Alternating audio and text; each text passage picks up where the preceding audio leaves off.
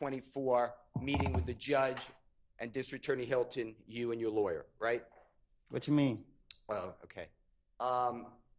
The words by the court reporter coming out on a white piece of paper with the words on it. Oh, I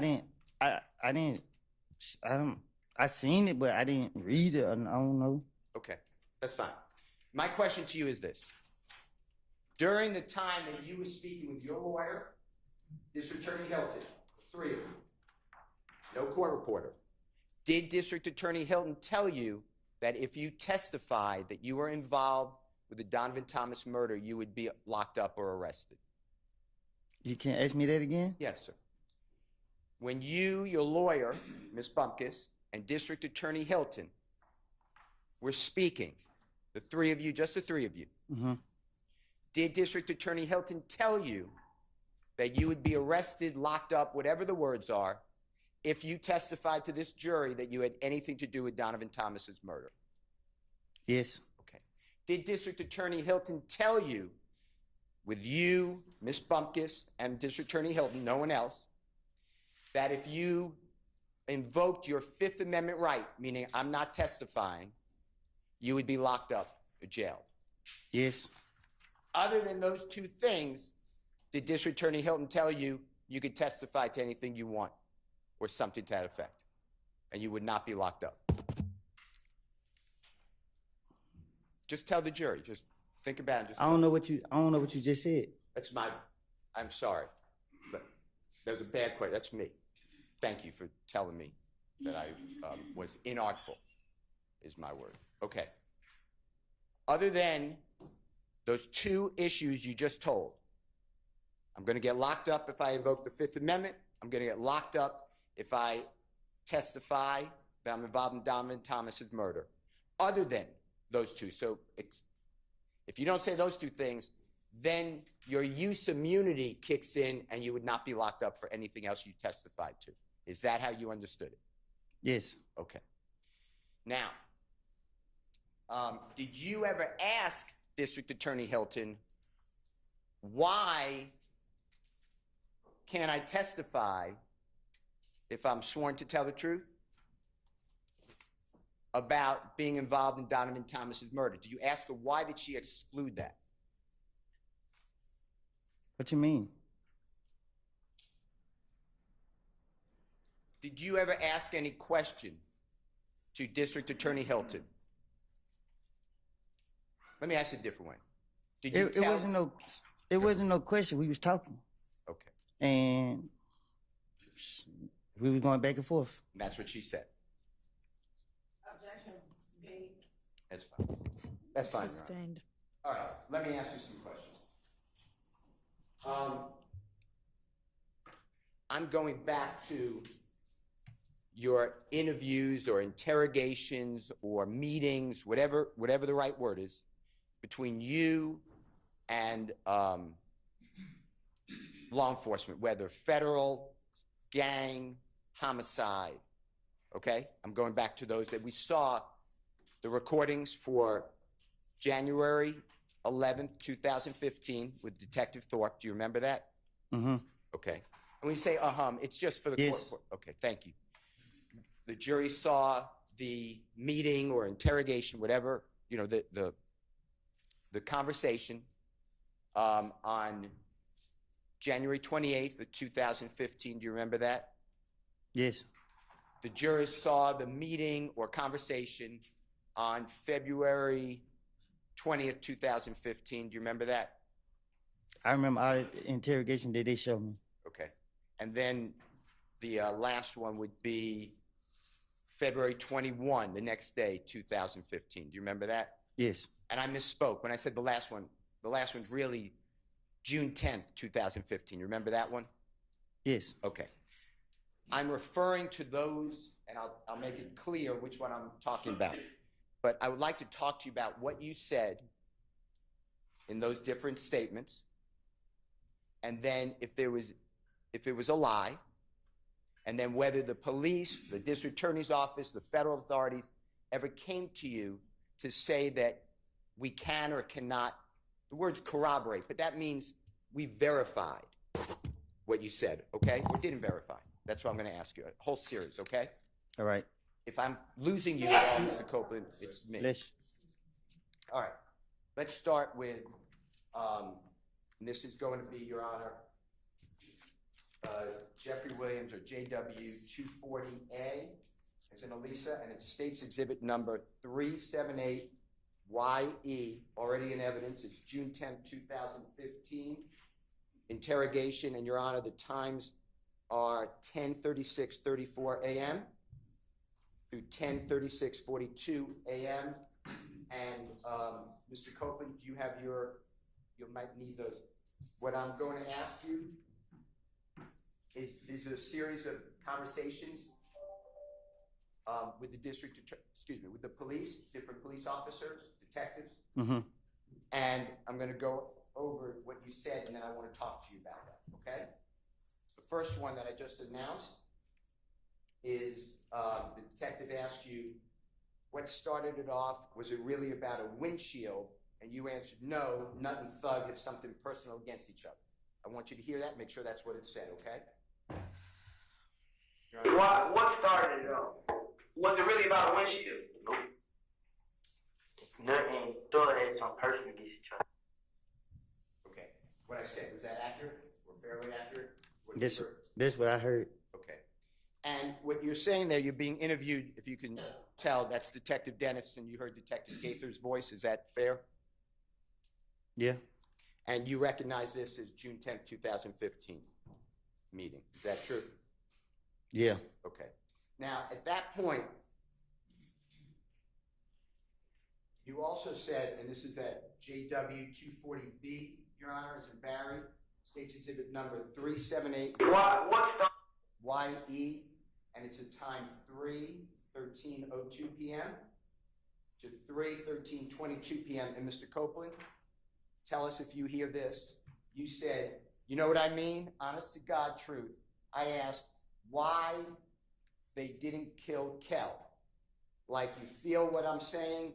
Why and I'm not saying it, but HELL, they kill like he wasn't a problem. Did nothing. And Detective Thorpe, remember who he is, the homicide detective? Yeah, the bald head dude with the script right here. Yes, sir. He said, and then you said, that's what, I don't know what, and then I can't understand it, so you tell us, them did. That's why I knew it was something personal between him and Thug. I don't know. Just listen to it and tell us if that's what it says, okay? I mean, honestly, Thug, why the hell did they kill Cam? Like, you know what I'm saying? Why the hell they kill? Like, he wasn't a problem. Nothing ain't did nothing. Like, I don't know what they done did. I knew it was something personal between him and Thug. I mean, but what was personal between him and Thug? I don't know. Okay. The next one is JW240C is in Colette. State's Exhibit number 378YE from the June 10, 2015 interview, 10:36:47, Mr. Copeland, through 10:36:51. And it's you saying they fell out before me and Kel got into it. And the they, if you need any type of listening to it more, I believe, and you tell us you're referring to Jeffrey and Mr. Donovan Thomas, okay? And tell us if you need to hear more of it. They fell out before me and Kid got into it. Is that what it says? I didn't hear it. Can we redo it, Your Honor? Is that okay? They fell out before me and Kid got into it. Does it say that they fell out, meaning Jeffrey and Mr. Thomas, they fell out before me and Kel got into it? Is that what you heard? I just heard something about me and Kill. I didn't hear what I said before that. All right. Well, the jurors can make a determination, but that's great. Whatever you hear, okay? And the next one is JW241A. That's State's Exhibit number 378YA is in Elisa. That's at 3:01:37 a.m. to 3:02:52 a.m. And Mr. Copeland, this is January 11th. This is about 6, 7 hours, 8 hours after Mr. Thomas has got the big shot. okay? So this is the morning of January 11th, the next day, Sunday morning, okay? 2015. And Detective Thorpe, remember being with him that day? January 11th, 2015? I don't remember the date, but that's who questioned me. Okay. And on here, just tell us if you hear Detective Thorpe saying, what made you want to pull you into this situation? And you said, me and him had a problem in the club. Kel, they say, is the little brother. Me and him got into it at the club, probably about no longer than 4 months. So 4 months before January 2015. Just listen to it, make sure that that's what it says, okay? Tell me exactly what you know dealing with this situation. Like now, without everything. Tell me everything. What made people want to pull you into this situation to happen? Okay. Me and Kel. You know what I'm saying? Me and him, we had a problem in the club. I don't think it's playing through the speakers. Oh. Okay, well, IT's here, and there's not anything I can do about that. Yeah, they say this the little brother, but I thought they were just saying it, but they said they real brothers. Okay, let's K-E-L. let's stop for now. They're here, and maybe they can fix it, even though they had all week last week, and it didn't get fixed. We thought it was, but it's not. So I'm going to excuse y'all.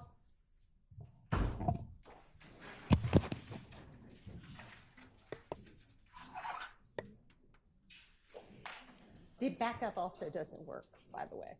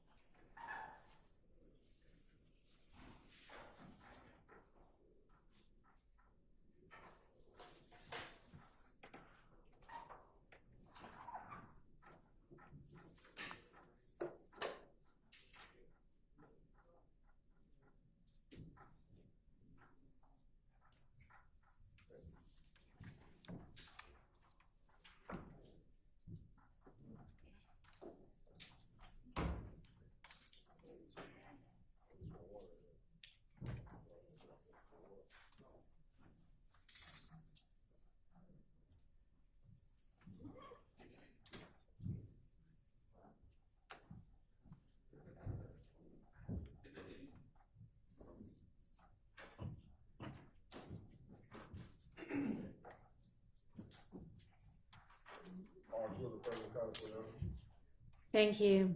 All right, as y'all can tell, we have sound again. We don't know why. We don't know if or when it will stay with us, but we're gonna, as long as we have it, move forward. Go ahead, Mr. Steele.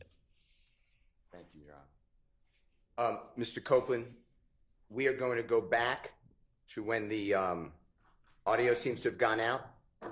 I'm going to play again the JW 240C as in Colette, State's Exhibit number 378YE. That's the June 10, 2015 interrogation or meeting at 10:36:47 a.m. to 10:36:51. And this is where you are explaining, I believe, and you tell us, that they, meaning Jeffrey and Mr. Donovan Thomas, fell out. They fell out before me and Kel got into it. That's the part. If you could listen again, maybe that was when you said you couldn't hear, maybe there was an audio problem. Your Honor, can we play that through Mr. Kokomo? Yes.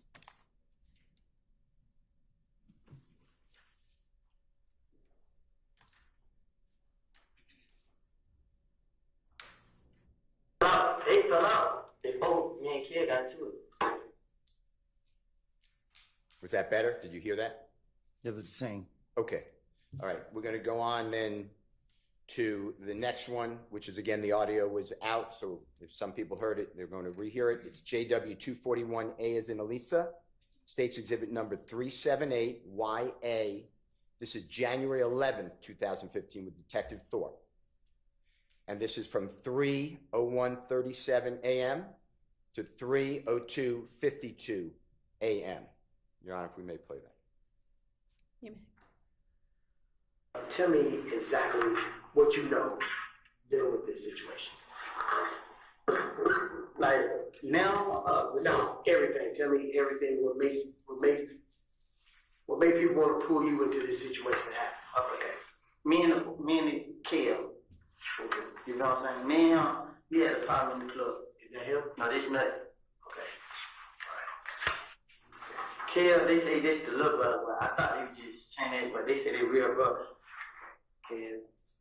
K-E-L. K-E-L. Kel. Okay. Okay, go ahead. Little brother of nothing. Yes.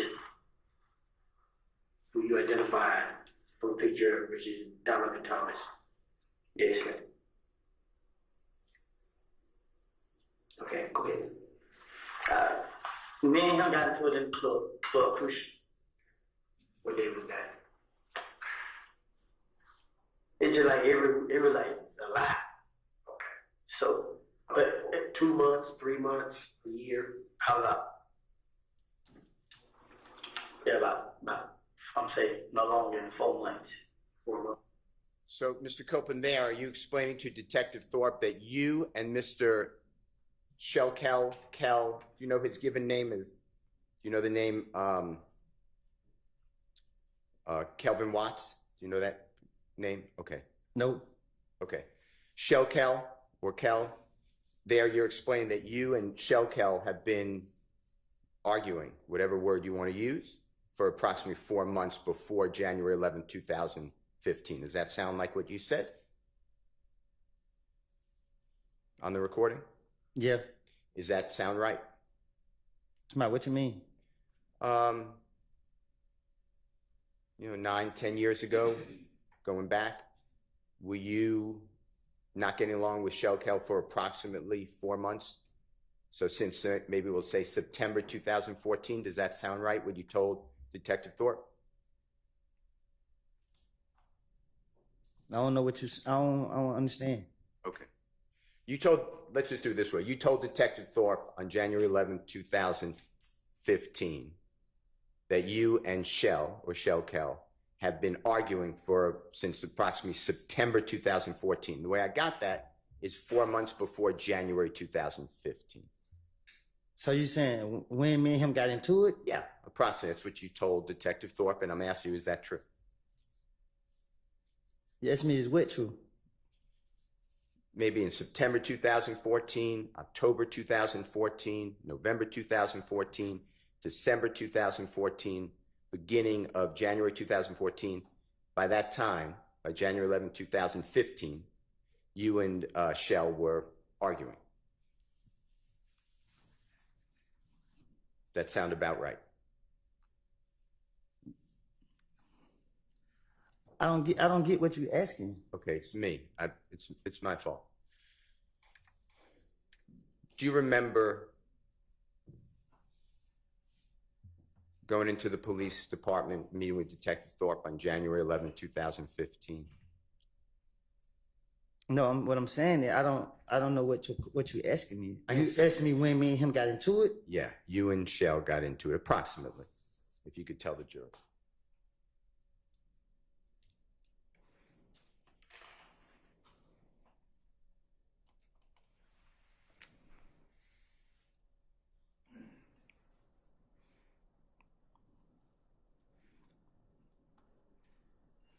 Like 2014. Okay. Now, on June 10th, me and him was into it for a minute. Okay. Does about 4 months before Mr. Donovan Thomas was, God forbid, killed sound right? And if it doesn't, or you don't remember, I don't know. That's fine. That's fine. And I thank you. I'm going back to the June 10th, 2015 meeting or interrogation with Detective Gaither, Detective Dennis. You know which one I'm talking about? Detective Thorpe at the time, ATF Agent Cunningham at times. I'm on June 10th, 2015. When you told law enforcement, or do you remember telling law enforcement that Jeffrey and Donovan Thomas were arguing or had a falling out before you and Shell had a falling out? Do you remember saying that? I don't remember what I told no investigators. Okay. Did you hear that on the recording we just listened to? Did you hear you say that? What I just say? On the recording that Jeffrey and Donovan Thomas fell out or were arguing? I would have told the investigators anything. Okay. The truth is that, to your knowledge, your observation, so you saw with your eyes and you were present, your ears, Jeffrey and Donovan Thomas were, your words was, big homie. Is that true? They were friends. Can you say that again? Yeah. From your observation, by January 2015, you knew that Jeffrey and Donovan Thomas were friends. Is that true? Right. Okay. And what you said to the police was what you've been explaining. You would do anything to get the police to stop looking at you. That's all you were trying to do, to go home. Right. Okay. Now, were you present on December 4, 2014 at 250 Auburn Avenue in Atlanta? Do you know where that is?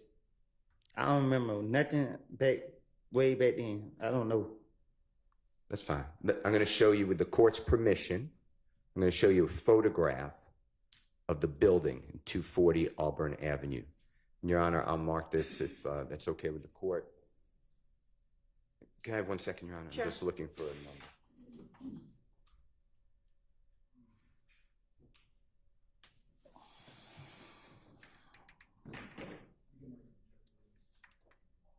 Your Honor, I'm going to mark it with the court's permission. It's Jeffery Williams, 251. All right. And we will put it on the thumb drive again. Okay. If you can, sure. It's about to come up.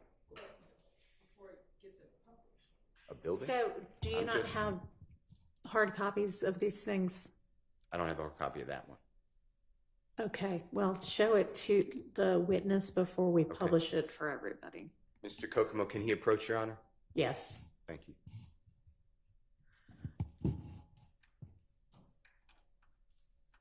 can show the whole building. Just show it to the statement, Mr. Kokomo.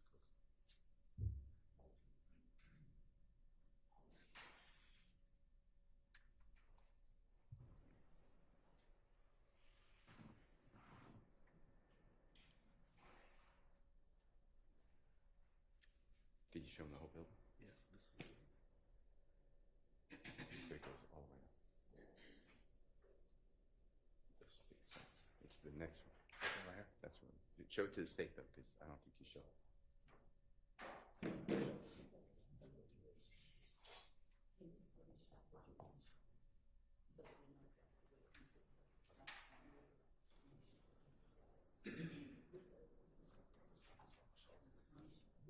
Yes, you are correct. May Mr. Kokomo approach Mr. Copeland again, Your Honor? He may, once he's got whatever this is screenshot. Mr. Copeland, if you just look at this picture, again, it's a more full view of that building that I'm referring to. Which building? This is the building. What about it? I'm going to ask you some questions. Thank you, sir. Do you remember, and the date doesn't matter that much, but do you remember being present, or were you present, for the shooting of a music video on December 4th of 2014 at that location you were just shown by Mr. Kokomo? I ain't never seen that building, Okay, even today. okay, that's fine.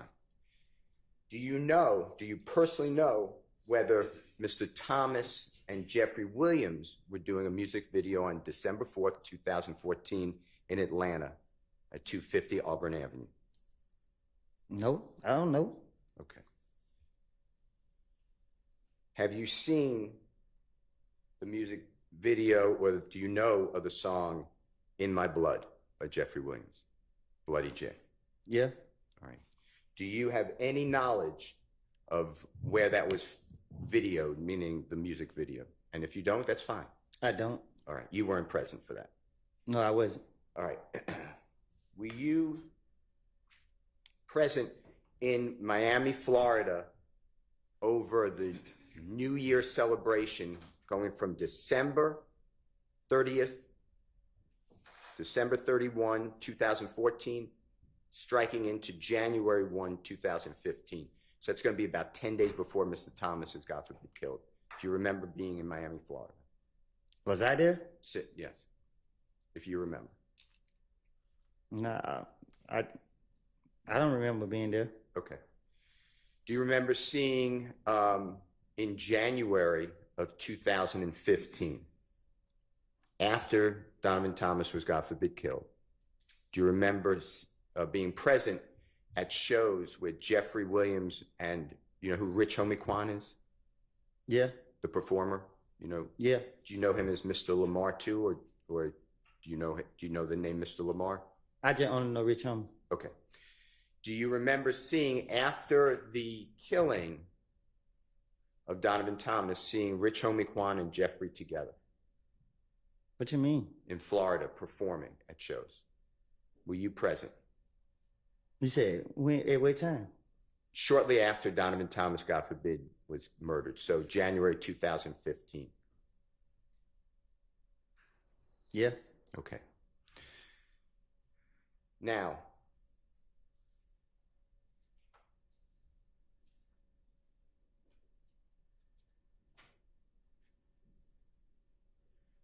were you personally aware, you were at Jeffrey Williams' home after Donovan Thomas was killed? At some point, Donovan Thomas, God forbid, is killed.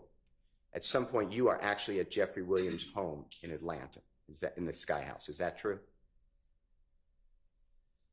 What you mean? Okay. So I'm locking in on the date that Donovan Thomas is killed.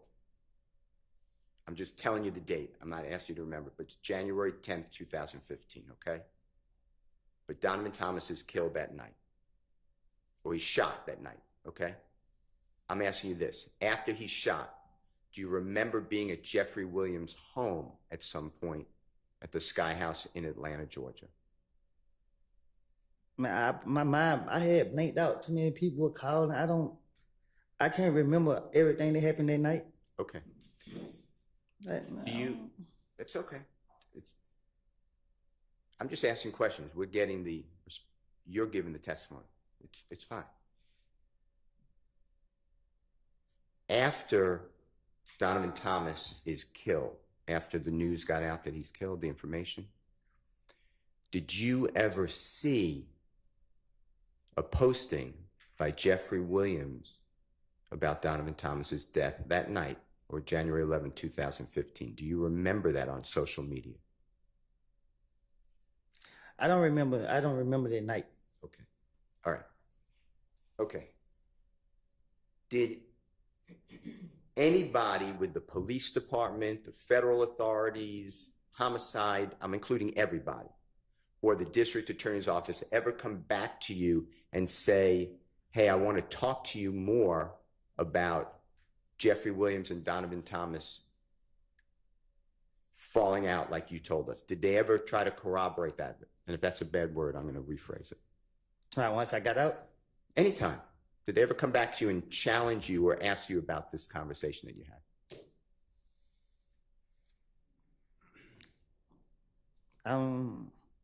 I can't remember if they have. Okay. I don't think. Outside the interrogation, once they went locking me up, we wasn't nothing to talk about. It was over, right? You gave your statement. They don't come back to you and ask you about this, right? Right. All right. I'd like to go to another part of your statements. And this is where you told the detectives, again, it's June 10th, 2015, that you tried to get Mr. Williams or Jeffrey, and do you know who Bloody J is? I heard of him. Do you know the given name Justin Ussery, excuse me? Who was it? That's fine. I'm going to use Bloody J, okay? Do you remember telling the police, and this is, Your Honor, JW240D, as in David States Exhibit number 378YE, it's June 10th, 2015, meeting, interrogation, whatever, or conference, with law enforcement and Mr. Copeland. It's at 10:40:37 a.m. to 10:41:08 a.m. And Mr. Copeland, tell us if you hear this, okay? And if it's not, you correct us. Detective Dennis tells you, so the night at Crucial, when you were saying they jumped on you, you said, when all the, and I'm just not saying, but SHI blank popped off. So what happened, Mr. Detective Dennis, what happened when you came outside with Bloody J? Because you were saying last time, and then there's overlapping conversation, meaning I can't understand it, multiple people speaking. Then you said, then Detective Dennis said, when you were trying to bring everybody back together. And the Detective Dennis said, you were like, is he ready?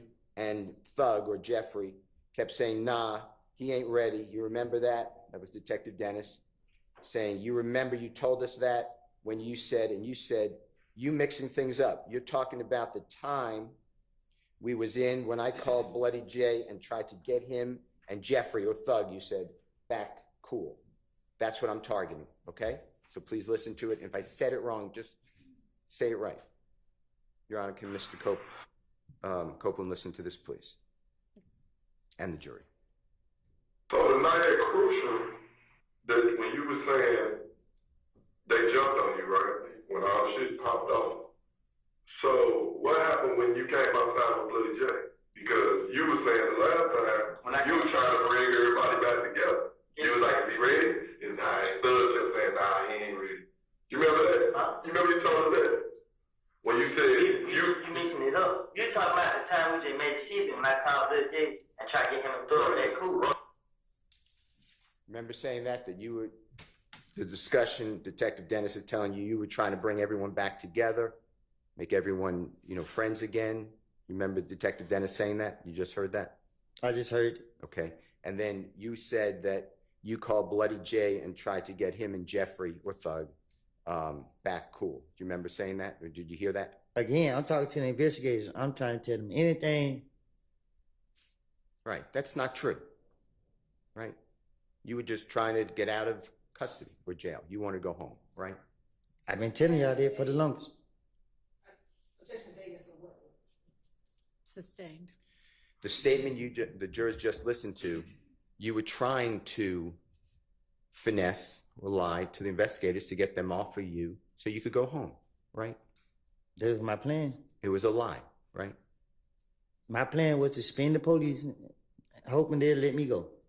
And did the police ever show you, or the district attorney's office, any cell phone records of you and Bloody J speaking at all on the phone? What you mean? When you said to the detective, I called Bloody J and tried to get him and Thug back cool, did the police ever come back to you at any time, or the district attorney's office, and say, here are jail records, excuse me, here are cell phone records showing you and Bloody J talking? Did they ever try to do that with you? No, once they took me to jail, I don't hear from them until I'm back on the street and I'm going back to jail again. Any time while in jail that you called Bloody J and said, wow, I tried to get everyone together? And that never happened, right? Huh? Had a phone call with Bloody J while that would be recorded? I never had Bloody J number a day in my life. Did the police ever come to you, or the district attorney's office, to say to you, to challenge you, or to tell you, hey, we know this to be true or not true? Did they ever do that with you? Huh? Did the police or the district attorney's office come to you and challenge you on that statement and say, hey, we have information, this is true or not true? Did that ever happen? It's the same question. The single question. Did the police ever do that at the district attorney's office? No. Okay. I'm going to go to another one. This is your statement again. This is June 10th, 2015. Your Honor, it's JW, Jeffery Williams, 240E as in Aaron. It states exhibit number 378YE. And Mr. Copeland, this is at 10:45:09 in the morning to 10:46:01 in the morning. And on this one, what I'd like you to listen for is you saying, if you did say, you tell us, yeah, so I'm like, and I'm not saying, but darn, but it says another word, but this SHI blank happened, but before that happened, me and Kel was face to face. You know what I mean? Detective says yes, or uh-huh. Then you say, truth be told, I walked up on him, meaning Kel, with Shannon, me and him, it was me, D, my baby mama, and her friend. You said, the detective said, uh-huh. You said, it was Kel and about 5 more other, I'm not saying, but ends. All right, look, bruh, you know what I mean? I got a problem with you, bruh. You know what I mean? This SHI blank here, we've been knowing each other. Detective says, right. And you say, I'm telling Kel that, bruh, this SHI blank ain't about them, bruh. You know what I mean? What the HELL? Woo-woo. We talked like, while me and Kel talking, Kel, you know what I mean? All this SHI blank really about Thug. The truth, this is the truth. So detective says, so Kel's beef is not with you, it's with Thug. And you say, yeah, it was with Thug. Detective says, well, then why he? And you said, it was a cover-up. You're not listening. It was I was the cover-up. I want you to listen to this and tell me if you hear what I said. If not, just correct it. Yeah, I said something like that. But that shit happened. But for this happened, me and Kill face to face. Now, I mean, truth be told, I'm a bum. With Shannon. Man, it was me, D, my baby mama, and her friend. It was Kill, and about 5 more with me. I'm like, look, bro, I mean, I got a problem with you, bro. You know what I mean? This shit here, we been on each other. I'm telling Kill that, bro. This shit ain't about that, bro. You know what I mean? What the hell, we talk? Like, why me and Kill talking? Kill really not saying. You know what I mean? All this shit really about Thug. The truth, this the truth. So Kill's beef is not with you, it was Thug. Well, why I was the cover up. You're not listening, I was the cover up. Listen. Did you hear that, Mr. Copeland? Yeah, I heard. What I said, is that what you heard? I heard it. Okay. And you were doing the same thing you've told the jury over and over again. right? I was lying to the police because I wanted to go home, and I was putting it on Jeffrey, right? This is why I keep telling you. And the police, you knew, wanted Jeffrey. They wanted to make a case against Jeffrey. They made that clear to you, right? Yeah, they did. So it wasn't that hard for you to realize, and I'm not saying you're not, using your finesse, but you knew who the police wanted you to implicate's my word. That's a bad word. You knew who the police wanted you to say is the person responsible for this death, right? I didn't think they were going to go after him. Okay. And you knew that they wanted information from you about Jeffrey. True? Yes. Now,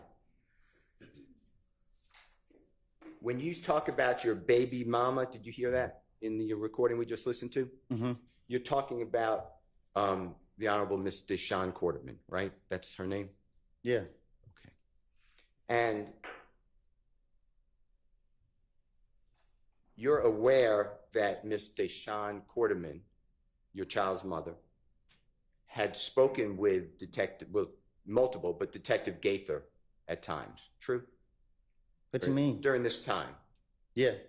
And we know that because remember hearing some jail calls yesterday that the district attorney's office played for you, and you even asked Miss Quarterman or Deshawn to call Detective Gaither on one of those recordings, or two of those recordings. You remember that? Yes. And you asked Deshawn Quarterman to text Detective Gaither. Do you remember that, hearing that yesterday on the jail calls? Yes. Do you have any information that Deshawn Quarterman or Detective Gaither or anyone else came to you and said, hey, we corroborated, we spoke with Deshawn, and she said, yep, I was there when you made it good with Kel, and it's all about Thug. It's all about Jeffrey. Did that ever happen? The police never talked to her without me knowing. Okay. They never talked to her. Period, right? Yeah, they didn't. They talked to her when me and her was in the interrogation room, and they really didn't say that to her. Yeah. Okay. Okay. And of course, it's a lie that you and Kel were on good terms, and that it was all about Jeffrey. That was a lie. That was part of your attempt to get the police off of you so you could go home. True? What you mean? That's why you said this, because you wanted the police to to get away from you. You wanted to go home. Right. Okay.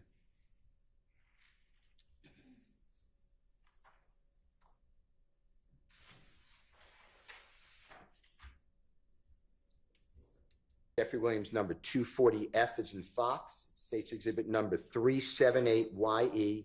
Your Honor, this is June 10th, 2015. It's already an evidence meeting, interrogation conference, interview, whatever it is called, at 10:49:25 a.m. to 10:50:09. And Mr. Copeland, I want you to listen to this, that you are saying to law enforcement. So when they ended up leaving, we pull up at the studio. This end was there recording a song, meaning Jeffrey.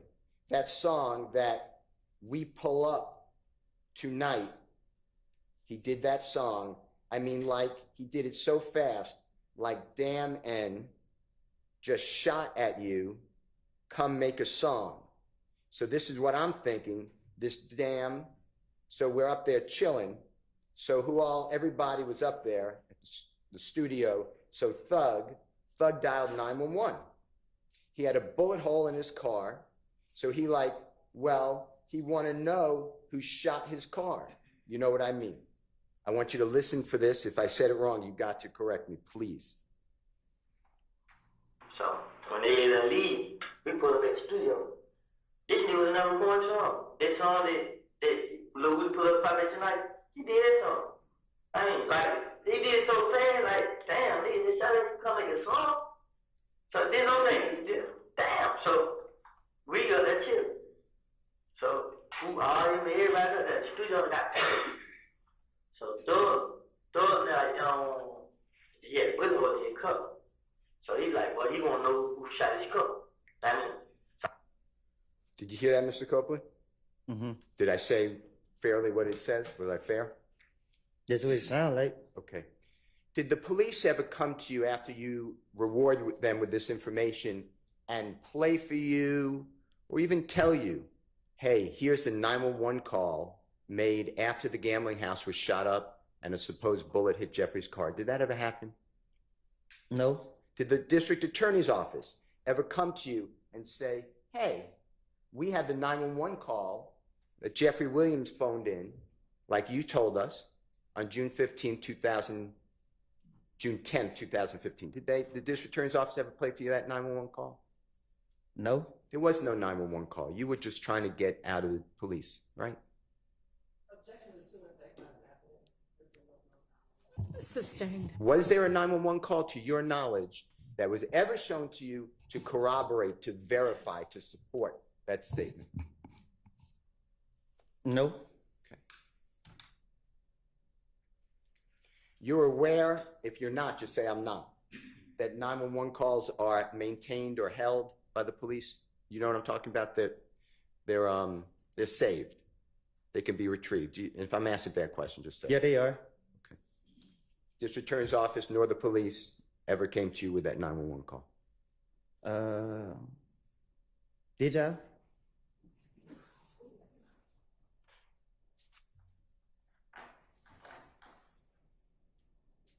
I don't know. Okay. I don't know. Okay.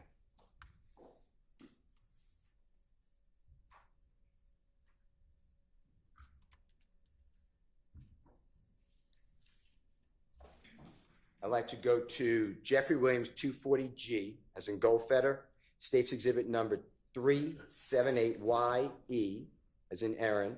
It's again, Your Honor, the June 10th, 2015 meeting with Mr. Copeland and the detectives. Now it's at 3:47:32 p.m.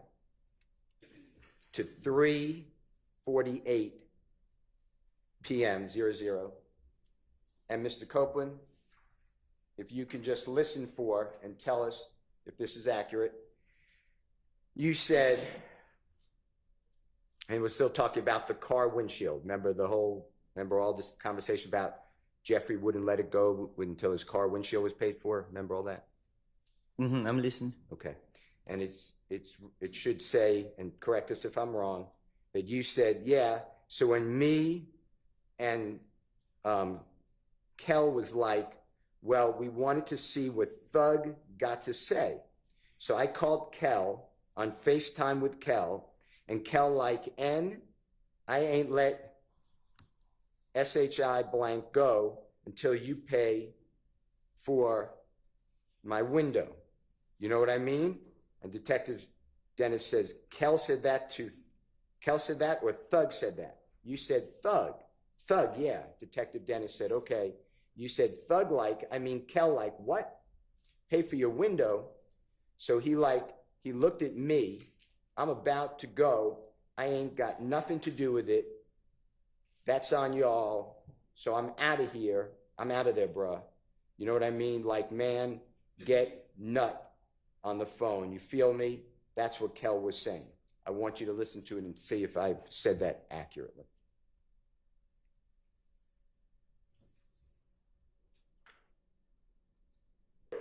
so when me and Kill seen Church Henry, Kill like, well, he gonna see what Thug got to say. So I called Thug on FaceTime for Kill. And Kill like, ain't that shit go till you pay for my window. I mean, Kill like, what? Pay for your window? So he look at me like, I'm like, bro, I ain't got nothing to do with it. It's on y'all. I'm out of there, bro. I mean, he's like, man, get that on the phone. You did. It was Kill was saying. What I said, was that accurate? Again, I tell the police anything, get them out my face. Okay. And at that time, by 2014, 2015, you knew Jeffrey was wildly popular in music. Is that fair to say? Since I've been knowing that he's been popular. And he was also popular, if you observed it, in fashion. Meaning, like dress, Yeah, social media, he had influence. yeah. And he was owning several homes, to your knowledge, true? I don't know what he owned. Okay. How about cars? He had several cars. Yeah, And he would allow people to use those cars. He was free with that stuff, right? yeah. And he would rent cars for other people too, even if he didn't own it. Is that true? I don't know what he do for other people, but it wasn't no issue. He rented cars for you. Fair? Huh? He rented cars for you if you needed it. Isn't that true?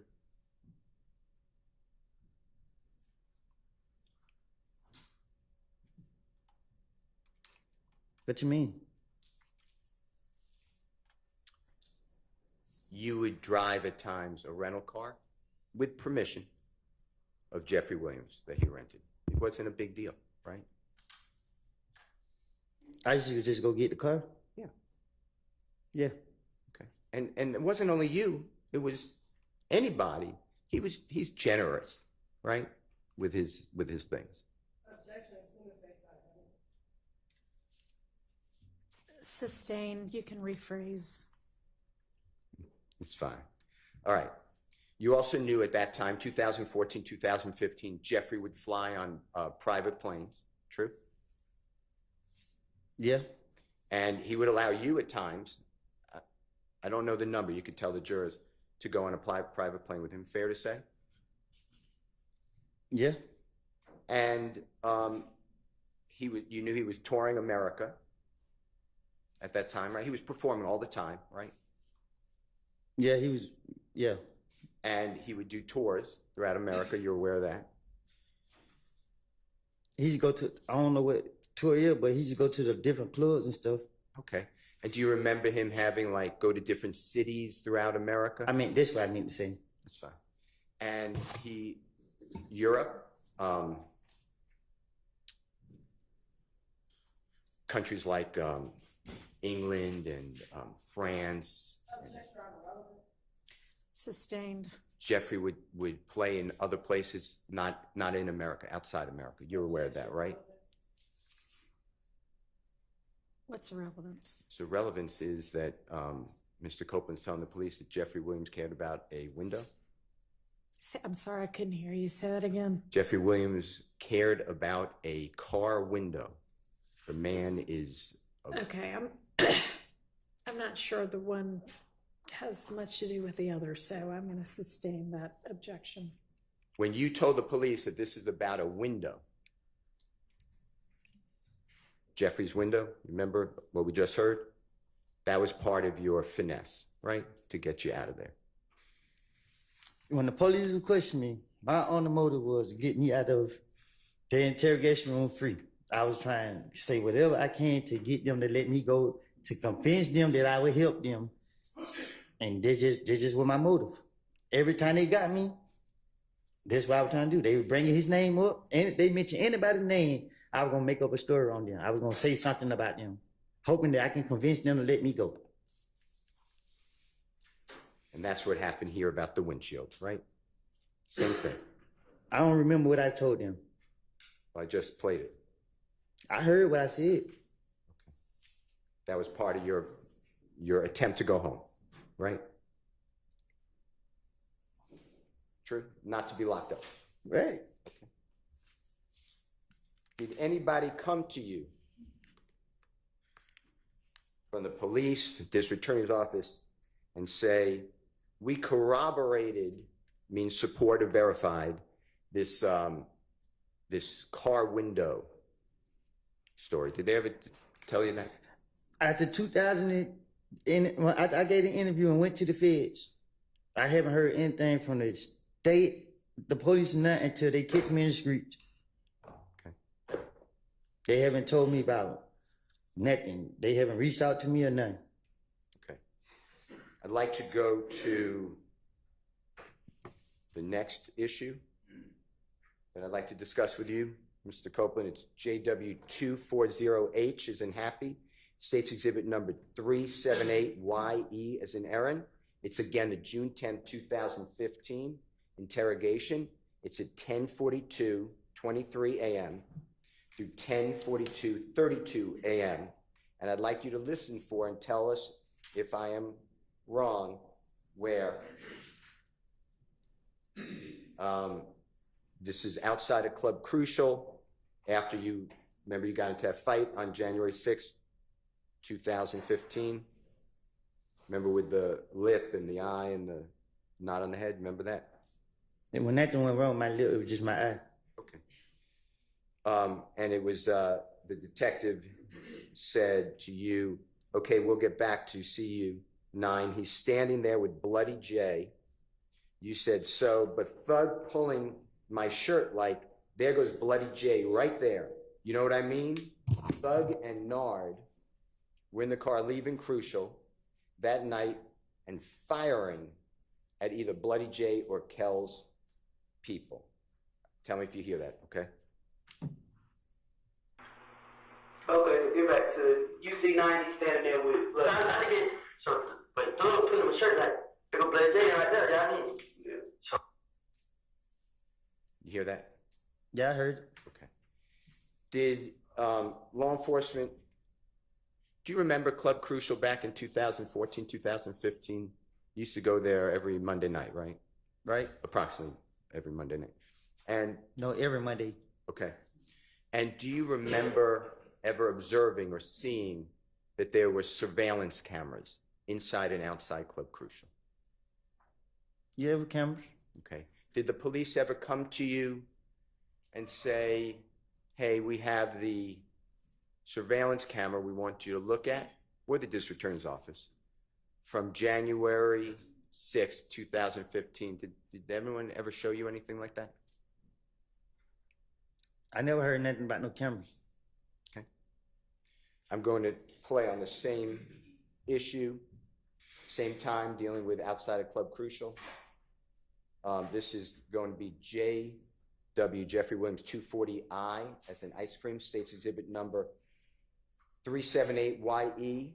It's June 10, 2015 interrogation, 10:43:20 a.m. to 10:44:18 a.m. And this is you, just make sure it's right. So when we pulled out, Thug and Nard got in the car together. I mean, so when they pulled out, we leave, but when we're leaving, Thug and them pull on a side street. I see them pull on a side street. My pulled on the side. He like, what the Hell y'all doing? He like, boy, we want to wait. He come out the club. I'm like, who? He's talking about Bloody J. What the Hell? You know what I mean? I said, I hear the gun cocked back. Detective asked, what had a gun? You said, that N Nard. Detective said, uh-huh. You said, so I hear the gun cocked back. I'm like, what the F? So I tell them, all right. I mean, my brother was gonna have to turn around. Detective says, uh-huh. So you said, so when we go down and turn around and come back, I'm telling brother, SHI blank, just go left. And we just ride the back street all the way to the house. We just hear the SHI blank go boom, boom, boom. And we just see the car, Thug and them in chasing the other car in front of them. You know what I mean? Detective said, that is the same night you got jumped on at the club? You said, yeah, Thug and them chasing them. Because at first they thought they took money from them. Just listen to it, make sure I said that fairly accurately. We pulled up. I mean, so we pulled up, Thug and another guy come in. I mean, so they pulled up. We leave. But when we leave, I threw them on Side Street. So I see them on Side Street. My brother pulled on my side. He's like, what the hell y'all doing? He's like, well, we need to come out the club. I'm like, who? He's not Bloody J. What the hell you know what I mean? Do it to me? I said, I hear the gun come back. Who had a gun? The nigga Nard. So I hear the gun come back. What the fuck? So I said, I mean, my brother go down, turn around. So when we go down, turn around, come back up. I said, us, you go look, and you ride fast, we always to the house. We just hear the shit go, boom, and we just see the car door, and then chasing the other car in front of them. I mean, This is that night the same night you got jumped on the car. yeah. So, door and chasing me, because at first we thought they took money from me. Did you hear that, Mr. Copeland? Yeah, I heard. Was it fair what I said? What you mean? What I said was that what you said. Did I take your words and the detective's words accurately? What I said beforehand. I guess. Did the police, local police, gang unit, federal authorities, district attorney's office, anybody ever come to you with any type of verification of what you said? Did they ever say to you, yeah, this happened or this didn't happen? Did they ever even talk to you about that? No. Okay. I want to go to the next issue, and this is JW240J as in Jake. It states exhibit number 378YE. It's the June 10, 2015 interrogation, meeting, or interview. It's at 3:46:40 p.m. through 3:47:45. And here, Mr. Copeland, you are discussing with the detectives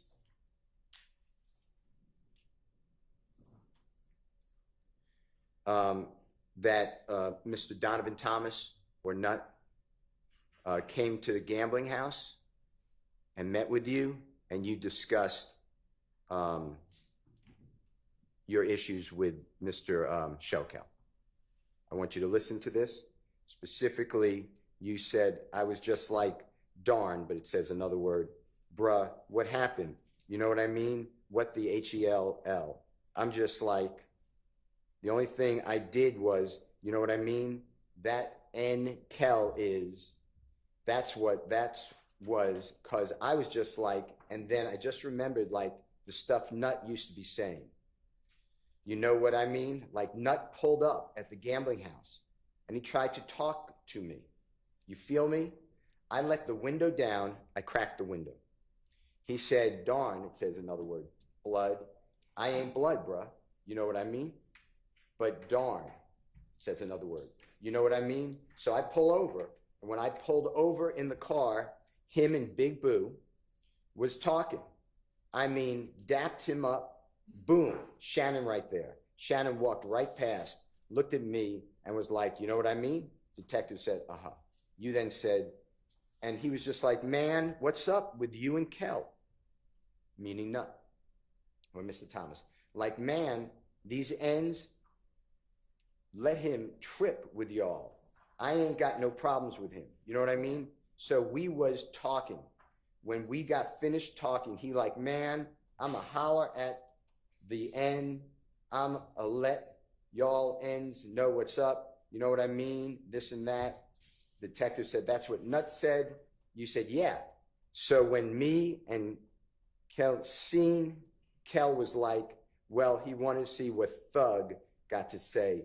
So I called Kel on FaceTime with Kel, and Kel like, N, I ain't let SHI go until you pay for my window. You know what I mean? Just listen to it and tell me if you agree with what was said. I was like, damn, go ahead, you mean, what is it?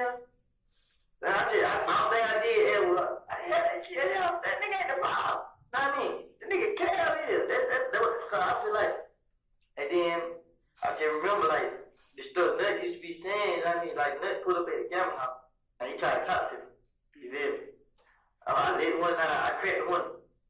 He like, damn, blood. I ain't blood, bro. Know what I mean? Like, damn.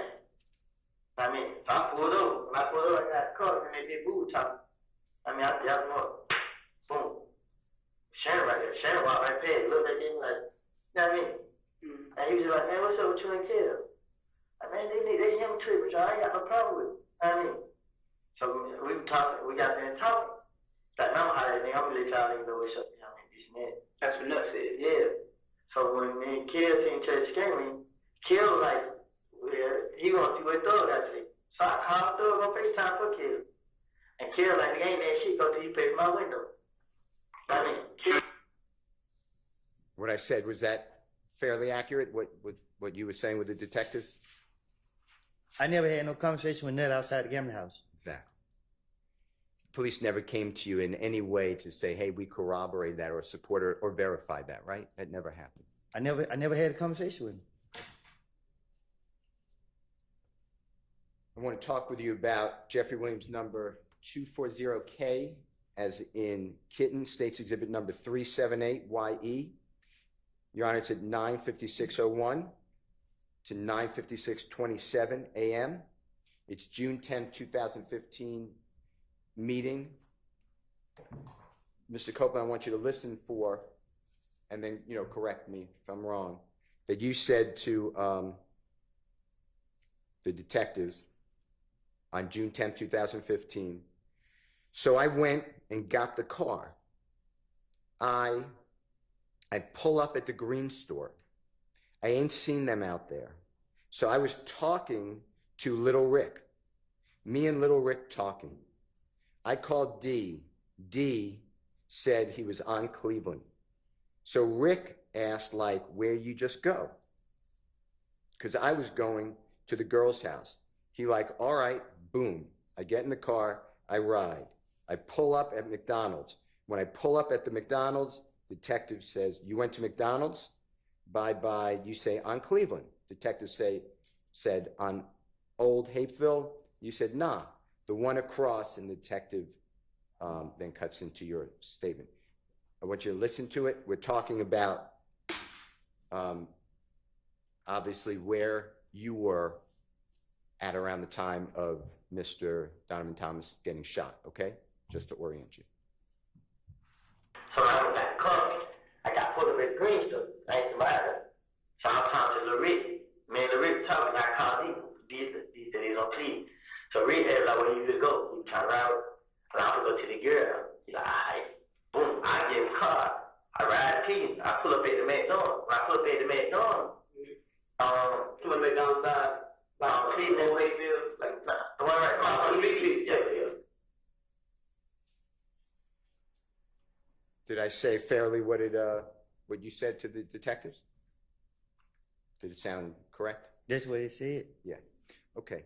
Now, did you ever get word from the district attorney's office, the detectives, the ATF agents, anybody that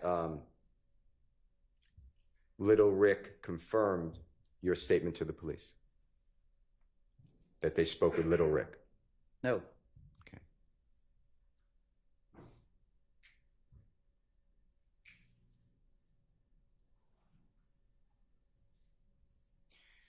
Do you remember the McDonald's we're talking about on Cleveland Avenue?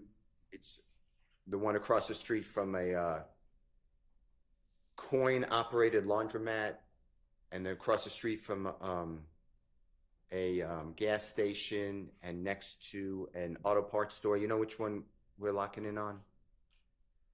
I could show you a picture. Yeah, you gotta show me a picture. Okay. Nah, I know what you're talking about, dude. Okay.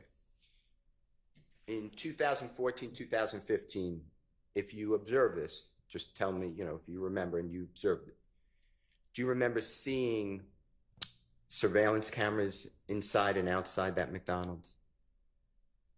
That's not my neighborhood. That's fine. That's good. Okay. All right. Now, you're aware by the time that all this happened, we'll just say January 2015, January 10, before Mr. Donovan Thomas's, God forbid, shot,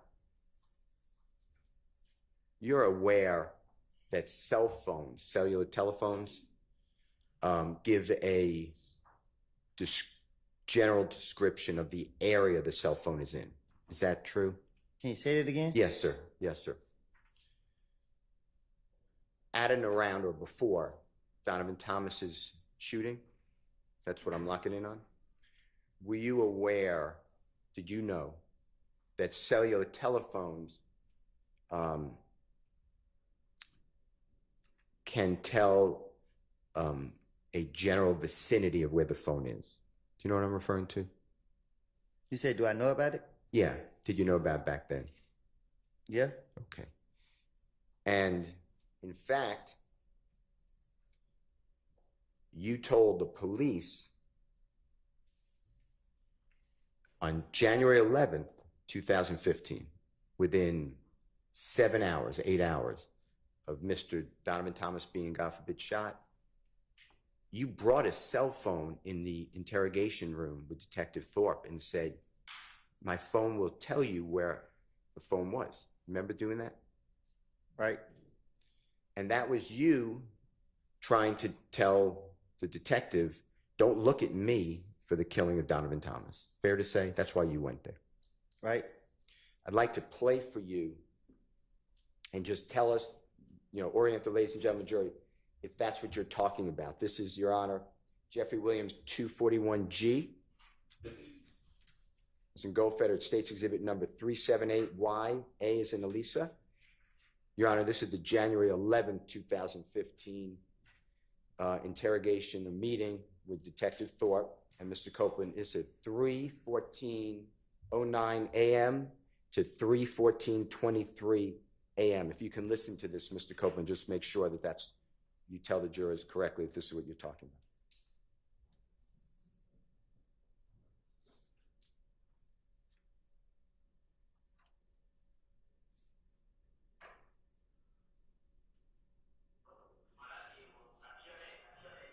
I can't hear it. It wasn't shared. Okay.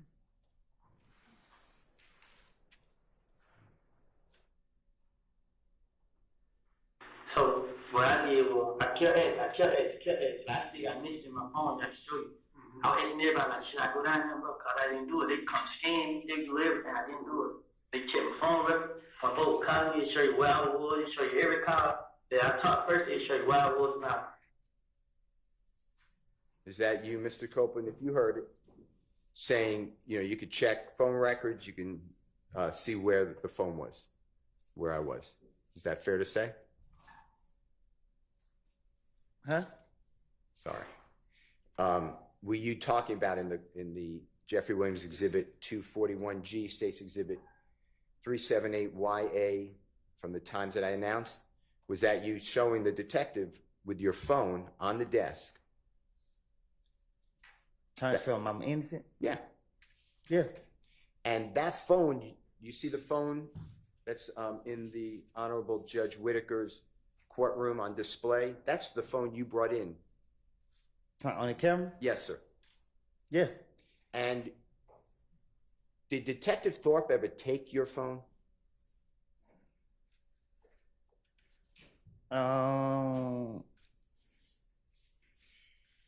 Shit, I don't know. I don't think so. Well, let's do it both ways. I don't really remember how it was so fast. I don't really remember how it went. Okay. Well, let me ask you this, and if you don't remember, just say I don't remember. Did anyone on the district attorney's office or the police department ever show you the contents of your phone, that they looked into your phone? Did they ever come back to you and say, hey, we can tell where you are, or these are the text messages? Did they ever show you that? Miss Hilty told me that, I think in Glanville office, that something about my phone showed me somewhere else. I can't. She said something to me about it, like during this trial. But I don't recall exactly how she said it. Now, you had multiple phones, fair to say, on January 10th, 2015? What you mean? Multiple is a bad word. You had more than one phone on January, the day that Mr. Donovan Thomas was killed. You had more than one phone, right? Everybody got more than one phone. Okay. And including you, right? Yeah. In fact, you told the jury on August 12th of 2024 that you had more than one phone. And if you listen to this, and just make sure that's what you're talking about, the night of Donovan Thomas's murder. JW 249, Your Honor, at 5:44:48 to 5:45:16 from the Fox 5 stream of this trial.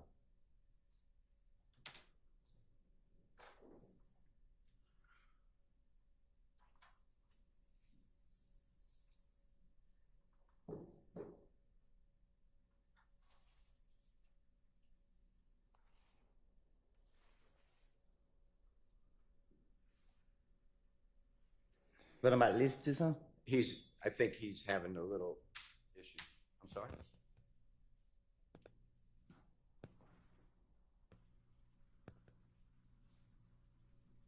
Just 1 second. You may. Do any need to have a restroom break anyway? Let's have a short recess while they get that queued up. It's about time for a restroom break. Pass it out.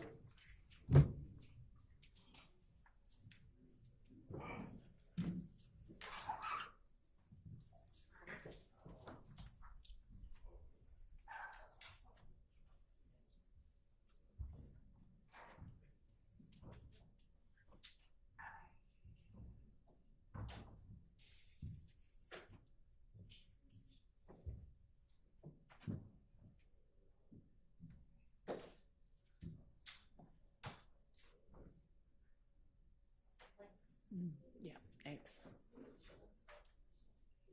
All right, we'll take however long it takes the jury to get back, 10-ish minutes.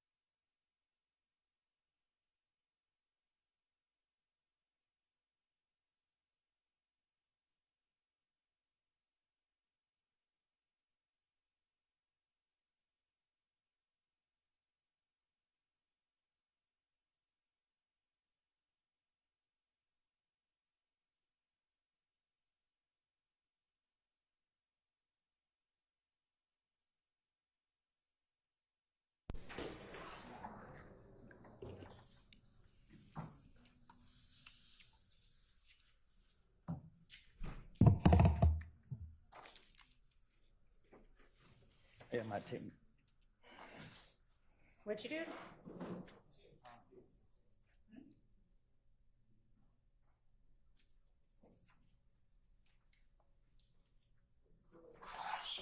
All right, for the jury.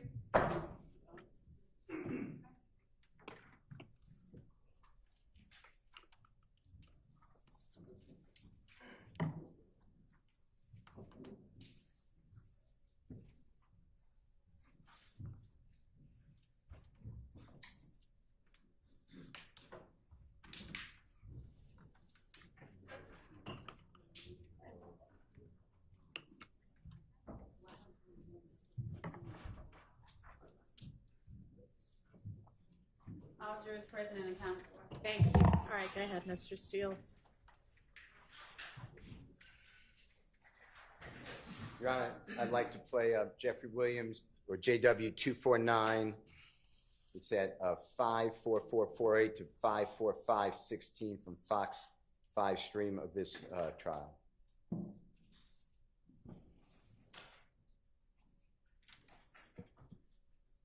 Did you provide us your phone number so we can get your phone records, Mr. Copeland? Which phone? The phone you had in 2015, did you give police your phone number so we can get your phone records? I don't recall. Now you're talking about. Did you give police your phone number in any of these interviews so that we can get your phone records? Which phone? Your phone that you had back in 2015. I had more than one phone. Okay. Is that audible? Mr. Copeland, that's you testifying before this jury, August 12, 2024, where you explained that you had multiple phones on January 10, 2015. Does that sound right? That's what it said. Okay. Did the district attorney's office, did the federal authorities, did homicide detective Thorpe, Detective Dennis, Detective Gaither, anybody, Agent Cunningham, anybody, just anybody in law enforcement, did they ever seek to get a warrant, a search warrant for your other phone or phones? Alicia? Sustained. Did you ever get served with a search warrant, a warrant, or even asked to give the police your other phones or the district attorney's office? No.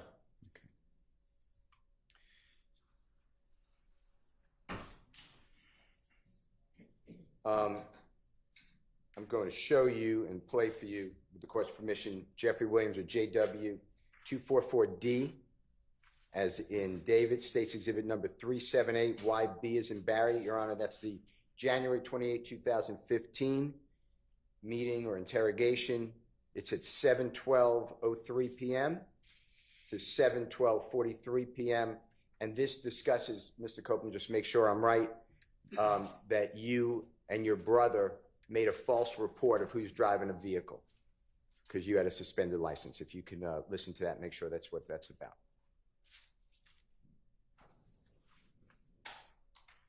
So I jumped back in the car. We rolled. Got off on Lakewood. Got back on the freeway. Went to the house, told my brother. Man, he didn't get tried to kill me. Why you had your brother file a police report? Cause I ain't got a license. You still a victim though, like They still lock me up. bruh, if you ain't in the car, listen, if you ain't driving the car when we get there, we're not gonna waste our time on lock you up for driving with because now you didn't kind of, now you didn't kind of sway the investigation because y'all made a false police report. Now I ain't trying to lock y'all up for that shit, but if we get some evidence or get a gun or something to match shell cases or whatever like that, it's kind of like you threw the investigation off by having your brother take the report. You know what I'm saying? Like at that. Is that pretty much what it discusses, Mr. Copeland? Huh? Is that what it discusses? What you're discussing with the detectives, you had your brother file a report, a false police report. Is that what it's discussing? Right. Okay. And you understood on January 10, 2015, that the cell phone that you told the police about would show an approximate location, right? Huh? The cell phone that you had on that desk in front of Detective Thorpe that you told the police about, that would show an approximate location of where the cell phone was, right? I don't know. I don't get what you're saying. Okay, it's me. I apologize. When you were with Detective Thorpe on January 11th, 2015, about 7-8 hours after Mr. Thomas was shot, okay? And you brought with that phone, you brought that phone with you?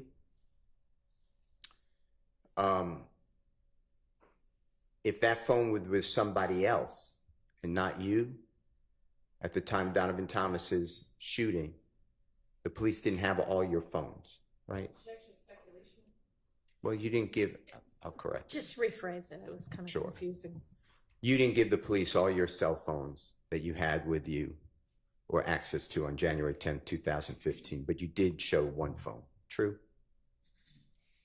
He didn't. I don't even think he wanted my phone. Okay. All right. Now,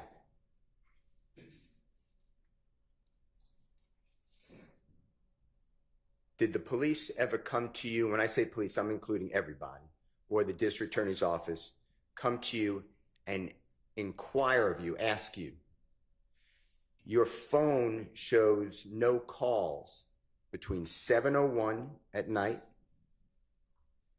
and 7:23 or 24 at night on the night Donovan Thomas is shot. Did they ever ask you to explain or why there are no calls during that time? Did they ever discuss that with you? They don't tell me nothing. Okay.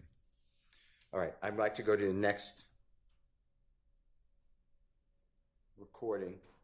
And this is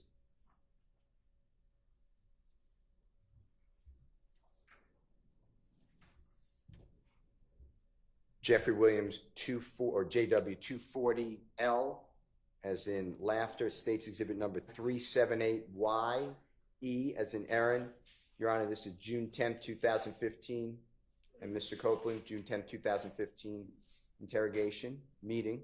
It's at 9:55:46 a.m. to 9:56:01 a.m. And it is you, I believe, and you make sure, saying that you called Jeffery Williams from the green store. And it's something like this. You said, all right, so I walk up on my brother's house. Hey, bruh, let me see your car real quick. He gives me the car. Boom. I get in the car. I pull up at the green store. When I got to the green store, nah, this is what I did. I called Thug. I ain't called D right then and there. Detective says, uh-huh, and you say, I called Thug. He ain't answer. I'd like you to listen, make sure that that's correct, okay? All right. So I'm up at my brother's house. I run to the car. He give me the car. I get the car, pull up at the green store. When I got to the green store, nah, they were like, I called Thug. I ain't called you right there. I called Thug. He ain't answer. Mr. Copeland, did the police or the district attorney's office ever come to you and ask you on your phone records whether it supported or did not support that you called Jeffery Williams from around the green store on or around the time Donovan Thomas was shot? I don't know what you. I don't. Ask me again. Yes, sir. Did the police or the district attorney's office ever come to you and ask you to explain your cell records, your cell phone records, and ask you about this comment that you called Jeffery from around the green store at around the time of Donovan Thomas's killing? Did they ever do that with you? Can you ask me short so I can catch it? It's too long for me. No, it's my bad. It's my fault. I apologize. Did the police ever share with you, or the district attorney's office go over with you your cell phone records that they may have? Did they ever do that? No. Okay.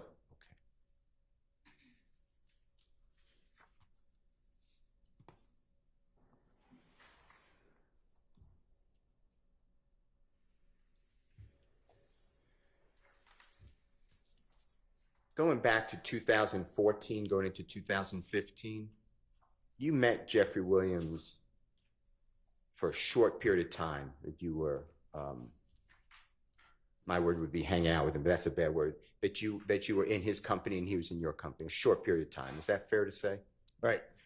And when you met him, you already said that he was very popular. Yes. True. And is it true that that you observed, he was trying to help people like you, but other people too, to get jobs, like legitimate jobs. What you mean? Recording studios. No, I'm saying I don't get what you're asking me. Okay, let me ask it a different way. So forget about what I said.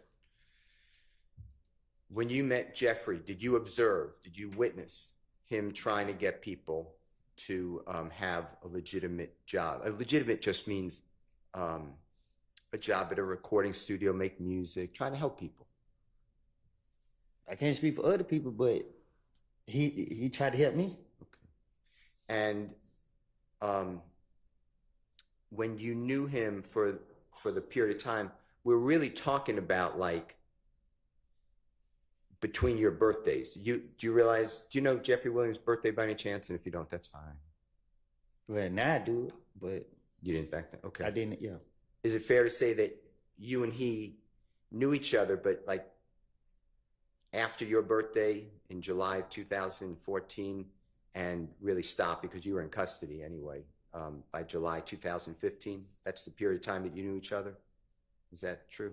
No, I didn't. From 2014, I met him like at the end of 2014. And then you already told the jury, but you got locked up a lot. The police kept locking you up in January, February, March, April, May, and then June. You were locked up in federal custody for 51 months. True? Yes. Okay. And that's really the only period that you knew Jeffrey. Yeah. It's the only time that you were around him or he was around you. True? Well, really, we wasn't even together every day. I was out in the neighborhood. So when the state is asking, like, you questioned about, you were so close with him, what you really did was you'd go to a studio, he'd let you come to a studio. True? Yes. I was going with somebody else. Yeah. You went originally with a gentleman I know as Mr. Trontavious Stevens. Do you know that name? Yes. Is that also Slug and Tick? Same person? I called him Tick, yeah. Okay. And that's how you first were introduced to be around Jeffery Williams, true? I think so. And then you would see him, he'd allow you, and when I say allow you, I mean it was okay. He allowed a lot of people to go to his shows, right? I think Tick invited me out. Okay. And that was really your relationship with, and he would take pictures with you if you wanted to and he wanted to, true? Yeah, I asked. Yeah, and you put that on social media. You were promoting Jeffrey, and you liked that. He gave me, yeah. And it gave you a little bit of maybe a fame. lot. Okay, gave you a lot of fame. True. Yeah. And you were trying to launch your own career as a musical artist at that time. True. I was trying to find myself. Okay. Later, though, you did try to, and you did launch your career as a musical artist, right? Well, I going back to jail, they started locking me back up. Okay. You were trying to do that, though. You were trying to do I tried it. Yes. You had a manager. Huh? You had a manager. Yes, I had a lot of stuff. Yeah, they were controlling your social media feeds, etc. Yes. True. Okay. You put out music videos. True. Well, my manager and them did. Sure, but you were featured. You were starred. Right. It was your music. Right. Okay. Jeffrey never had the pleasure of having you featured in one of his songs. Is that true? No, I ain't never been in his song. Okay. And Jeffrey never was featured in one of your songs. Is that true? No, me and him don't have music together. All right. But he did put you in one song of his. You know the song Halftime? I'm listening. Do you remember the line, and I'm not saying this a quote, but something effective, if you mess with me, Woody will come up and pop you in the noggin. And if that's not a quote, I'm not trying to misquote it, but that's what is that something like what it says in that song? Yeah. And the song is Halftime, right? Yes. Wildly popular song? Yes. And the police, when that song was released, the police seized on that to use it against you, basically. You knew that, right? Sustained. From your vantage point, and what that means is you learned that the police was using that song. They asked you about that song. No, they told me. Yeah. One of them told me that I think I had got out shit. I got out one of the jails and they got me the next day. And they were like, yeah, man, now you at the top of our radar. It was something like, and he pissed me off when he said it. He being the detective? No, it wasn't no detective, it was the police. Okay. The police officer upset you when they I think it was Dennis that said it. It was one of them that said it to me. Okay. Now,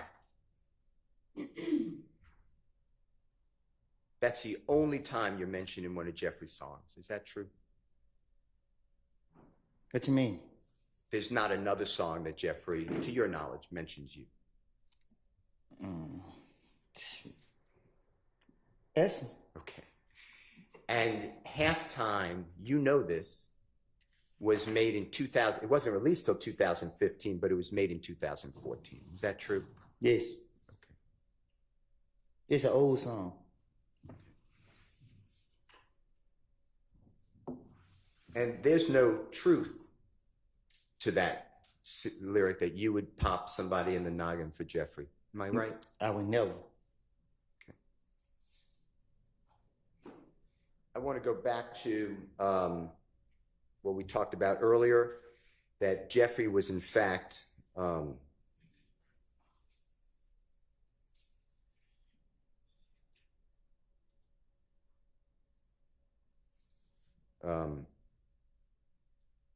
this is, by the way, Your Honor, this is J.W. Jeffrey Williams 241B, as in Barry States Exhibit 378Y, A as in Elisa. It's at 3:16:50 a.m. to 3:16:56 a.m. And this is January 28th, 2015 meeting or interview or interrogation with the police. Okay, Mr. Copeland, I'd like you to listen to this about things were good with Jeffrey. If you could just listen to this. Defense counsel said January 20th. I think this is the January 11th interview. You are, and thank you very much. I apologize, Your Honor. It's Mr. Copeland, it's January 11th, 2015 with Detective Thorpe. Same time. I was cool with him at first. When doors opened up, George started letting me hang and put me out on his songs and videos. You were telling Detective Thorpe that Jeffrey was cool with Mr. Thomas, right? I guess. And that's the truth, though, right? I don't know. I'm saying I can't hear what I said in the video. Okay, how about this? From your observations, Jeffrey was on good terms with Donovan Thomas. I don't think I ever seen them two. I can't remember being around both of them at one time. You never saw them dap each other up? I'm saying I don't think I've been around with. I don't think I've been around like if I never seen them. I don't think I've been around with both of them in the same place. If that makes sense. Yeah, of course. Okay. I don't remember. I can't remember seeing both of them in the same place. Okay. I want to talk with you about what you told the detectives. It's June 10, 2015. And this is when you're telling the detectives you're at the McDonald's and D gets into your car. I want to talk to you about this. This is JW or Jeffrey Williams 240M as in Magic, States Exhibit number 378, YE as in Aaron, 2:45 p.m. to 2:46 p.m. And you say to the police, SHI blank, I just heard D got in the car and he was like, they just killed him. Or he like, yeah. He like, boy, they killed Nut. Detective Thorpe said, who he say killed Nut? You said, I'm telling you. Like my heart started pounding. Like who? He was like, them? And then Nard got in the car. He shut up talking. So we get riding. I'm like, where the HELL we going, but he told me that I was already trying to get the HELL away from them. So Moonton FaceTimed me. He like, boy, you know old boy just got shot, right?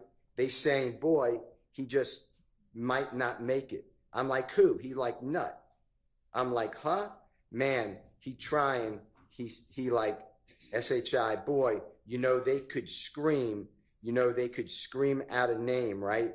Man, boy, I ain't got nothing to do with it. So SHI, I'm like, man, my head started hurting instantly. I got off the phone with him.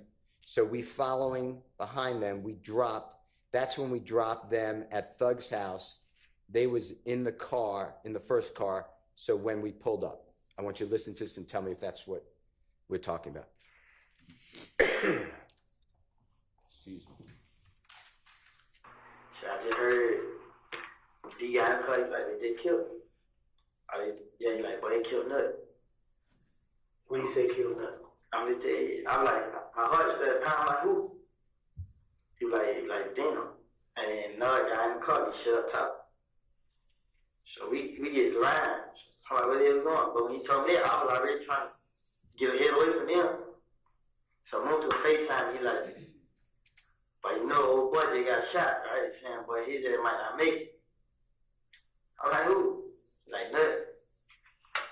I'm like, him. Man, he like, shit, well, you know they could scream, out of name, right? And, well, I ain't got nothing to do with it.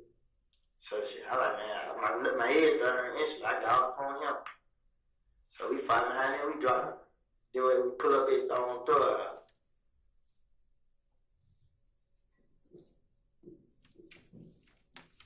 Mr. Copeland, did the district attorney's office or anybody in law enforcement, an agent with the FBI who's a cell phone expert or any of the police, did they ever go over with you where your cell phone that you told them about was traveling from the McDonald's area towards Jeffrey's home on January 10th, 2015? Did they ever ask you about that to explain it?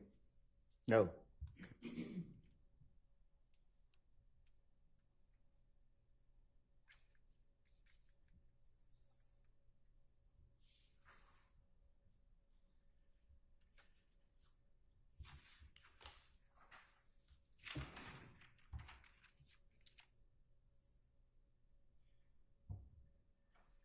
Now, when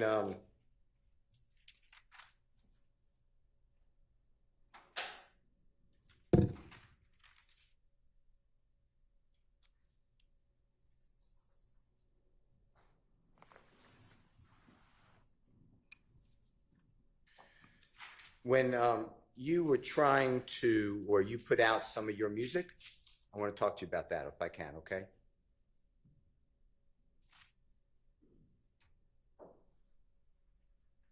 Now, do you remember putting out a song and a music video entitled Homicide?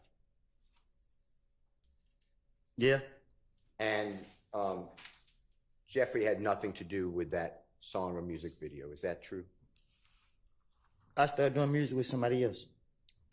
And one of the people that you started to do music with, and he's shown in your video to Homicide, is a gentleman named Mr. Turner, or you referred to him as Threat. Is that true? Yeah. And in the music video Homicide that you put out, would you recognize that music video if it was shown to you? It's my video? Yeah, of course. It's mine. Okay. I'd like to show you, and Your Honor, move into evidence, Jeffery Williams, number 243B, as in Barry, and it's a music video by Mr. Copeland. And I want to ask you a couple of questions about that, okay, Mr. Copeland? I'd like to show it first and then ask you some questions, okay? All right. Yeah. First, I think he needs to show it to the witness. I think there's a proper foundation. tiny Okay. little clip and see if he recognizes it. Mr. Kokomo, with the court's permissions approaching. He may. Thank you. Mr. Copeland, just do me a favor. When Mr. Kokomo comes to you, just watch this for as long as you need. Just to see whether you recognize it as the music video that is homicide. And wait, you have to show it to the state first. They have it, but just show it. Is this all on the 4 minutes. drive or whatever that you provided already? Yes. So then they've. And Your Honor, I misspoke. It's JW243C, as in Colette, is not B. Okay.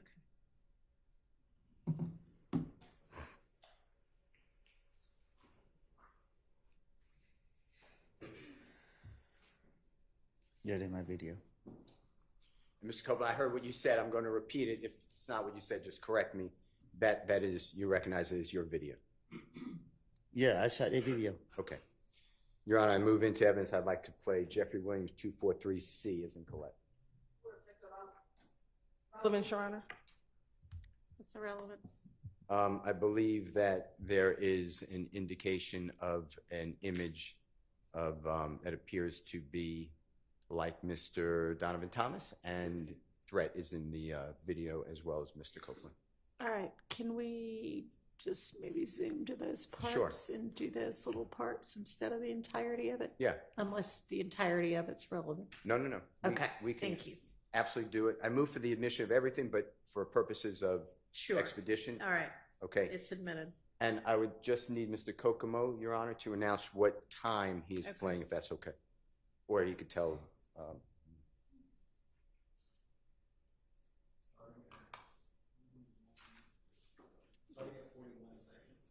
Your Honor, Mr. Kokomo said starting at 41 seconds. May I just look and see what he's playing? Sure.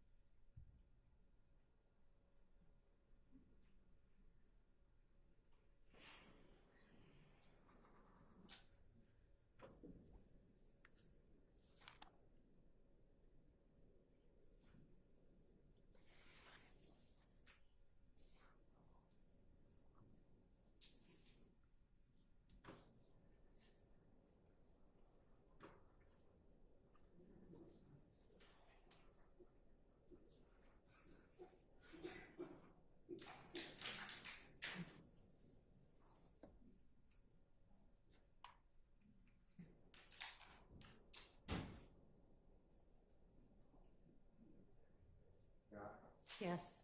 We would like to play, with the court's permission. I know it's in evidence, but 40:34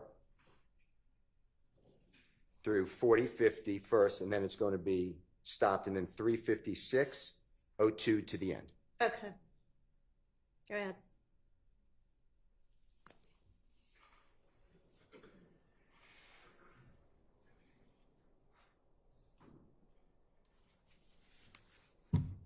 Well, matter of fact, he calling right now. Say, twin, we got that fuck nigga y'all been looking for. Where y'all at? Where you at? We at the spot. Man, she got the fight. We on the way right now. We on the way right now. All right. They on the way now, little bro. And if you can go back, Mr. Kokomo, for the jurors, Mr. Copeland, I'd just like to explain some things. the person right there in the black, oh, okay, in the black shirt with the red-looking bow tie and the red vest on the cell phone, you see that person? Can you tell the jurors who that is? Threat. And I heard you, but your hands are over your mouth. Do you mind just I telling said that threat. Okay. And then if you go back a little bit, Mr. Kokomo, and Mr. Kokomo, what time is that we just announced? 53:58, Your Honor, is what we were just talking about. And if you just go back a little bit more, keep going back just a little bit more, right up, go just ahead, right there. And Mr. Copeland at 4094, is it fair to say that's you? Yeah. Okay. I'd like to go to 56:02. That's wrong. 3 minutes, 56 seconds, 02 to the end.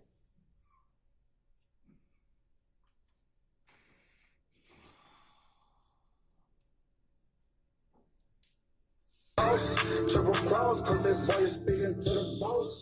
Me and what it pay, I do it, what it costs. We ain't take no loss.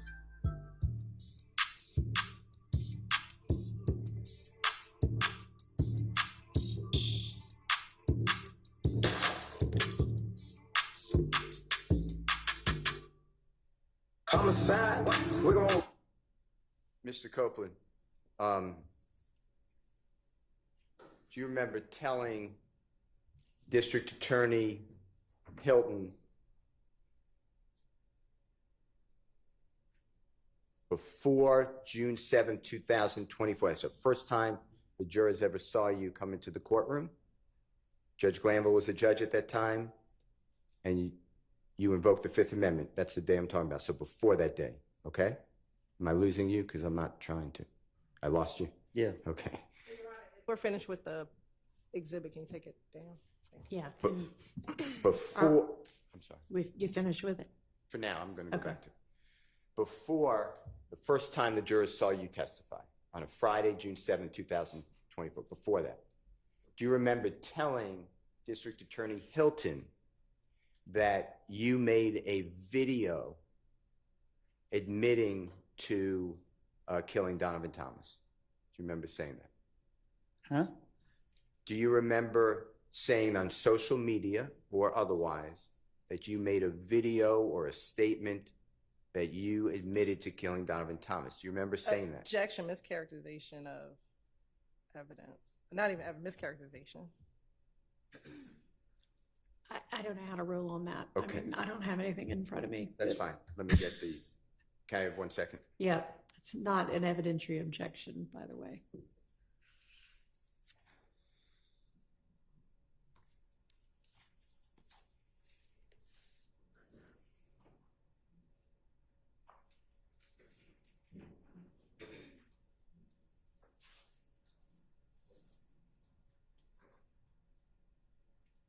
While they're pulling it up, I'm going to ask you another question. On what we just saw on Jeffery Williams 243C, that man who had money on his head and then was shot in the video, remember that on the homicide video? Did that have anything in your mind to do with Donovan Thomas? I don't get what you're asking me. Did you, when you did that video, did that have anything in your mind to do with the killing of Donovan Thomas? No. Okay. It's just a video, a music video? Yeah, just a video. Now, when part of your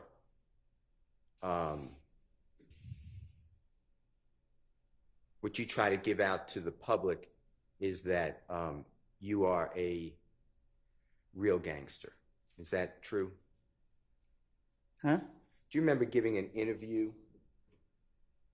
on the porch interview? Do you remember that? Off the porch? Off the porch, yes, sir. Do you remember doing that interview? I remember doing it, but I don't remember what I said. Okay. Do you remember saying that you are a real gangster, but other people are just musicians? They're just played gangsters. Do you remember saying something like that? You got to show me. All right.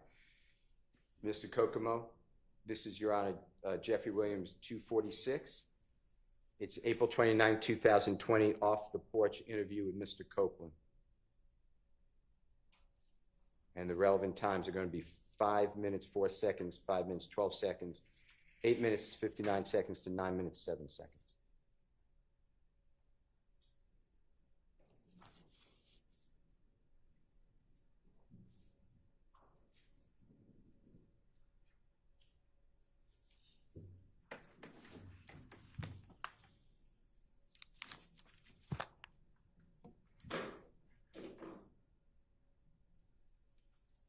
I remember. I said I don't know what he's talking about.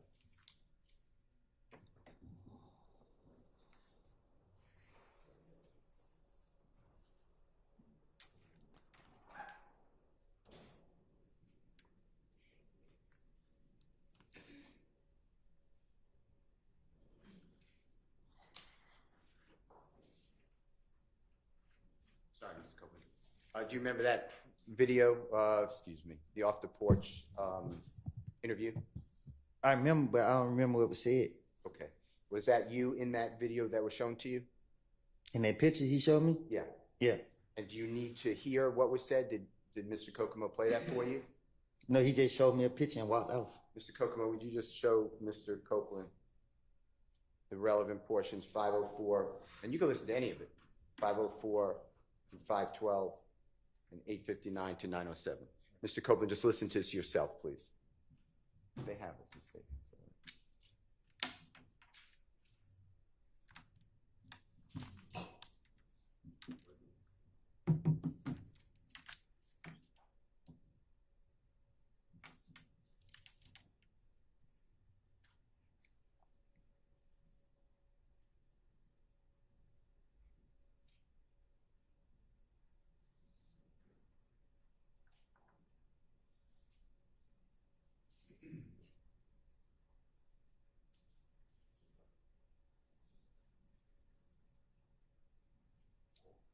That's it.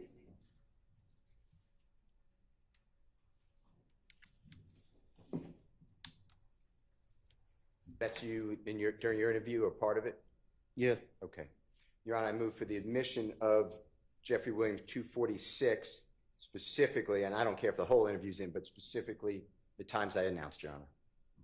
Your Honor, we're objecting based on improper character, and we can approach for some other matters, Your Honor. All right.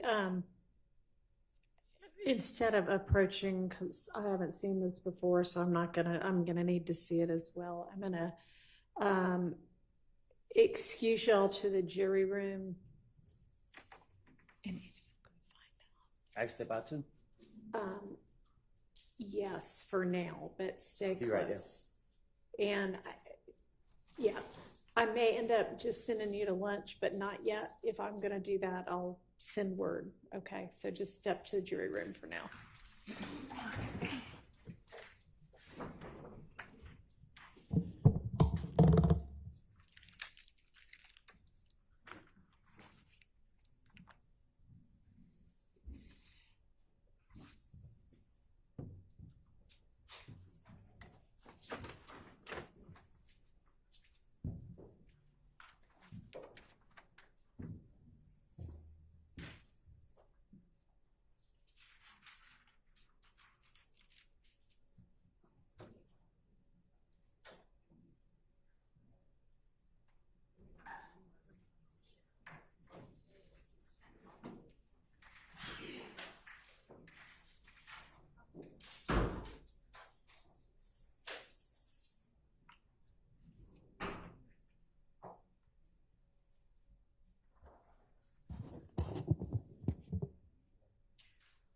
All right, I know there was an improper character objection. Whose character? At this point, it seems like Mr. Steele is implying for the witness about him being a gangster. It sounds like he's going down a line of a some other dude did it defense, especially speaking about threat and the homicide video, and then this video, this on the porch video of Mr. Copeland speaking about being a gangster, we think that this is more prejudicial than probative, substantially more prejudicial than probative. And so those are the basis for our objections. And so whose character are you alleging it's improperly impugning? Mr. Copeland's. Okay. Let me see what you're planning to play.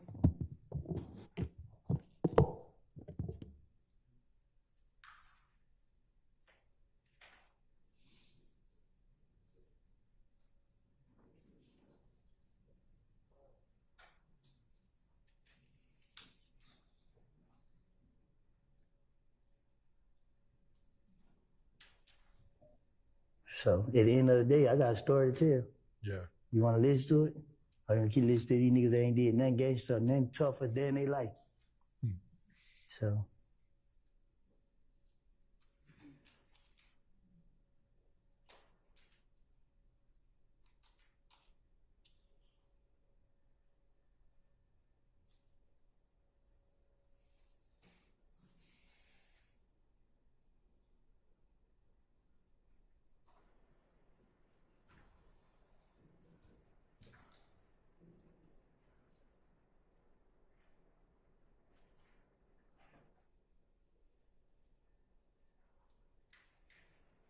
To hear so many people like it just build my confidence. I mean, because I had a pride thing, like, I don't want to be labeled as nothing but a gangster.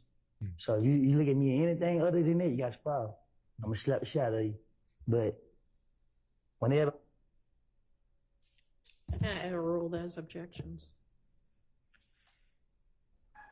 It'll be very short, Your Honor. Okay. And I'm going to have the jury back. Ms. Persfield, apparently one of the jurors, she was not hospitalized, but she had to visit the hospital last night. And she has indicated through an email that she may need an early break today. Her doctor's excuse had cleared her for going back to work as of tomorrow, but she didn't want to throw us all off in the morning, so she came today, but we may have to break early, and Ms. Persfield's just kind of finding out a little bit more detail. So I'm going to let her come back and let me know what's going on, and then we'll determine kind of where to go from here. So we'll just kind of recess in place.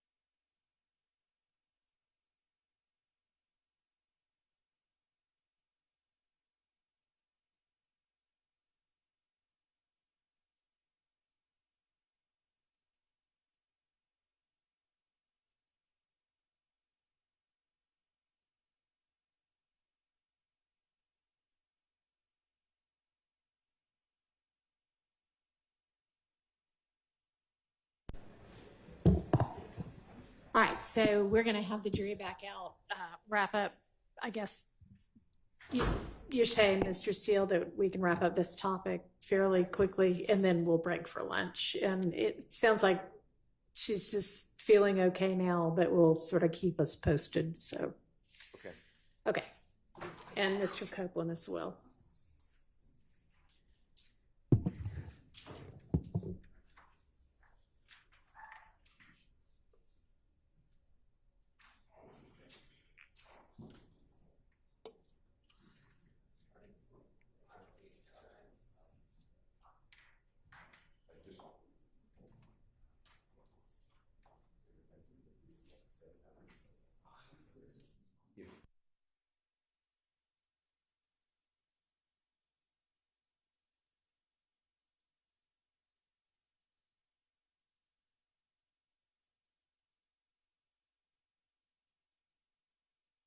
We're breaking. Well, if this will be a clean kind of place for us to stop, sure. It'll be fine. Okay. Any way you say will be fine.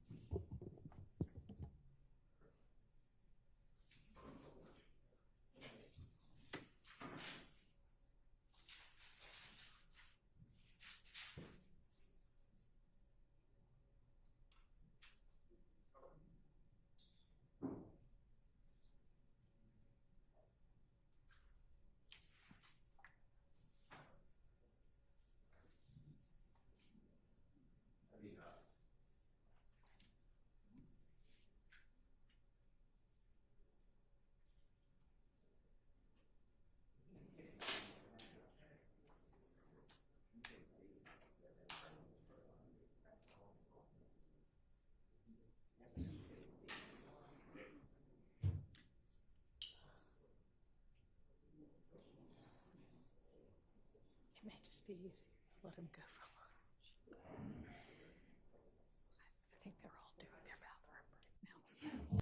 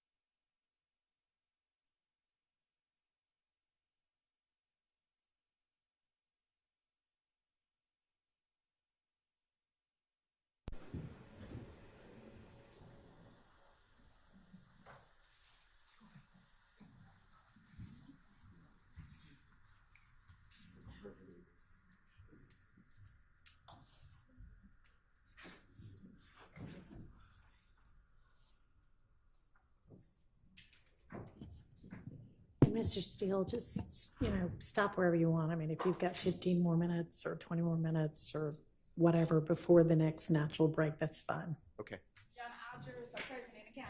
All right, thank you very much. Go ahead, Mr. Steele. Your Honor, with the court's permission, I'd like to publish to the jury Jeffery Williams or JW 246, specifically the time frame 5:04 through 5:12. And Mr. Copeland, if you could listen to it, and I just want to ask you some questions, okay? All right. You might need your earplugs if you want to use them.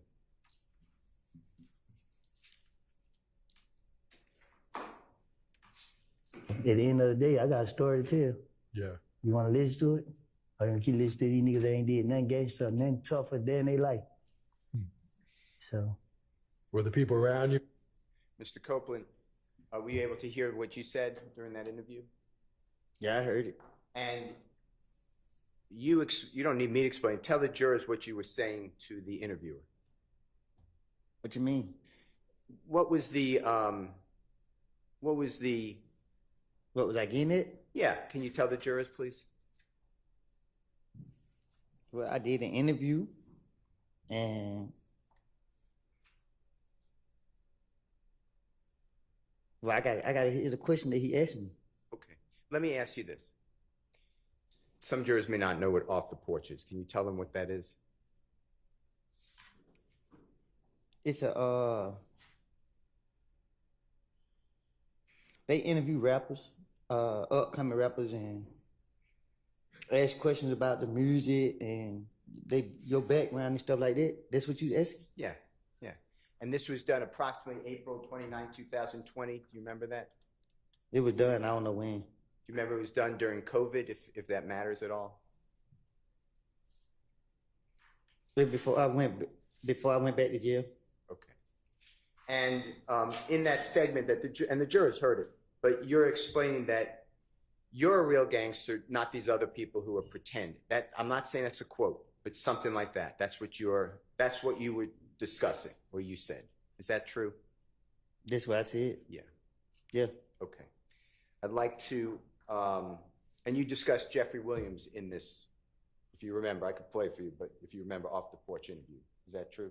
All right. You said he was like a role model. He blew up, or whatever the right word is. True? Well, he showed us that it was real. I'd like to show you, or play for you, if you don't mind, you might need your earpiece again. This is 859 to 907. I'm going to ask you the same type of questions, just what did you say, what did you mean? I'm going to ask you the same type of questions, what did you say and what did you mean? All right, same thing. Because I had a pride thing, like, I don't want to be labeled as nothing but a gangster. So you look at me anything other than that, you got a problem. I'm going to slap the shit out of you. But whenever I... Did you hear that? You hear what you said? I think we all heard. Yeah. And what you're expressing is that's what you want people to look at you as. That you're tough. Nah, I just wanted people to know. Not to look at me. I wanted them to know. That you're tough. I ain't tough. I just ain't scared. All right. Now, you also put on your social media, I think the state showed it to you, but let me get the exhibit number.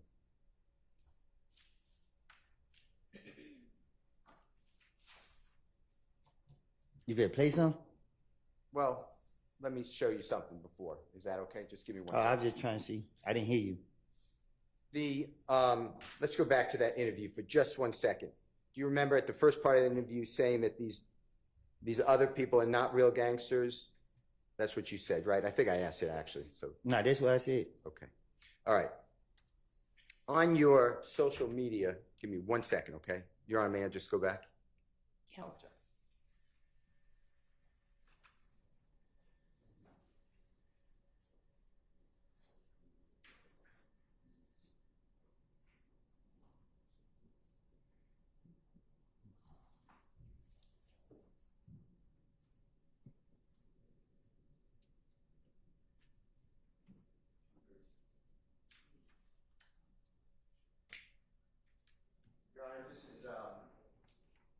exhibit number Jeffery Williams, 236B, as in Barry. And with the court's permission, can Mr. Kokomo just show it to Mr. Copeland? I'm sorry, is this the same one? The off the porch? This is a different one. Did you say 236B this time? Okay, sorry, I didn't know if you said 246, so. 46 was the last one. That's what I thought, so I wasn't sure whether we were talking about the same one or a different one. All right. Yeah, he may. 236B, is that what you said? Mr. Steele B. 236B is correct. Okay. Did you see that, Mr. Copeland? Do you recognize that as your social media account at one time? Yeah. Okay. Your Honor, I move for the admission of Mr. Williams, and it's 236B, as in Barry. It's admitted. Can Mr. Kokomo please display, Your Honor? Yes.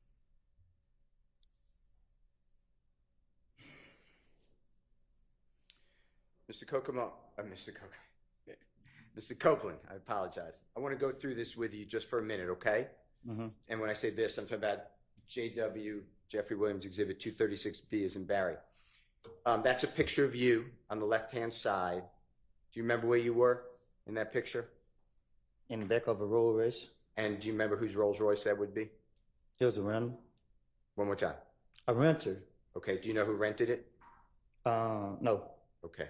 And then it says 725 underscore WODY, and then it has Georgia Most Wanted with 2 emoji green snakes. You see that? Mm-hmm. And it says that you're an artist, or it says artist, the word artist, right? True? Is that right? Yeah. And then underneath it says, I came from nothing with a period. You see that? Yeah, I see it. And I came from nothing. Do you know that to be a series of Jeffrey's music? What you mean? Do you know whether Jeffery Williams ever put out music? I came from nothing. Yeah. 1, 2. Okay. And is that where that comes from? And if not, that's fine. I'm just asking you, were you inspired by That's where it came from. Okay. And when it says Georgia's Most Wanted, you're aware that you were deemed by the federal authorities as 12 most dangerous people in Atlanta. Is that true? I was? Yeah. Objection. Speculation. I'm asking you. Well, I mean, it's not speculation, but he's answered that he didn't seem to know. Let me show you. Tell me whether this refreshes your memory. Objection, Your Honor. This is. What's the number? Exhibit number? What's the objection? This is nothing that he can authenticate. Okay, there's an authentication objection. Well, Is that the only objection? Irrelevance. And if we can approach him, we can show you the exhibit. You may. Let's go ahead and send the jury to lunch then. And we'll deal with this while y'all go to lunch. Let's be back at 1:15, please. You said 1:15? 1:15.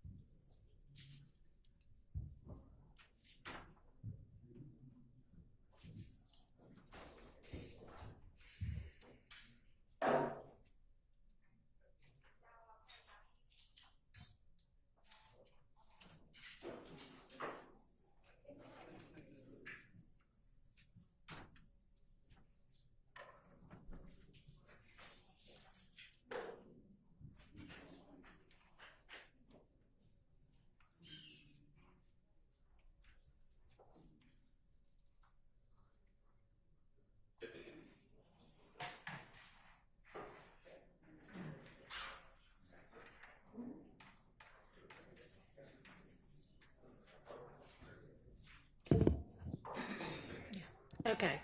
Is your intent to show that entire thing with the whatever that heading is? I was going to, Your Honor, if Mr. Copeland can recognize it, I was going to admit it into evidence, and it is from, we received in discovery from the state, and it's Operation Phoenix, and it's the authorities announced on October 29th, 2020, charges for the 12 most violent offenders in Operation Phoenix, and I was going to show that to him. All right, and then he has that on his Instagram, or I shouldn't say Instagram. It's a social media account. I think and when's that social media post from? That is, it's in his, oh, I'm being told the answer. It's in his biography or bio.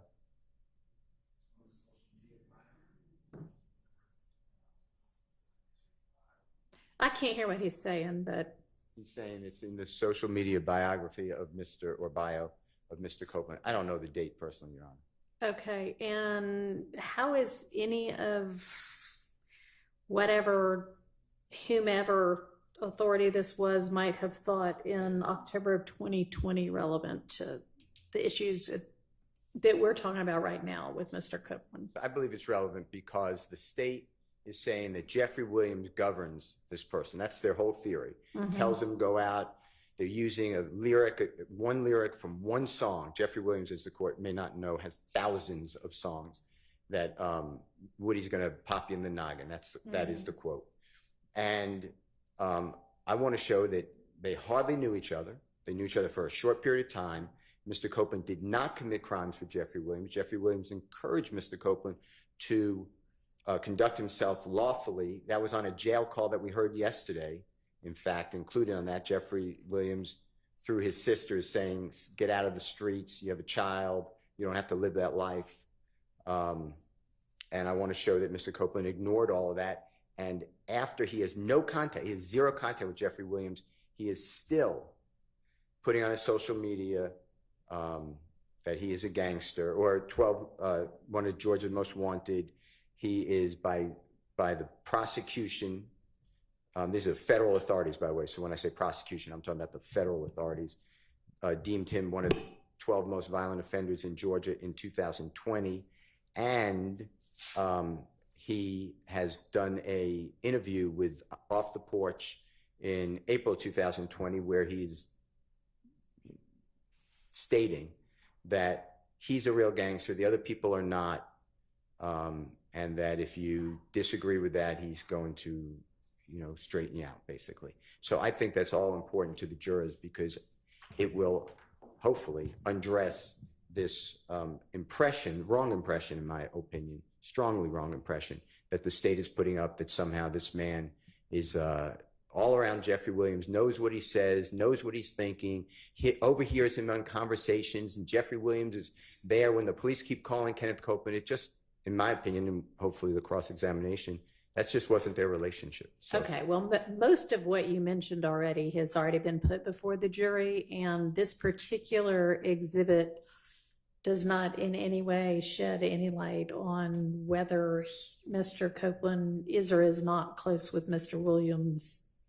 And I just do not see the relevance of it, particularly given that he said he didn't know that that's what law enforcement thought of him.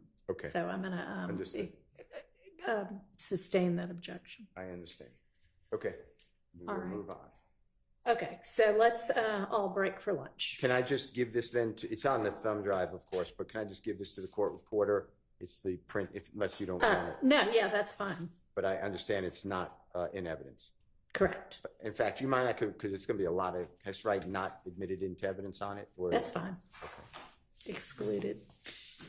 And you're on before we break and step up for the next prosecution and Yes.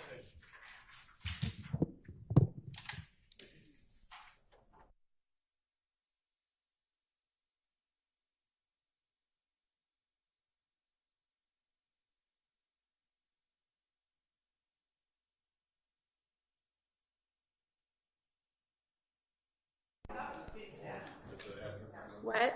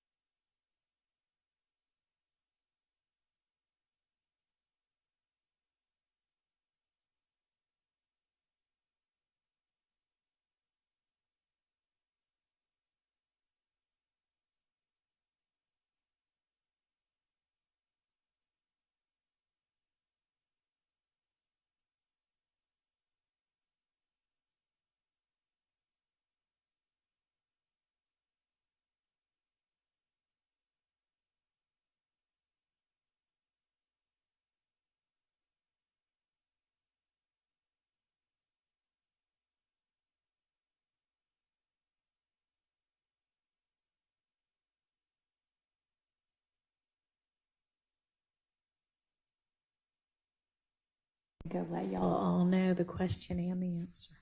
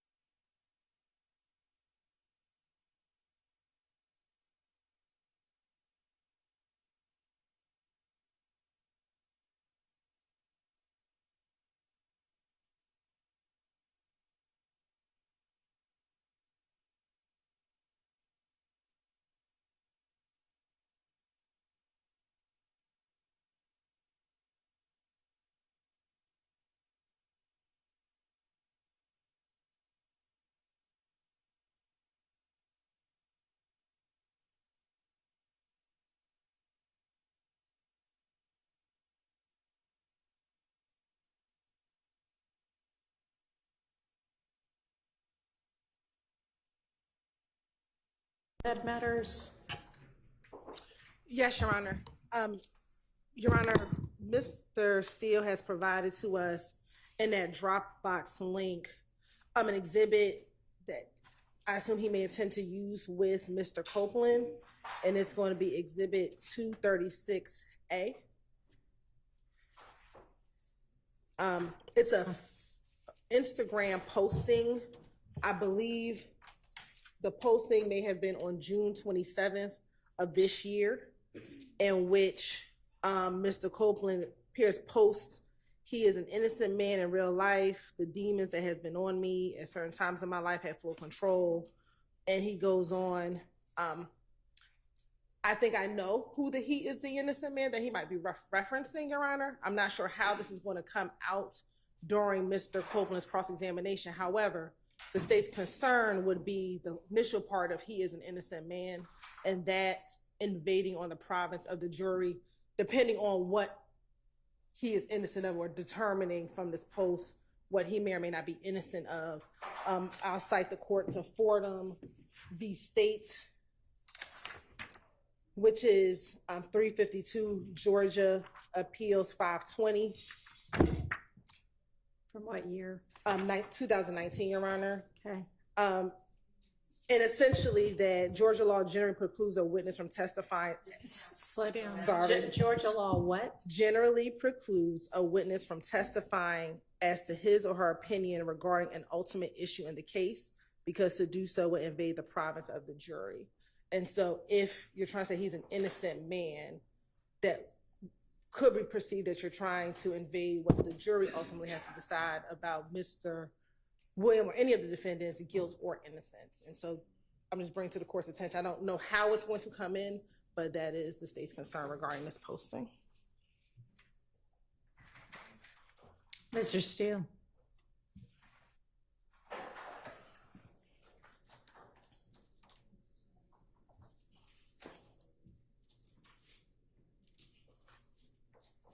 Your Honor, I could get a case, but lay people, by the way, can comment on an essential element if it's their observation, A, but B, it's for impeachment. I believe that Mr. Copeland, and I don't know what he's going to say. I have not spoken with him, but I believe that he has targeted Mr. Williams in that posting on June 27, 2024, saying that my conscience caught up with me if and he's an innocent person. I believe that that can go to the jury the way it was said. I don't see any problem with that. It's a prior inconsistent statement because he's telling the jurors through 2015 video, audio, that Mr. Williams is the reason that the person's dead. Mr. Williams gave the order to kill Mr. Copeland, that all these people work for Mr. Williams. So I believe that it's critical, his state of mind. And the jurors obviously go to weight. I understand there's a 9-year difference, but it goes to weight. Okay, so how is this a prior inconsistent statement? This was made subsequent to everything that I may just not be following you. I understand. Prior inconsistent statement is anything prior to the trial of the case, but I could get you that case. Okay, well, this is in the midst of the trial of the case. Prior to testimony. It's not prior to all of his testimony either. I don't think it matters. You know, if he said to someone on the way in here, hey, what I said on the 2015 about being at the green store is not true, that comes in for impeachment. I asked him about it, then I could put up the person who he said it to. It does not matter. It's a prior statement that is inconsistent with what he said. So I feel very comfortable that that is the law. I tell him it's not a prior statement.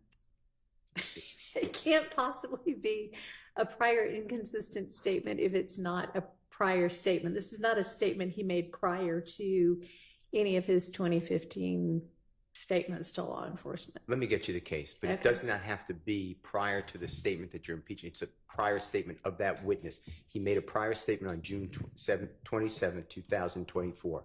That is inconsistent with his previous statements, but I can get you those cases. Okay, I don't know that it's inconsistent with his trial testimony, though. He's testified at trial. Everything I said to the police, I just said it because I wanted to get out of there, and none of it was true. So this is not inconsistent with that either. Well, it is for two reasons, or I believe it's admissible. One, he's saying that what he said was about an innocent person, which is different than I just wanted to get out.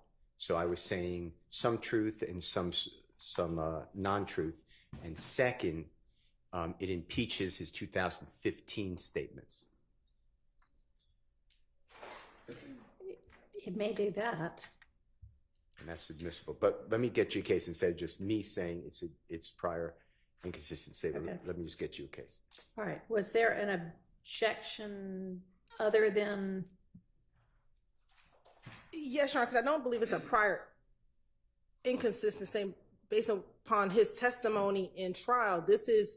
He made this post the beginning of his testimony. So he made this post, if it's on June 27th, he started testifying initially on June 6th, June 7th, before and he testified all the way up until June 17th, prior to, that testimony not being included. And this is after that on the 24th, which this is consistent with what he said on the stand repeatedly to this jury over and over and over again, that I lied on Thug. Thug hasn't done anything. I was just asking you, did you have an objection beyond or in addition to that? I didn't know if that was everything you were saying or. That's it. Yes, Your Honor. All right. And then, Mr. Shart, did you have something?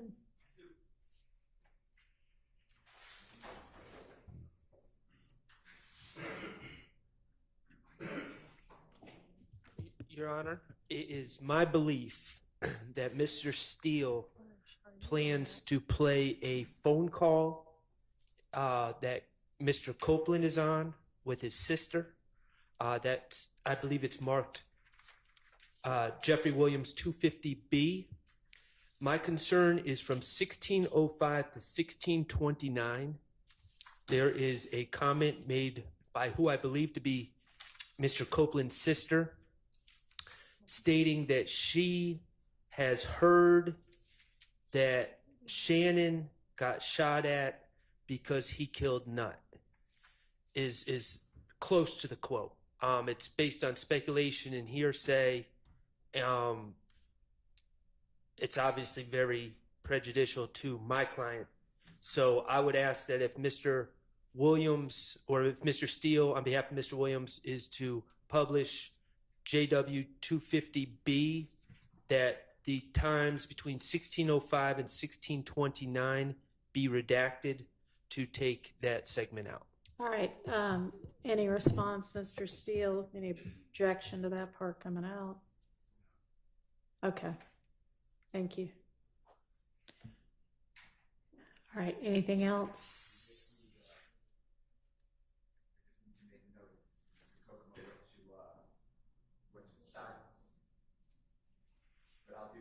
All right. Any other matters? Okay.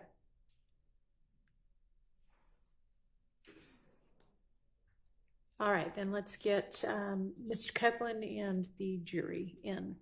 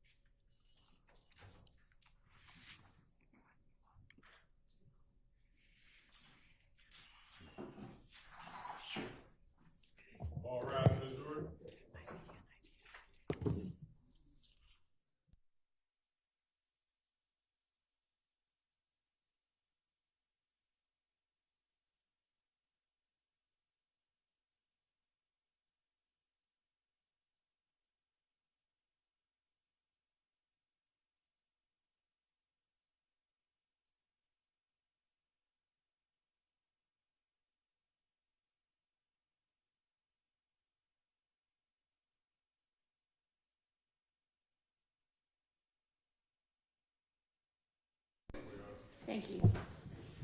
All right, you may proceed, Mr. Steele. Mr. Copeland, do you remember saying on when being asked questions by Ms. Hilton that Mr. Turner or Threat asked you to go with him, and you and Mr. Turner fired ammunition or bullets into the barbershop of Rich Homiequan's father? Do you remember that? Can you ask me again? Yes, sir. Do you remember telling the jury that you and Mr. Turner, Threat, went to the barbershop of Rich Homiequan's father and fired bullets into that barbershop? What about it? One more time. What about it? Do you remember saying that? Out of frustration? Yes. Yeah. And when you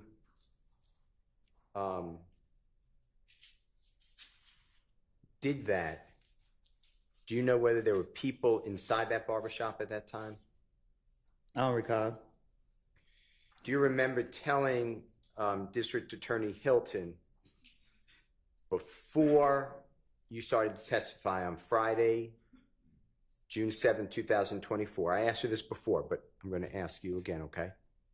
Before, when you first came into the jury to testify, before June 7, 2024, so before that date, do you remember telling District Attorney Hilton that there was a video of you and others saying, "We killed Nut," may exist? Do you remember saying that?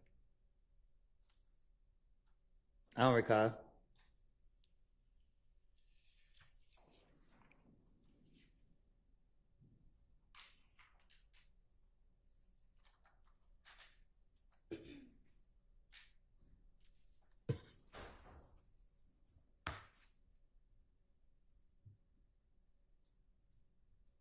Did you tell District Attorney Hilton that? Did I tell her what? That there's a video with you and others admitting that you killed Donovan, not but Donovan Thomas.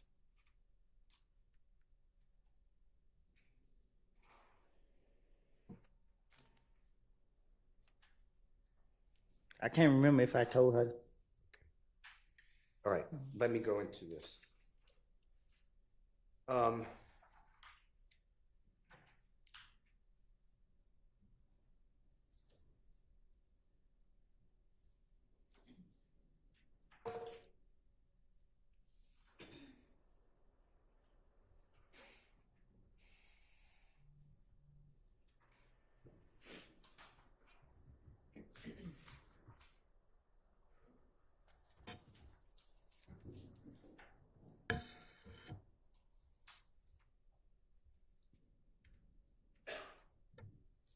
I want to ask you about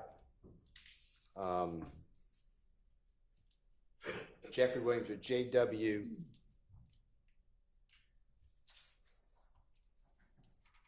(240P) as in perfect, and that states exhibit number 378YE. So, Mr. Copeland, that's going to be the June 10th, 2015 interrogation or interview with the police. And it's at 248:22 through 248:57. And this goes into you stating that when you pulled up, you told Deshawn is your child's mother, right? That's right. Her name. Okay. That I was like, she got in the car, she was at her friend's house. This is on January 10, 2015. You're recounting. She got in the car. You said, "Man, these ends just killed Nut, bro." She like, "Who?" I told her, "It's Thug and them." She like, "Huh? What happened?" Like, SHI, I don't know. D just got in the car and like, SHI, boy, they just, you know what I mean? They just told me that. So she like, "What you gonna do?" "What the F you mean what I'm going to do? I ain't got nothing to do with this, SHI." She like, "Yeah, you know, like we all know they was gonna say my name, so I was like, I don't know. So we got in the car and we rode home. Okay? I'd like you to listen to make sure I said that right, if you don't mind listening.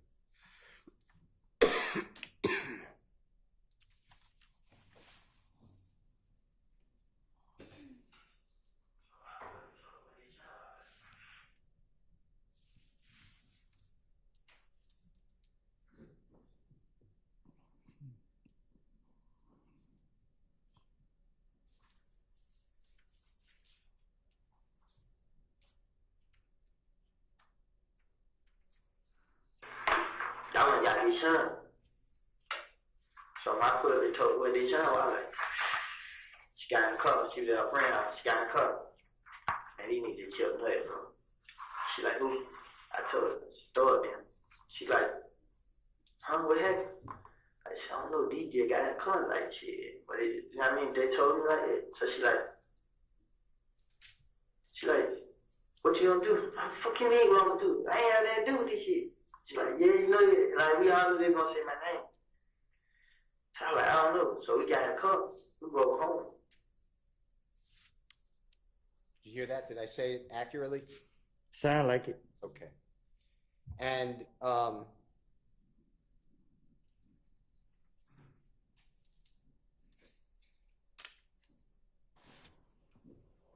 do you remember telling the police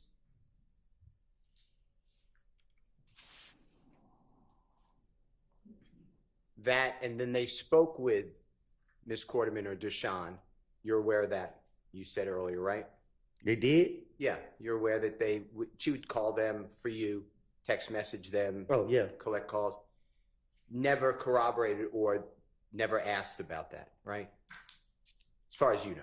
Yeah, I don't know. Okay. All right.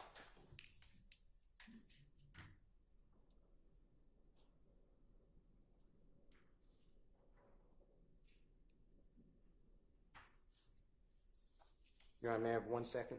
Sure. I apologize.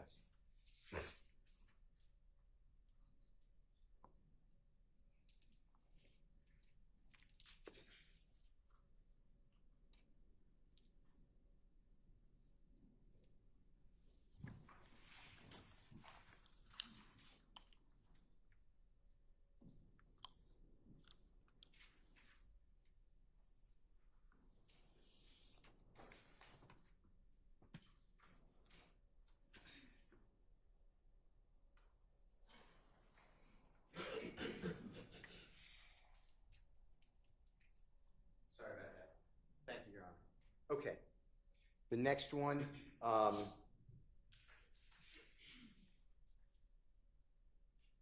we discussed already, I believe. You told the police that on June 10th, 2015, that from the McDonald's, me and him get on the expressway, boom, and they are following y'all in the Nitro. Asked the detective, you said, yeah, no.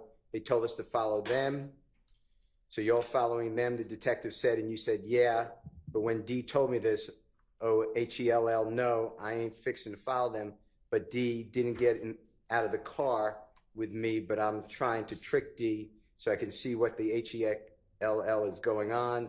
Boom, so we follow them to Thug's house. They stayed downtown at the Sky House. I'm going to play for you, make sure that's right. Jeffery Williams or JW240Q, State's Exhibit number 378YE. It's the June 10th, 2015 interview. It's from 9:58:12 to 9:58:39.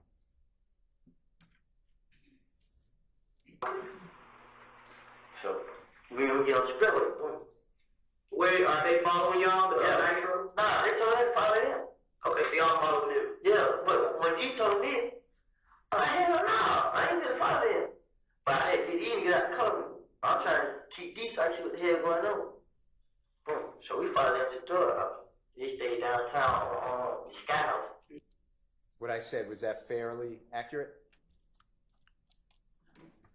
He said, I told you. I heard it, but man, I have to tell the police anything.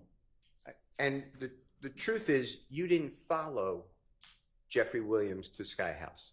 I don't remember that night. So much going on. I don't know what happened that night.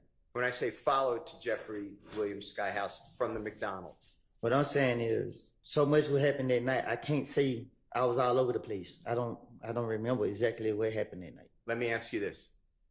Did you ever drive by at any time, the scene where the barbershop is, where Donovan Thomas was shot and killed on January 10th, 2015? What you mean? Did you, at any time, I understand there was a lot going on, but did you drive by the scene, you know where Donovan Thomas was shot? You know what I'm talking about? Yeah, I know what you're talking about. One more time? I said, I know what you're talking about. Okay. Did you, on January 10th, 2015, drive by that street where he was shot? I can't recall. Okay. Let's do this. Did the police, detectives, federal, anybody, district attorney's office ever come to you and inquire of you whether or not your phone records show from the McDonald's area, cell phone tower, to the Sky House? Did they ever ask you about your phone records to see if it tracks what you told the police? They never told me nothing about my phone at all. Okay. All right. I want to talk with you about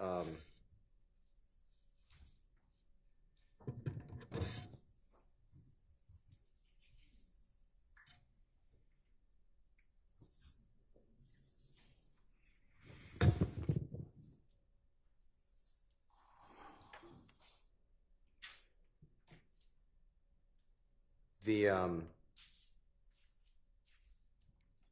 meeting with Detective Thorpe. So it's about 7-8 hours after the shooting of Donovan Thomas, January 11th, 2015. Your Honor, this is Jeffery Williams, or JW241D, as in David. And this is State's Exhibit number 378YA, as in Elisa. It's 3:18:50 a.m. to 3:20:42 a.m. And Mr. Copeland, if you could just listen for this, and if I said it wrong, just tell the jurors I got it wrong. You're in with Detective Thorpe, January 11, 2015, and Detective Thorpe is asking you, who is Walter Lee Maddox? And you said, who? Walter Lee Maddox, the detective said. You said, I don't know. Nickname? Detective said, did you all ever rent or own an Infiniti? You said, an Infiniti. Detective Thorpe said, did you all ever rent or own one of those cars before? You say no. You deny it. Detective Thorpe said, have you been stopped in an Infiniti before? You said, have I? No. Detective Thorpe said, have you been stopped in an accident in an Infiniti? You said no. Detective Thorpe said something, I don't know, you could tell us if you can recognize it. You said, have I ever had a car break-in? No, let me think. You talk about this year? Detective Thorpe said, anytime. You said, I had a car break in a Pontiac. That was a couple of years ago. Detective Thorpe asked you, what kind of car does your brother drive? You said, a white Dodge Charger. That's the truck he gave me. You said, Detective Thorpe rather said, does your brother got two cars? You says, nah, his girl got a car, and that the car he got, the Dodge Charger, and she got the ugly little Malibu, like 19-something. Detective Thorpe said, a 2014 Dodge Charger. You said yes. Detective Thorpe said, white. You said yes. Who drives a Nissan? Detective Thorpe asked. You said, a Nissan, what color?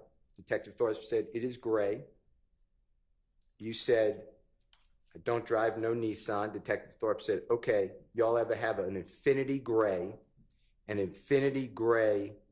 Q45 before? You said a truck. Detective Thorpe said no. You said a car, not that I know of. I want you to listen to this if you don't mind. Tell me if I did that wrong. Who's Walter Lee Maddox? Who? Who's Walter Maddox? Huh? No name? Did y'all ever rent or own an Infiniti? Infiniti. Y'all ever rent one of those cars before? Have you ever been stopped in an Infiniti before? Have I? Yeah. From an accident in an Infiniti? No. asked him, have I ever had a car wreck in? Mm-hmm. No. So let me think.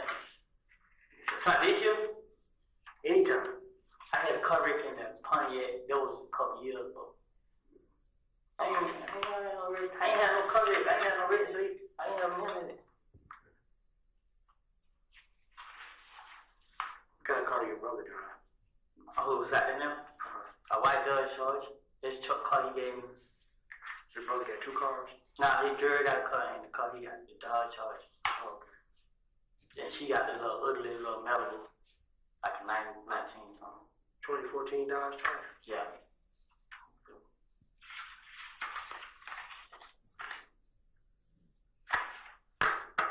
White? Yeah.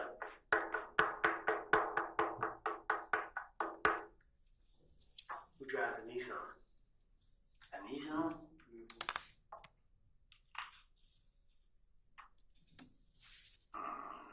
What color? What color is it? Gray. How about that? Nissan. Okay. Y'all ever had a Infinity Gray? A gray Infinity Q45 before? A truck? No. A cup? Yeah. Not that I know of. Were you able to hear that, sir? I think we all heard. Okay, similar to what I said? Huh? Similar to what I said? I guess. Okay. Mr. Copeland, you referred to Detective Thorpe as a squirrel brain. Do you remember that earlier in the testimony? Do you remember saying something like that? Yeah. And by approximately 3 o'clock in the morning on Sunday, January 11, 2015, so within 8 hours approximately of Mr. Donovan Thomas being shot, Detective Thorpe is asking you specific pointed questions about you in a rental gray Infinity sedan. Do you realize that? You said, do I realize it? Yeah. What you mean? That's what he was doing. You understand that he was asking you about a rental Infinity within 8 hours of the shooting of Donovan Thomas. Right. And you denied any dealing with an Infinity vehicle rental, right?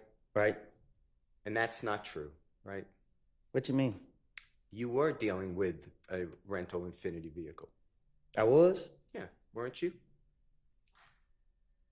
I don't recall. The car that you were driving that Jeffery Williams rented for you was, do you know that type of car that was?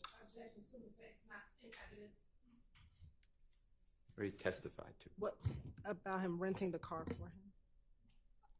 Sustained. Okay. The car you were driving that you announced that you gave to Threat or Mr. Turner, do you know what type of car, rental car that was? No. Okay. Okay. Did the police ever come back to you and ask you about Walter Lee Harvey again? To your knowledge? I still don't know who that is. Okay. Did the police ever come back to you and talk with you about wrecking that 2015 Infinity vehicle besides this? No. Now,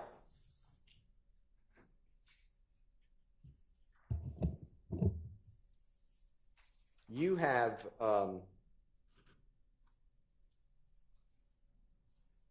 used other people's, like when other people rent cars, you know, Miss Quarterman's mother rented cars, allowed you and Miss Quarterman to use. You know what I'm talking about?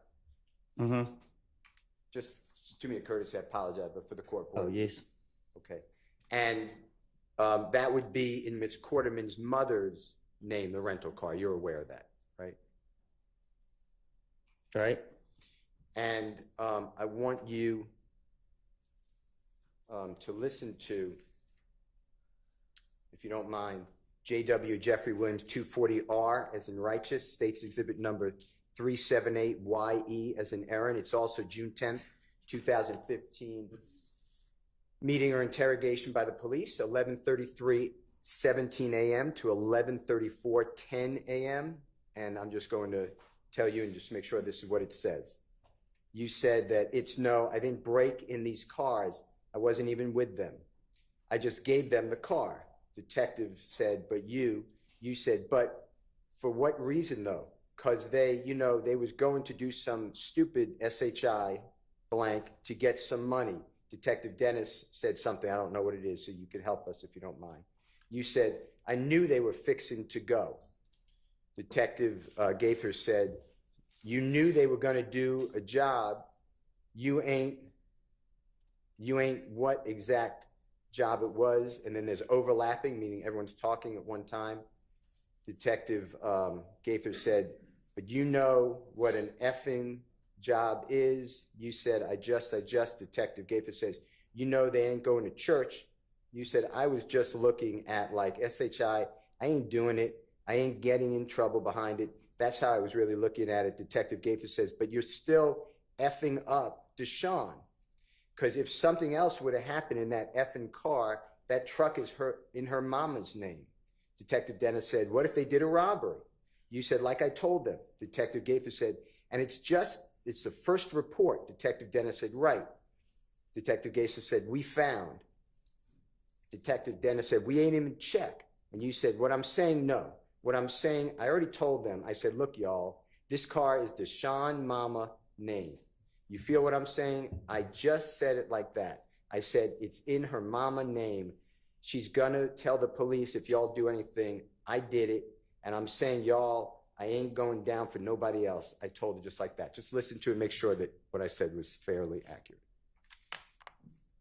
That ain't my fault that you did that. No, I didn't break any car. I wasn't even with them. I just stayed in the car. But for what reason though? Because you knew they was going to do some stupid shit to get some money. I knew they was going to go. You knew they was going to do a jug. You didn't know what the exact jug was, but you know what the fucking jug is. You know they ain't going to church. I know I was getting this. I just looking at it like shit. I ain't doing it. I ain't gonna get in trouble behind. That's how I'm just looking at it. But you is still fucking up their shot if something else would happen in that fucking car. That truck is in her mama's name. What if they did a robbery? Like I told you. And this is just the first report run we found. And you checked on what I'm saying, I told him, I said, look, the car is your mama's name. You know what I'm saying? I said, yeah, that is your mama's name. She gonna tell the police, if y'all do anything, I did. And I'm letting y'all know I ain't going out for nobody else. I told her just like that. Is it fair what I said? That's what you all are talking about? That's what it sounds like. So, even though it was, and Deshaun and you have a special relationship. I mean, you share a child or children, right? Yes, a child. Okay. And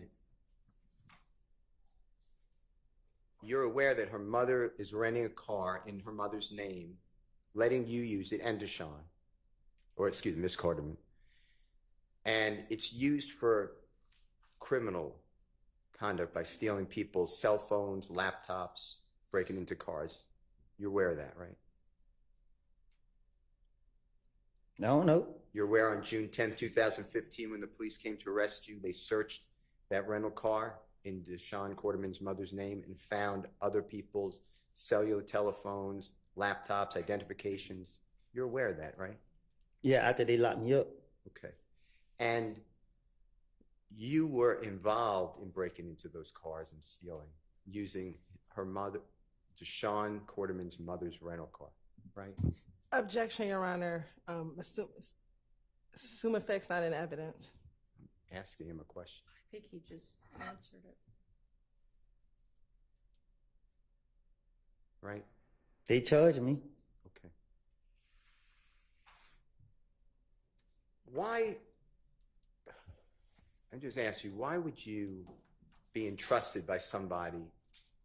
They were doing you a favor with a rental car in their name. Why would you go out and commit a crime while using someone else's rental car? I don't get what you're asking me. Did you ever think? Did you ever think about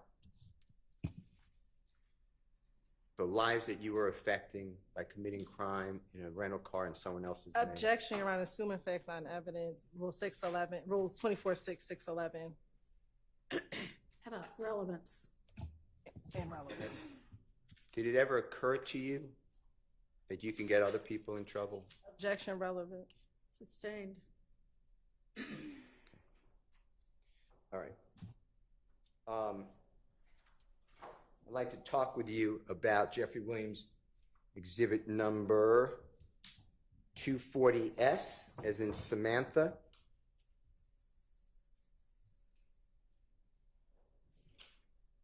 This is at State's exhibit number 378YE, as in Aaron. It's June 10, 2015 interrogation. It's at 10:00:31 a.m. to 10:00:46 a.m. And please listen and make sure that what I'm announcing is accurate. You're talking about, if you remember, and you'll listen to it, O.G. Bentley. Do you know the name Kelvin Treadwell?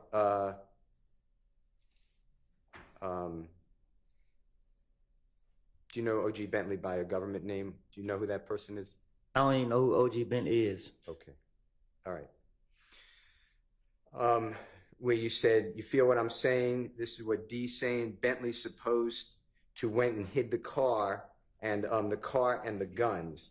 Detective said, where? You said, I ain't never heard it. Like, they just cut me off. They seen all the police just kept coming at me, talking to me. I want you to listen to this if that's what you said, okay? You know what I'm saying? This what he said. Bentley just supposed to went to hit the car and the guns. Where I ain't never heard. Like they just cut me out. Like they seen all the police just kept coming at me and talking to me. Did the police or the prosecution ever come to you and say, hey, we would like to talk to you about corroborating or supporting or verifying what you told us here? Did that ever happen? That O.G. Bentley supposedly hit a car and guns. Did the police ever come to you or the district attorney's office and say, we want to talk to you about that statement and see if we could verify it? Did they ever do that? Then I said to the police, they came back to me and asked me to verify whatever word you using. They never, after I said what I said to them, that was it. I didn't hear nothing else from them until I was back in handcuffs. Okay. Yesterday, you were shown State's exhibit number 22CC. Could you help me out if you don't mind? Thank you.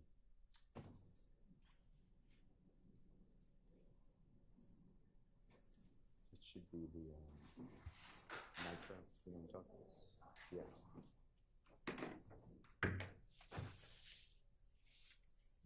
This is already in evidence, Your Honor. Right.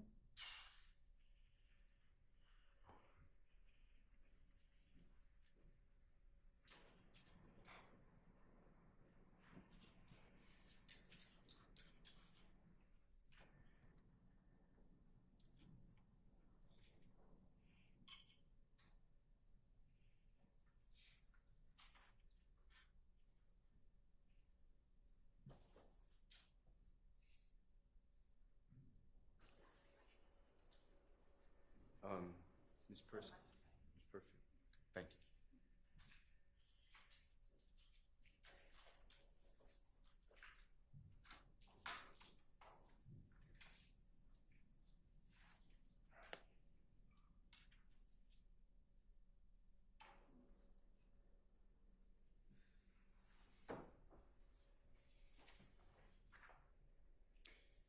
If you could just blow up the actual image. Mr. Copeland, if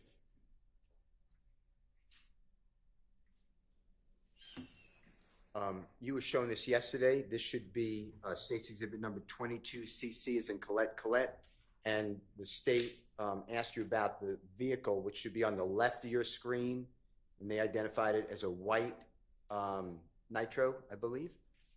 Do you remember this from yesterday by any chance? Yeah, I seen it, yeah. Now, I just want to make sure the jurors know, and if you could make it smaller. This is not the Texaco gas station that you were shown pictures of with the Infiniti and the Pontiac and the gentleman walking into the convenience store This is a totally different gas station. Do you recognize that? I don't know what he said. I just want to make sure that there was clarity. Do you know where this gas station is by any chance, just from looking around? Just from looking at 22cc? You said, do I know the area? Yeah, do you recognize that at all? Yeah, I know the area. Okay. Is that in the same area, vicinity as the Texaco gas station that's next to the barbershop where Mr. Donovan Thomas was killed? No. Okay. I just wanted to make sure the jurors weren't confused, or that we didn't confuse the jurors. Okay. Thank you, Mr. Knight. Now, the state also showed you yesterday a photograph. It's 10cc, as in Colette. I'd like to show that again, and it is in evidence already, Your Honor.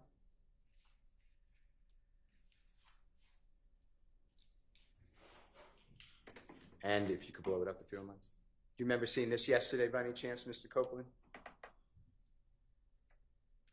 Do you remember being shown? I don't see nothing. Oh, it's not on your screen? It might be, it's behind you. Yeah, I see it now. Okay. And the gentleman in the white shirt, kind of in the center but left of the screen, do you know that person? No, I don't know that person. Okay. Trying with the white shirt or the black shirt? I don't know neither one of those. Okay. That doesn't, being shown that yesterday by the district attorney? Let me be clear. Yes, sir. I see him around, but I don't know him. Okay, thank you. But that doesn't verify any of your statements to the police, does it? Huh? Objection, improper question, Your Honor. I'm not sure he can answer that question. Do you believe that by seeing that picture of that person, whoever it is, the person you see around sometimes, did that in any way verify what you told the police? I mean, that's basically just, you put a do you believe in front of it, but what he believes about it isn't relevant. Did the police ever do anything to show you, or the district attorney, to corroborate your statement to the police? I understand what you're saying, that it was made up. But did they ever do anything to say, to try to tie it to that person? Did the police ever do that to you? Or the district attorney's office? I don't even remember. I don't know. I don't hear nothing about him. Okay.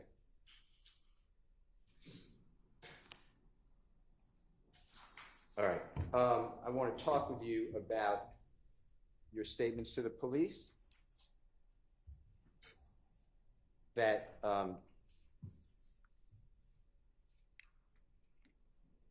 Jeffrey, that you were with Jeffrey when you were getting calls from the police, okay?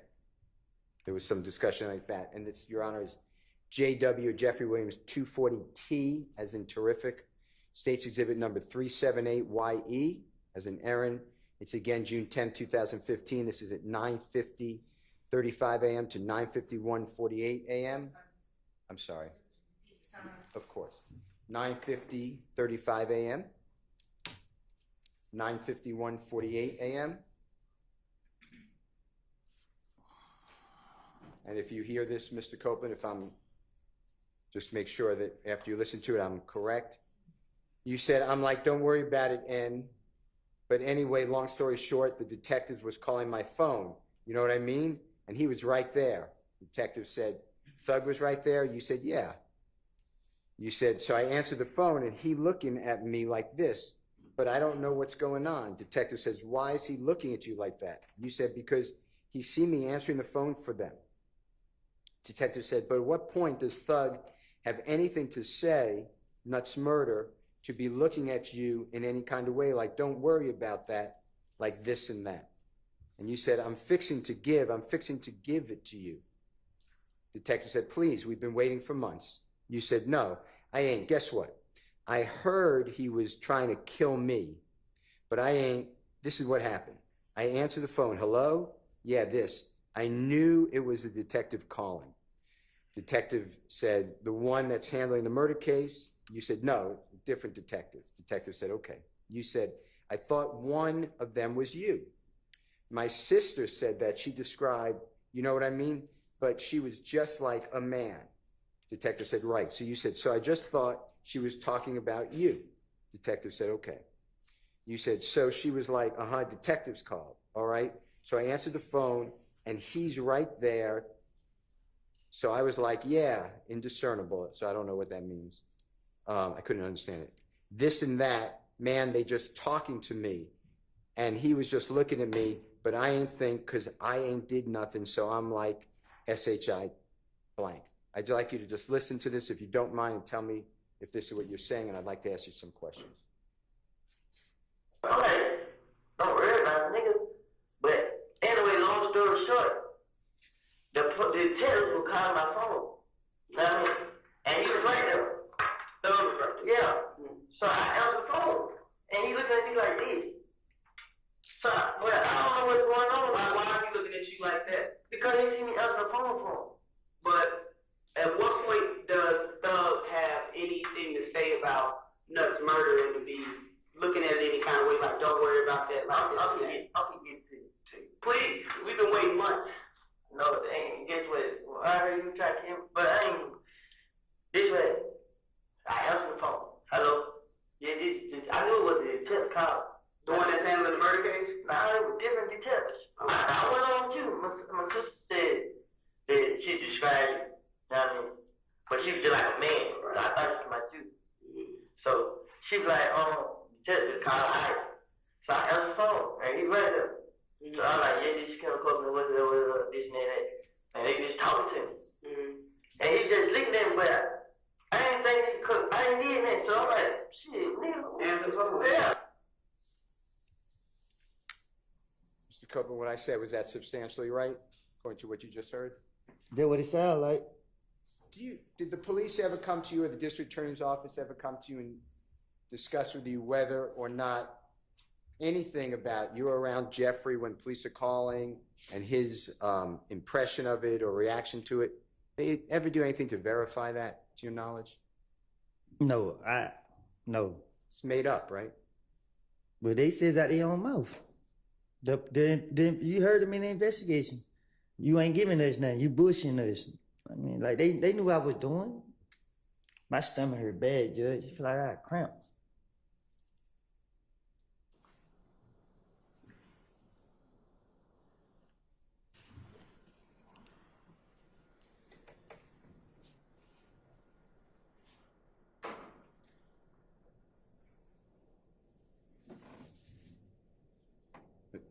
Can I ask you a question?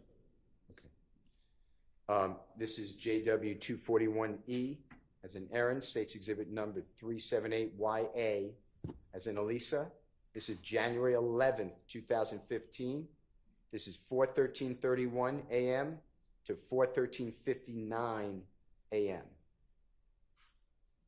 And specifically, this is you telling Detective Thorpe that Jeffrey, that you wanted to retaliate after the shooting of Donovan Thomas. People were shooting your family's homes.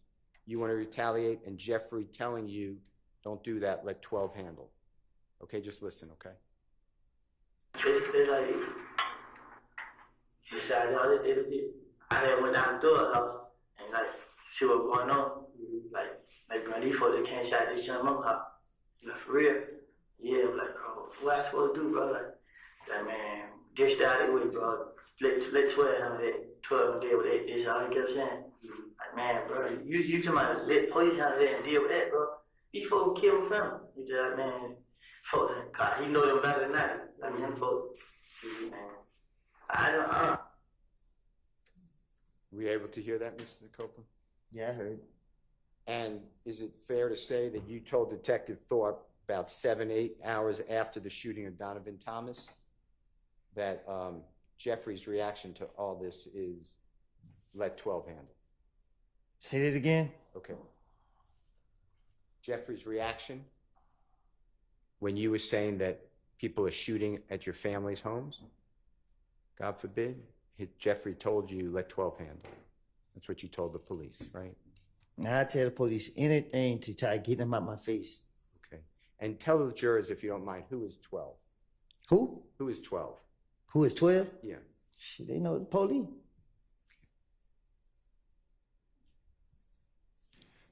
I want to talk with you about your statements to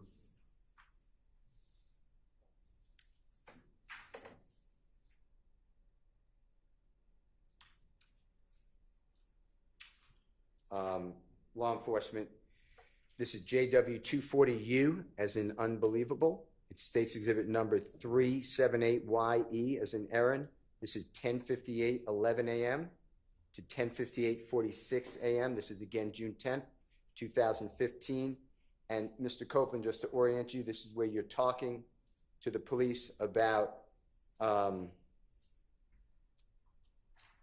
Jeffrey supposedly want to have you killed, okay? Have who killed? Remember that? Have who killed? You. Me? Yeah, that's what you told the police. I'm going to read it, and then you tell me. Well, I'm going to say what I think it said, but you correct us. You said, it ain't none of that. It ain't.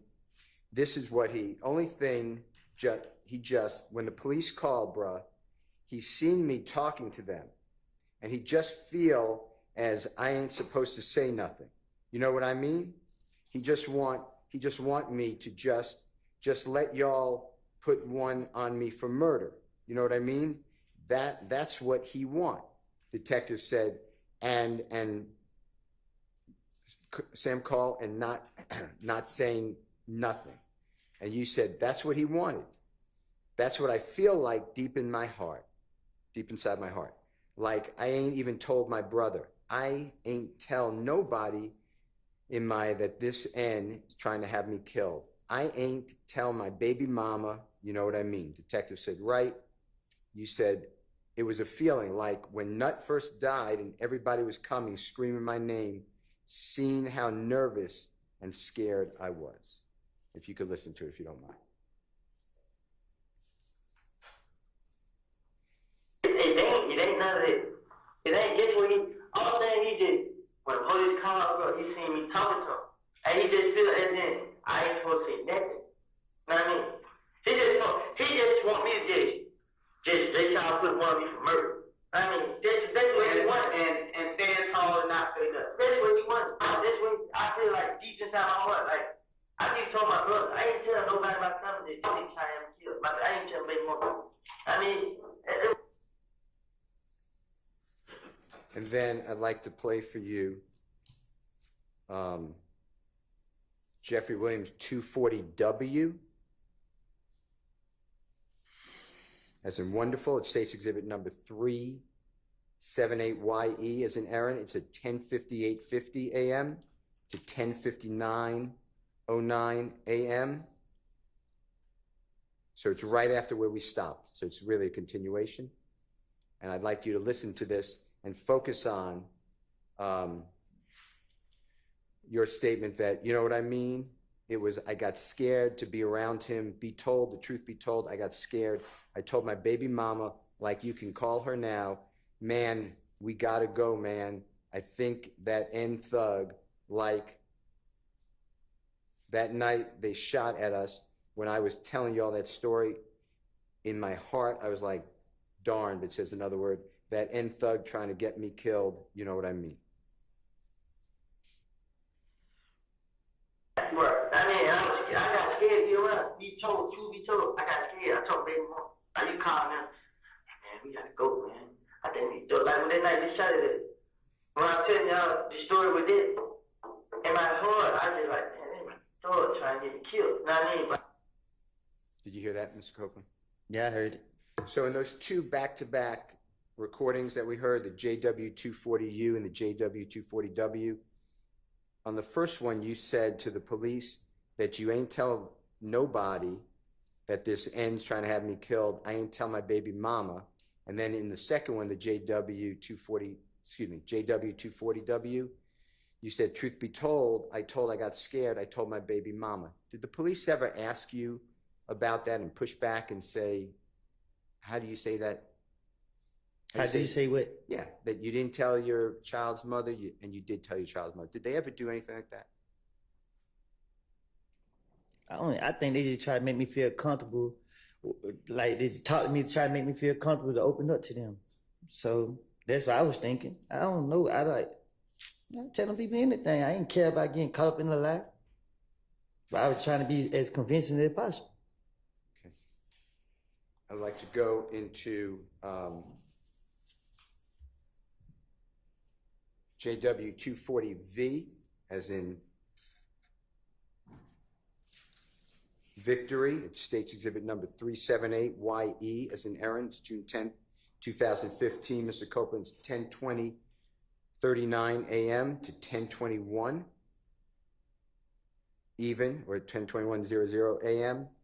And this, I'd like you to focus on what you're talking about with Valerie told you that Jeffrey wanted to set you up. And you said that, yeah, but see, Valerie got in the car. She was like, hey, bro, I'm going to tell you something. Don't say nothing. You know what I mean? Like, what's up? She like, thug, this and that and that. And I'm like, detective said, no. And then you said, now I'm like, what you mean? And she like, don't trust this end, bruh. You know what I mean? He trying to set you up, talking about every time I go out, I got out of jail, something got shot up. Detective says, uh-huh. Can you listen to that for me? All right. Thank you.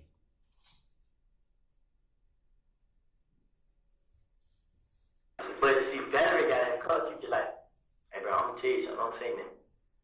You know what I mean? I'm like, what's up? She's like, dog, this and this. I'm like, no, it's nah, what you mean? She like, I didn't don't trust this nigga, bro. You know what I mean? They would be trying to set you up. That's why every time I got in jail, son got shot up. So you're saying every time you got out of jail, something got shot up. That's what you're telling the police, right? That's what I told the police. Yeah. That's what it sounded like. And that Valerie told you don't trust Jeffrey. Remember that? That's what I said. Yeah. And did the police ever come to you, or did you get any information from Valerie or someone else at the police or the prosecution ever tried to verify that that conversation occurred with Valerie? After this interview right here, I went to the feds probably like 2-3 weeks later. I haven't heard anything from about this interview all the way up until they brought me in this trial. Okay. I haven't heard anything about no investigation all the way up until this trial. Okay.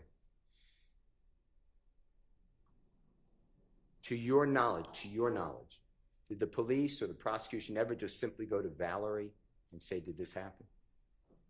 Yeah, it's her. I don't know. I'd like to show you what the prosecution showed you yesterday. It states exhibit number 60W, as in wonderful, A as in Elisa. It's timestamp 208. Ms. Knight, do you mind helping me? Thank you.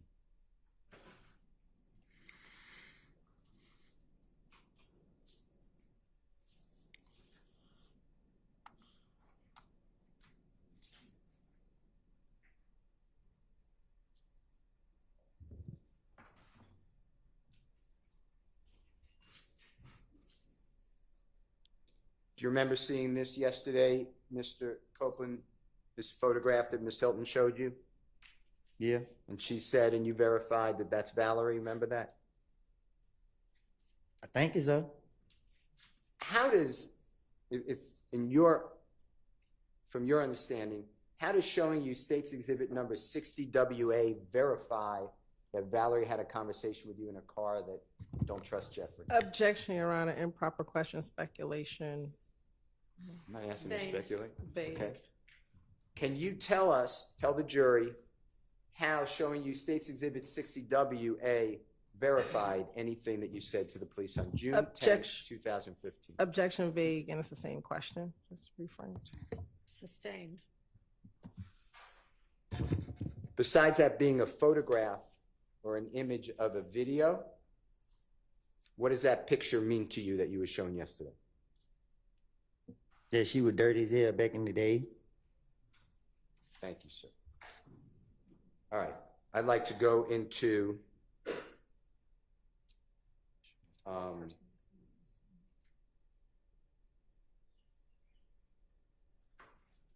JW24X as an X-ray that states exhibit number 378YE as in Aaron, June 10, 2015, from 4:13:34 p.m. to 4:14:46 p.m. Specifically, Detective Dennis asked you, what does Birdman have to do with all of this? And you answered, Birdman's quiet. Detective Dennis said, he don't tell them to calm down. You said, Birdman, he don't talk in front of us. Detective Dennis said, he don't. You all like that? And you said, but he like, yeah, he right there. He talked to me a lot, but it don't be about nothing. Detective Dennis said, small talk. You said, yeah. What the H, this N talking about? Detective Dennis then I can't understand what he's saying. And then you say, it sound like it. Detective Dennis said, you think so? You said, I don't think he did it. I don't know. Detective Dennis said, so with all this stuff with Nut, what was his reaction to it? Meaning Birdman. You said, from me to you, he was trying to pay them to keep quiet. Detective Dennis asked you, pay who to keep quiet? You said them. Detective Dennis said, who is them? You said Nuts folks. Detective Dennis said, oh, just go about their business? You said, yup. Detective Dennis, here, take this, shut the HELL up, leave it alone. You said, I think it was $200,000. Detective Dennis said, a payoff. You said, I heard that right my own ears. Detective Dennis said, who he supposedly paid to? And you said, Fly. Detective Dennis said, who's Fly? You said, the man who owned the TIG. It's kind of a way y'all can just man, if you don't mind listening to this. What does Birdman have to do with all this? Birdman quiet. He don't tell him to calm down? Man, Birdman, nah, he don't want to talk for him. He don't know y'all like that. He won't be right there. He talk to me a lot, but it don't be about that. It's just small talk. Yeah, what the hell this nigga talking about? Does he get it? It sounds like it. You think so? I don't think he get it. I don't know. So with all the stuff with Nut, what was his reaction to it? Comedian, I'm trying to pay them to keep quiet. Pay who to keep quiet? Them. Who is that? Bad folks. Oh, let's go about that business. Yeah. Here, take this, shut the hell up, leave it alone. I think it was 200,000. Pay off. I heard it by my own ears. Who he supposed to pay it to? Fly. Who's Fly? The man who owned the TIG.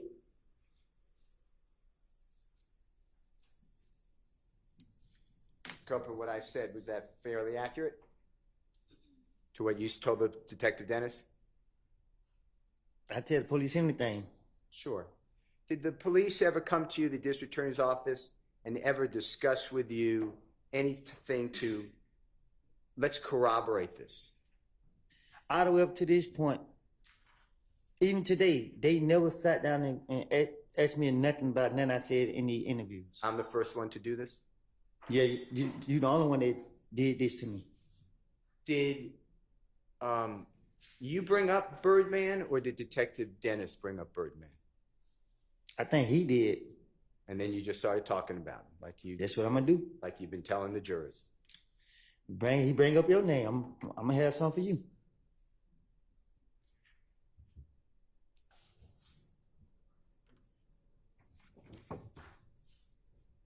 I want to talk with you about Jeffery Williams 240Y, as in yesterday. State's exhibit number 378YE, as in Aaron. It's June 10, 2015 again. Interrogation. It's from 10:10:23 a.m. to 10:10:51 a.m. And Mr. Copeland, if you can listen to this and tell us if this is you talking about Jeffrey was going to buy the gun that was found at the Dunbar Recreational Center for $1,000, if this is what you're talking about with the police, okay? So when I got the gun, I got it from the green store. So I went up to the pub to go play baseball, but I waiting on them to come get it. So you waiting on who to come get it? Ladina. So his brother pulled up.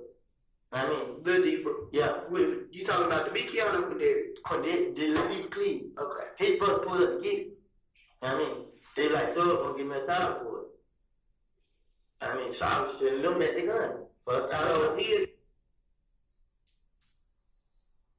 It's going to be my same question. Anything besides what you told the police to verify that Jeffrey was going to buy a gun for $1,000 at the Dunbar Recreational Center gun? They didn't even believe me. Miss Hilton asked you yesterday towards the end of your testimony with her. She said, but all you were talking about were people, the only people committed crimes was Jeffrey and other people maybe here, like Little D and Nard, etc. Do you remember that type of question that she asked you? I don't even understand what you're saying. Okay. Do you remember telling the police that Rich Homie Quan took out, put $25,000 to kill Tay? Remember telling him that? Yeah, I told the police that. Told you, I wanted them to believe I knew information and that they can rely on me. That's my whole motive when they would question me. If they go for it and they let me walk away, they got to catch me on the back end. Okay. Do you remember telling the police that Rich Homie Quan would buy guns for YFN Lucy and his people and store them? I can't tell the police nothing that's going on in some with people that I'm not around. So it's self-explanatory that I made it up. Did the police ever come to you or the prosecution, meaning the district attorney's office, and say, hey, we want to go over what you said to see if we could verify it? No. I haven't heard anything until this trial. Only person come talk to me is Miss Hill. But I can't, like, she asked me, have I heard some calls? She let me hear the calls. Like, I don't recall her asking me specific questions. Okay. I'd like to play for you Jeffery Williams 244A as an Elisa. It's a January 28th, 2015. Interview at 7:23:53 through 7:24:16, and it's on those. It's on the issue about Rich Homie Quan putting $25,000 to kill Tay. Okay. All right.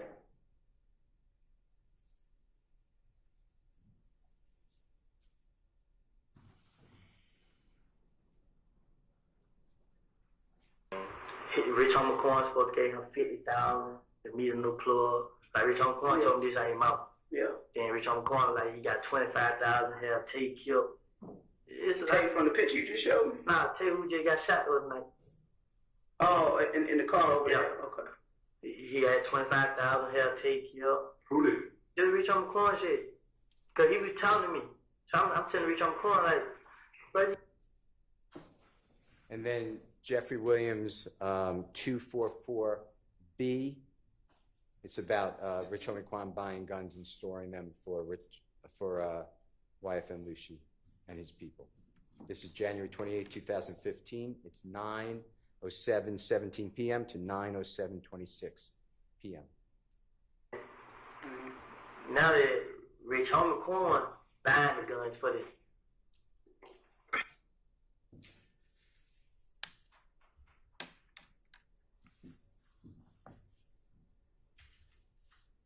Is that it? Okay. And Mr. Copeland, this is just the same thing you've been saying the whole time, right? You're just going to talk about me. If the police bring me up or want to know, you're just going to be a fountain of information, so they let you go. Man, this is crazy, man. Like, throughout my whole life with interacting with the police, they never believed nothing I said. I don't have a clue why they even got me in here. You know what I mean? Yeah, man. I'd like to talk with you about Jeffery Williams, number 240Z, as in zebra, State's Exhibit number 378YE, as in Aaron, June 10, 2015. It's 1:16:56 p.m. to 1:17:36 p.m. You said, you know what I mean, this N, you know what he did to me? He gave me $300,000 to hold, and he left and came back. Detective Dennis said, and you ain't get none of that, and you said, I don't care about money. I don't. Detective Gaffer said, you care about some money, and Detective Dennis said, you kind of dissing yourself, man. And you said, listen, the N would give me money. What is N? N-I-G-G. Oh, nigga. You feel what I'm saying? I didn't need nothing. I didn't. Detective Gaither said, how much? You said, but when I went to jail, he didn't help me. Detective Gaither said, you just said the most amount of money Thug Dunn gave you. Detective Dennis said $300,000. And you said, but he left with you 300. This is Detective Dennis, and I guess came back and gave you 1,000 and you were good. I just want you to hear that and make sure that's what it said.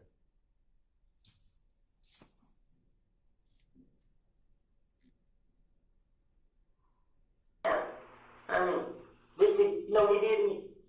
Yeah, $300,000. The whole. He left. Came back. And you ain't get another. I don't care about money.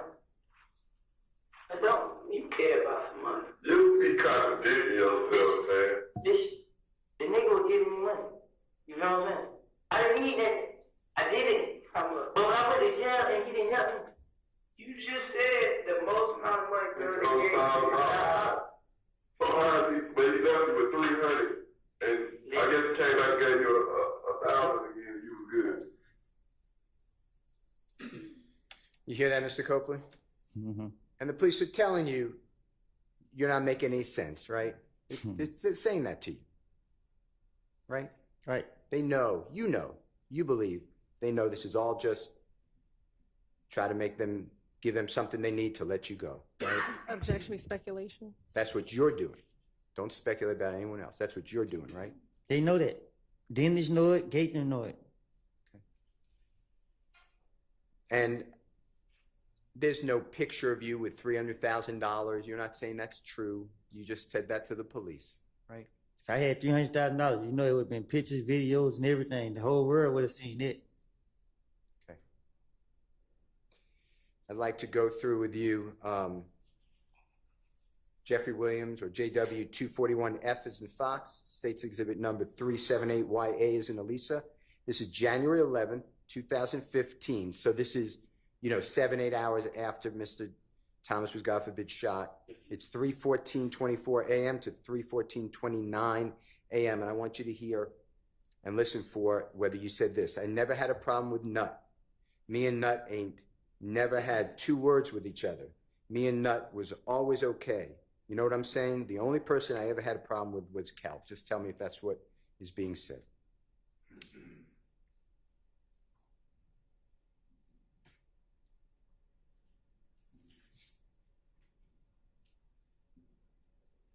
I never had a problem with nothing. Me and Nut ain't never had two words to each other. Me and Nut was always okay. You know what I'm saying? Now, Mr. Copeland, what I said, that was fairly accurate? What you say? What I said when I asked you to listen for it, that was accurate? That was... we heard it. Okay. And actually, a little time before January 6, 2015, I'm using that date for when you got into that fight at Club Crucial. You know what I'm talking about? When Shell Kell and other people jumped on you with your eye. You know what I'm talking about? I know what you're talking about. Okay.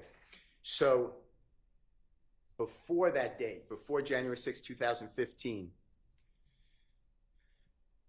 you stole from Mr. Donovan Thomas's Tahoe vehicle his cellular telephone, his identification, his chain, his nut chain, and his wallet. Is that true? I gave it back to him. Okay. I'm going to get there, I promise you. And what happened was Mr. Donovan Thomas called his own cell phone and you answered it and made arrangements to give him back his property. Fair to say? Sound like that. And when he came to get his property, he came with other people in other cars, right? Sound like that. And they had guns. Objection, assuming facts not in evidence. Well, he's asking the question of whether Mr. Copeland knows, so I'll overrule that. What's going on? Did they have guns that you saw? Yeah.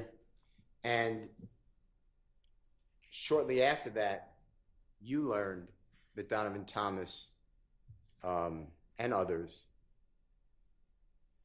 were going to hurt you. True? Objection, improper character of the victim. Sustained. You knew that Donovan Thomas and others made statements that you heard that they were going to hurt you. Objection, Your Honor, assuming facts not in evidence and improper character evidence. Sustained.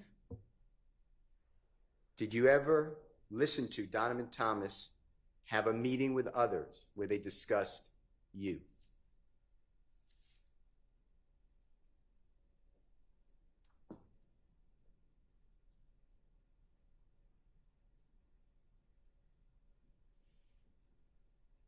Yeah, I was told.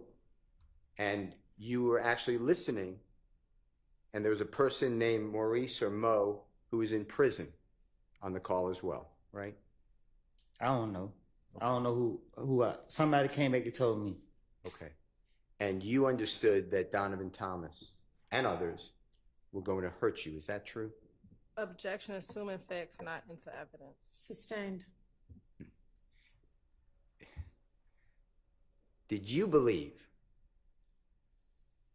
come around January 10th, 2015, that Donovan Thomas and others were going to hurt you? Did you believe that? Same objection and relevance of what his beliefs were. I think it goes to his state of mind on the day that Mr. Thomas was killed. Overruled. What you asked? Did you believe that on the date that Donovan Thomas was killed, that he and others, his friends, were going to, had a plan to hurt you? Physically? I was told it. Okay. So when you told the police on January 11, 2015, that you and Nut never had any words, never had a problem, your only problem was with Kel, you just didn't want to tell the police about that, right? Say that again? You did not share with the police what you believed to be a problem that Donovan Thomas was and his friends were trying to hurt you. You didn't share that with Detective Thorpe, did you? I don't know. You told Detective Thorpe that you never had a problem with Mr. Thomas, right? We just heard that. That's what I told him? Okay. I want to go into what you have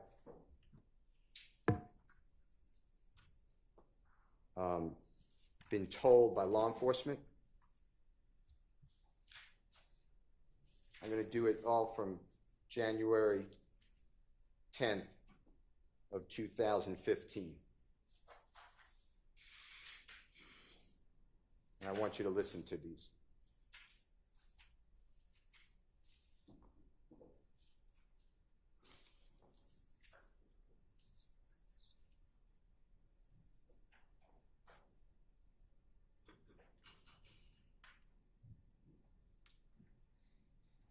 I want you to listen. This is JW240AA, Elisa, States Exhibit number 378YE. It's June 10th, 2015. It's 1:15 p.m. to 1:51 p.m. and tell the jury if this is accurate. You said, "It is though. I sat right here. You know what I mean? I promised I wouldn't back out for nothing. You know what I mean?" Detective says, "I'ma find out."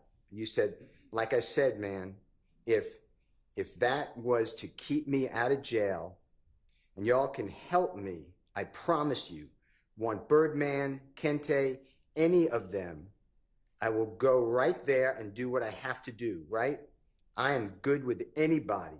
You know, even though all this SHI blank going on, you know, and detective says, you mean, right? And you said, I put it on my mama's soul. I mean it. I want you to listen to this, okay? I promise I'm gonna back out next. I mean, I'm fine now. Like I said, man, if they was to keep me out of jail and if y'all can help me, man, I promise you, you gonna throw up Birdman, can't say and one of them. I'm gonna go right there and do what I have to do. Like, I'm good with anybody. Now, you know all this shit going on. I mean, it was 2015, 1:16 p.m. You mean that, right? Put on my own soul, I mean. Now, did you hear Detective Gaither say June 10, 2015, 1:16 p.m.? You mean that right? And you said, I put on my mama's soul. She's saying that what you said, that you're going to help them. You'll do anything to get out of jail, right? Right. Okay. I want to go back in time, same day, but this is going to be 9:45 a.m., so about 4 hours before, 3 hours before. This is JW 240B as in Barry, B as in Barry, States Exhibit number 378, YE as in Aaron. And this is 9:45, 19 a.m. to 9:48, 39 a.m. And it's Detective Cunning, not detective, Special Agent with the ATF, Alcohol, Tobacco, Firearms, Explosive, Cunningham. She's a female, and she says, and I want you to make sure that it's accurate, she says, okay, I need you to listen. You know you're a felon. You know that you got a gun today, so you can't even dispute that. I don't even want you to try because you're just going to be wasting my time and yours too. And let me finish. You said no, and there's overlapping conversation, meaning multiple people speaking. The ATF agent Cunningham says, me and investigator Gaither, but the gun today, the one we found today in the apartment, meaning when you were arrested from your apartment on June 10, 2015. You said, ATF agent Cunningham said, now, when it comes to the federal system, it's not you go, when you go, do your time, there's no parole, there is no what it is. And then Detective Gaither says, early release. And then Agent Cunningham says, no early release. You may get good behavior, but that's only like you get nothing. And they typically don't let you stay in Atlanta. They might ship you off somewhere clear across the country. So whatever you do, and then you say, darn, but you said a different word, my head hurt. Agent Cunningham said, I'll go back and tell the United States attorney that's assigned to this case, this is what he did to help himself out. It pans out. Or I can go back and tell her, this is what he said. We found out it was a lie. He's continuing to play games. The judge do what they want to do.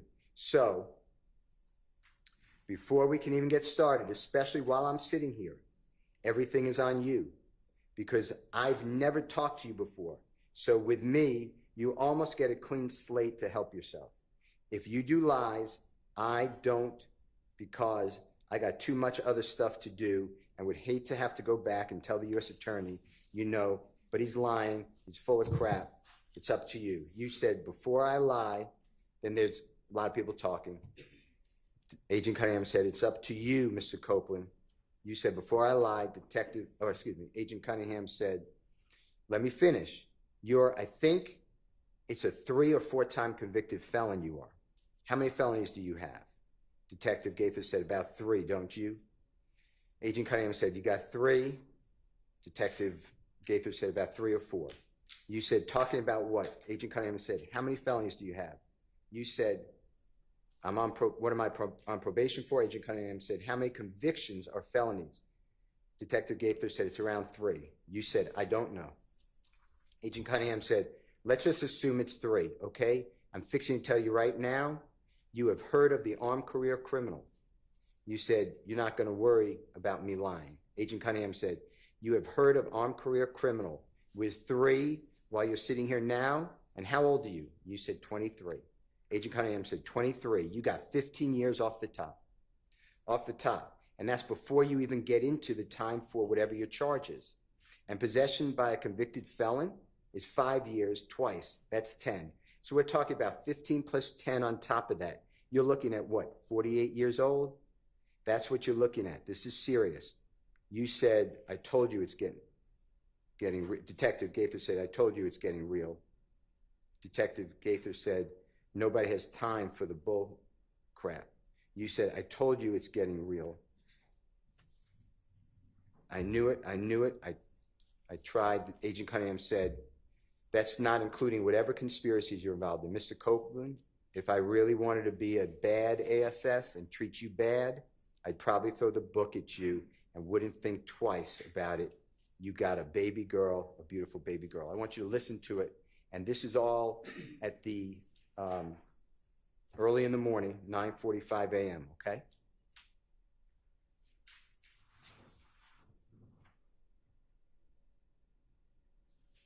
Okay, I need you to listen.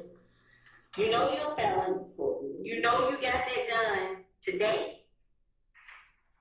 So you can't even dispute that. So I don't even want you to try because you're just going to be wasting my time and yours too. And let me finish. With the gun today, the one we found today in the apartment. Now, when it comes to the federal system, it's not no, you go do your time and there's no parole. There is no, what is it? I mean, no early release. You may get good behavior, but that's only like, you get nothing. And they typically don't let you stay in Atlanta. They might ship you off somewhere clear across the country. So, whatever you do, I go back and tell the U.S. attorney that's assigned to your case, this is what he did to help himself out. It pans out. Or I can go back and tell her, this is what he said. We found out it was lies. He continued to play games. The judge do what they want to do. So, what I'm trying to tell you before we even get started, especially while I'm sitting here, everything is on you because I've never talked to you before. So with me, you almost get a clean slate to help yourself. I don't do lies. I just don't because I got too much other stuff to do. And I would hate to have to go back and tell any U.S. attorney, you know what, he just lying and he full of crap. It's up to you, Mr. Copeland. You are I think, is it a 3 or 4 times convicted felon? How many felons do you have? About 3, no? You have 3? About 3 or 4. Right. How many felonies? I'm saying, like, is it what I'm on probation for? How many convictions that are felonies do you have? Is it 3 or 4? It's around there, yeah. I don't know. Okay, let's just assume it's 3, okay? I'm going to tell you right now. With 3, have you ever heard of armed career criminal? No, I never heard of me lying. Have you ever heard of armed career criminal? With 3, where you sitting at now, and you how old? 23. You get 15 years off the top. Off the top. That's before you even get into the time for whatever your charge is, and possession by convicted felon is 5 years. Twice is 10. So we talking about 15 plus 10 on top of that. You looking at, what, 48 years old? That's what you're looking at. This is serious. I told you. Nobody has time for the bull crap. I told you it's getting real. Did I not? I knew it. I tried to change. That's not including whatever conspiracies you involved in. Mr. Copeland, if I really wanted to be a badass and treat you bad, I'd probably throw the book at you and wouldn't think twice about it. You got a baby girl. Beautiful baby girl.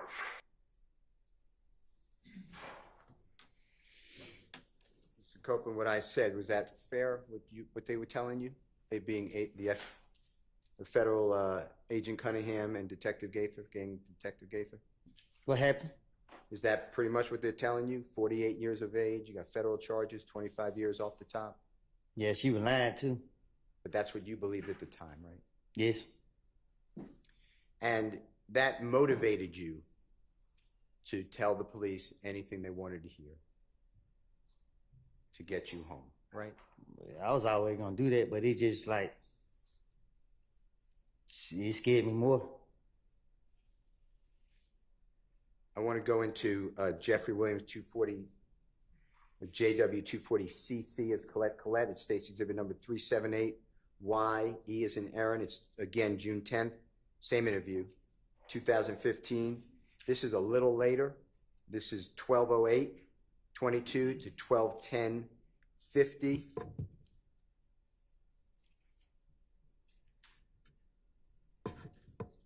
And on this one, you said, man, so what can I do? I don't know why. I'll do whatever, man. I'll wear a camera. Detective said, listen to me.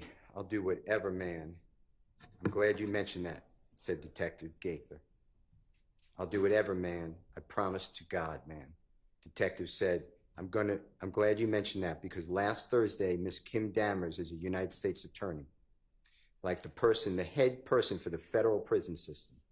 And I basically broke down to her everything we had so far in your case. All of them, shootings, all of this, all right? She said, you guys have great cases, but we need somebody with direct knowledge that can take down the main culprits. To us, I don't think you're a main target because you are the target for them. What we want, the top guys that's calling the shots. I know you heard the term, we want the big fish. And sometimes to get the big fish, you got to dangle small fish in front of them for them to come, for the fish to come. So is that something you want to do? Because our case is sealed with you. Like it's not, of course, we would like to, solve some of these retaliatory shootings and all that stuff. But as far as your fate at this point, Detective Dennis said, you're done. Detective Gaither said, you're cooked. The only thing that may possibly help you is helping yourself by speaking what you know. You said, I just. Then Detective Gaither said, right. And then, but that's Shannon. And Detective Dennis said, he's on the same level as you. Detective Gaither said, basically, I don't consider Shannon a big fish. Detective Dennis said, he's a small fish. You said, I know what y'all want to throw. Detective Gaither said, like, he's a gopher, you understand? And that's why he's less. In my opinion, he's less than you with your status, in my opinion. And you said, so what do I need to do? And Detective Gaither said, I want to know what the F-U-C blank thug doing. I want to know what the I want to know what the F thug doing. Oh, I want to know what the F, goddamn, excuse my language. Where is his money from? If they got to get Birdman, we want to talk about the darn, or it says, damn, Wayne Bus. I want to play that for you. Tell me if this is what you were told. So what can I do to make the strange up? I don't know why. I do whatever, man. I don't want to tell them. I do whatever, man. I'm glad you mentioned that. I do whatever, man. I promise God, man. I'm glad you mentioned that. Because last Thursday, Miss Kim Dammers, the U.S. Attorney, like the head person for the federal system. And I basically broke down to her everything that we had as far as your case, all the retaliatory shootings, all this, all that, right? She said, you guys have great cases, but we need somebody with direct knowledge that can take down the main culprits. To us, I don't want to say you're not a main target because you are the target for them, but we want top guys that's calling shots. Now, I know you heard the term, we want the big fish. And sometimes to get to the big fish, you got to dangle small fish in front of them for them to come, for the fish to come. So, is that something that you want to do? Because our case is sealed Like it's not, you know. Of course, we would like to, you know, solve some of these retaliatory shootings and all that stuff. But as far as your fate, at this point, you could. And the only thing that may possibly help you is you helping yourself by speaking what you know. Right. But you know what? That's not Shannon. He on the same level as you. Basically, I don't consider Shannon a big fish. Like you said, he a gopher. You understand? And that's the way he's less. In my opinion, he's less than what your status is. In my opinion. What I need to do? I want to know what the fuck Thug doing. I want to know what the fuck goddamn where his money is from. If they gotta get to Birdman, we will talk about damn Wayne Buzz.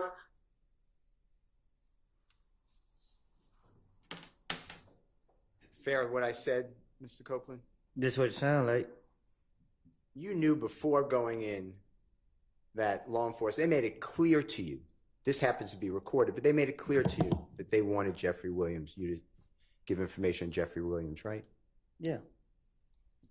And the only way that you were going to avoid, in your opinion, what you were told, pretty much the rest of your life in prison, is that how you understood it? Was to give information on Jeffery Williams and others. True? Really, just him. And it was a lie, wasn't it? What you mean? Jeffery Williams didn't do these things that you're telling the police. But I told y'all that. All right, let's take a break.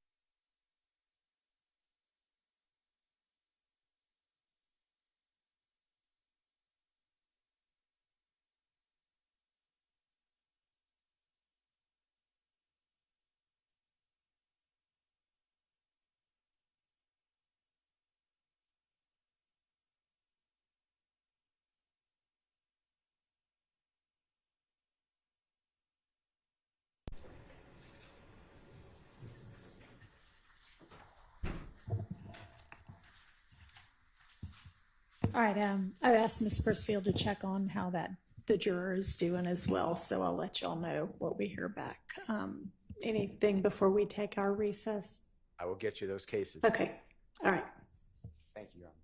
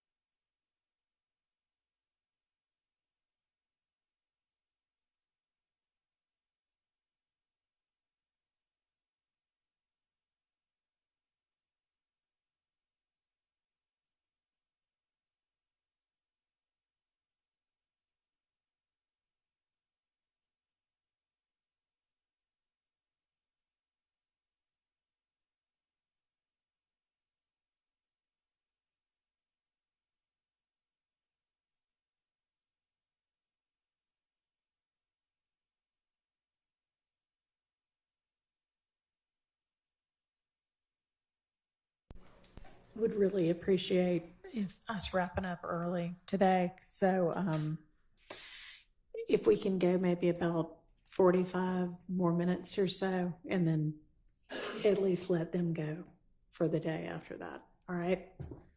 And if they're ready, which I think they are, let's get Mr. Copeland and get them back and try to make some more progress.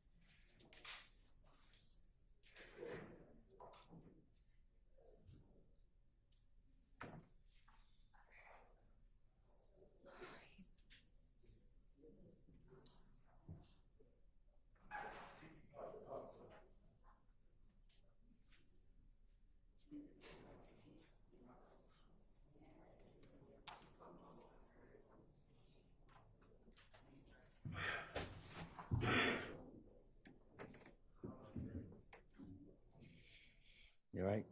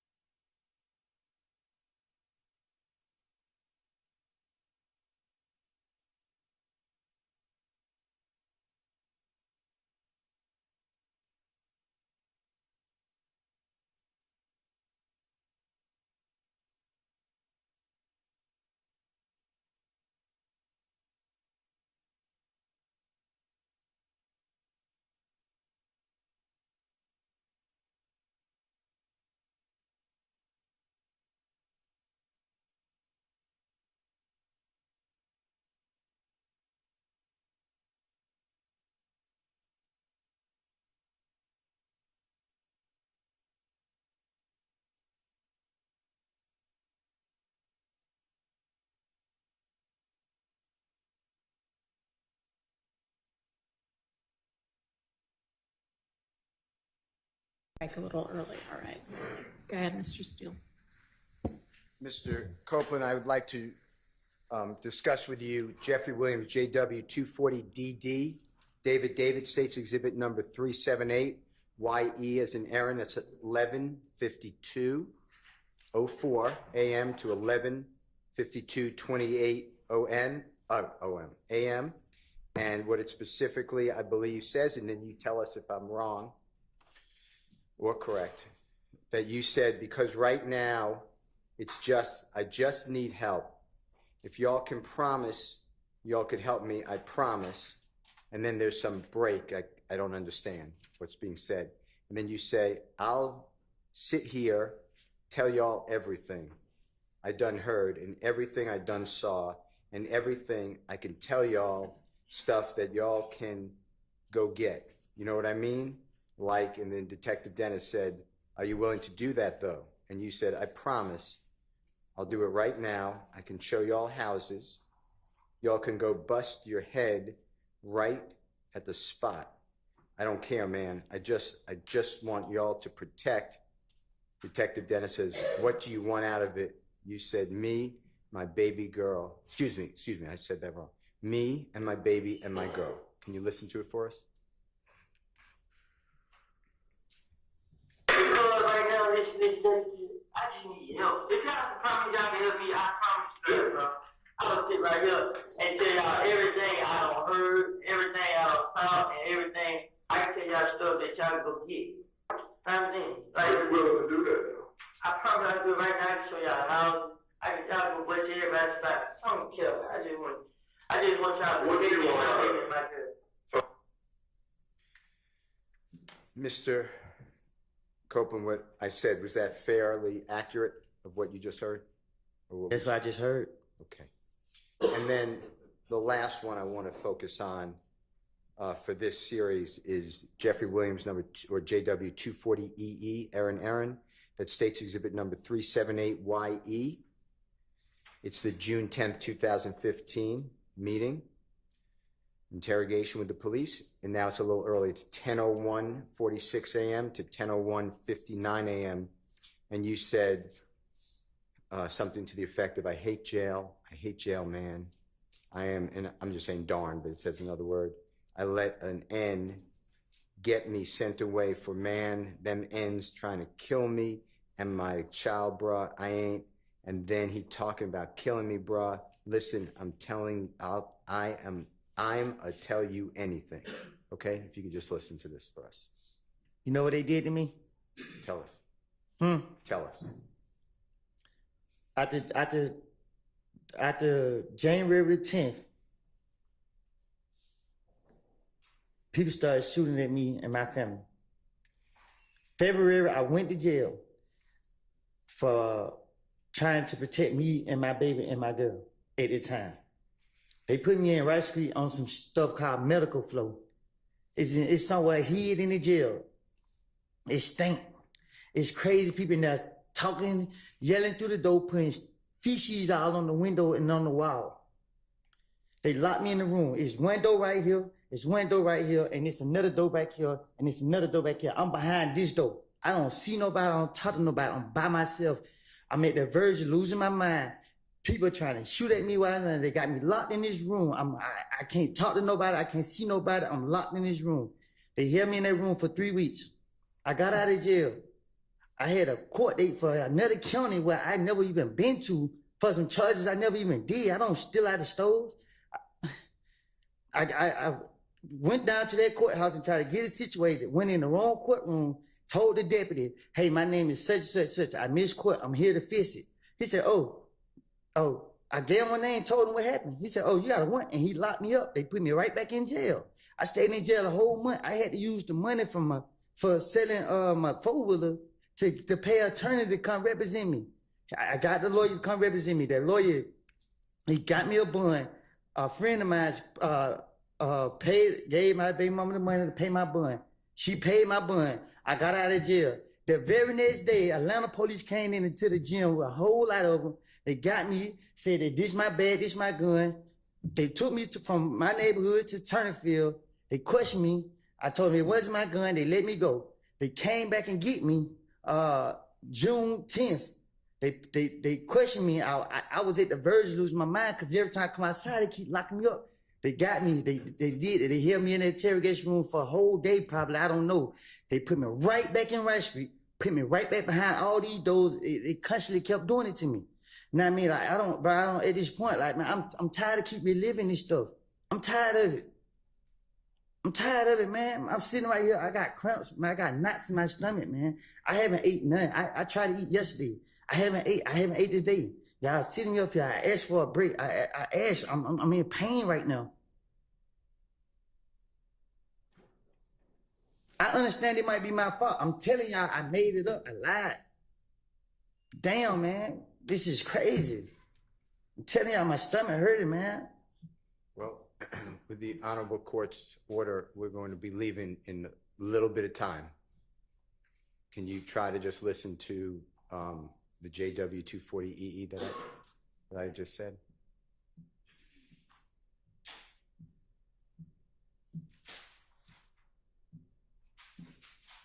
If you need it, could you put in your earphone if you don't mind? I can hear it. Okay. I hate jail. I hate jail, man. I'd be damn if I let nigga me shit with. Man, my nigga try to kill me and my child, bro. And then he come out to kill me, bro. Listen, I'm telling you, man, but you. Mr. Copeland, with your background and your experiences in jail, is it fair to say that you would do anything not to go to jail?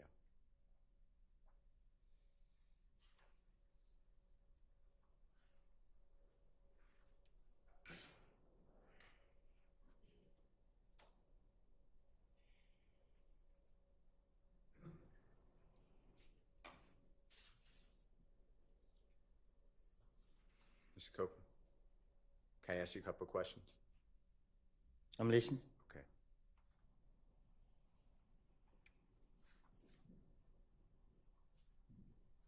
For people who've never been to prison or jail,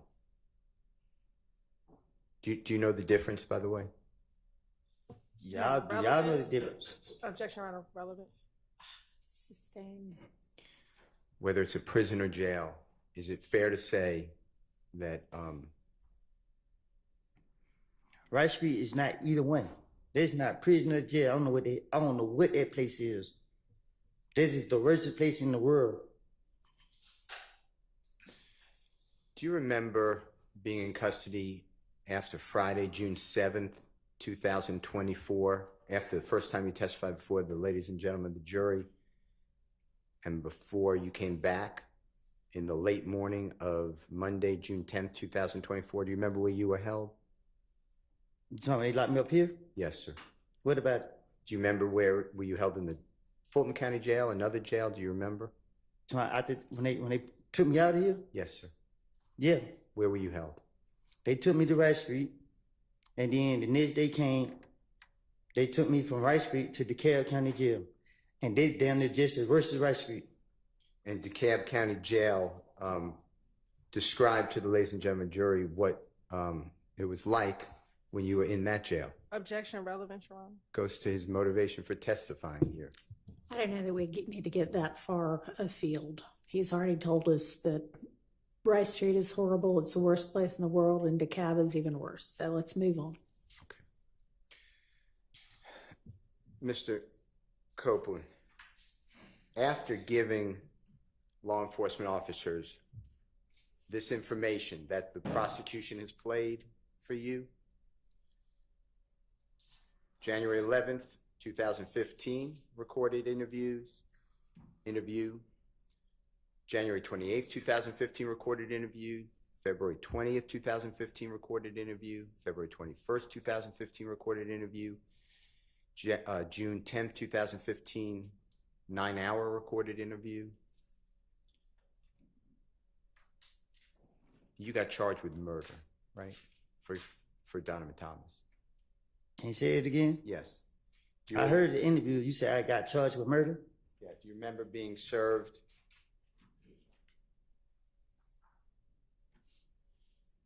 No, I'm marking Jeffery Williams number 245. May I approach, Your Honor? You may. I'm going to show you this, Mr. Copeland. If you need any assistance, let me know. Do you remember Detective Thorpe swearing out a warrant for you for the offense of murder for you knowingly and intentionally with malice aforethought on January 10, 2015 at 330 McDaniel Street, Atlanta, Fulton County, state of Georgia, did participate in the Objection, Your drive-by Honor. shooting. Hang on just a second. Yes? Reading something that's not into evidence and relevance. Okay, well, overruled on relevance. What was the first thing? That he's reading something that's not in. All right, so have him, are you asking him whether he recognizes it? Just Sure. Did he ask get him, charged? do you recognize it? That's Okay. the way to do that. Okay, look at Jeffery Williams, number 245. It's several pages, but this is the first page at first. Do you recognize that as the warrant taken for your arrest for murder of Donovan Thomas by Detective Thorpe on October 20th, 2015?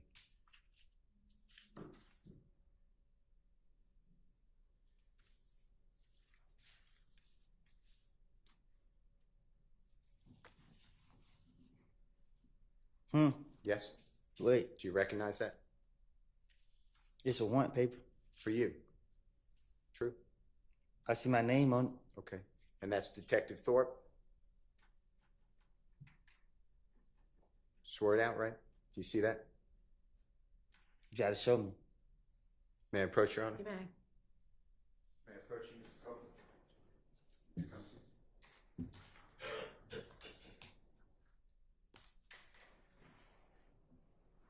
You see that? Yeah. You see the date on there, Mr. Copeland? October 20th, 2015?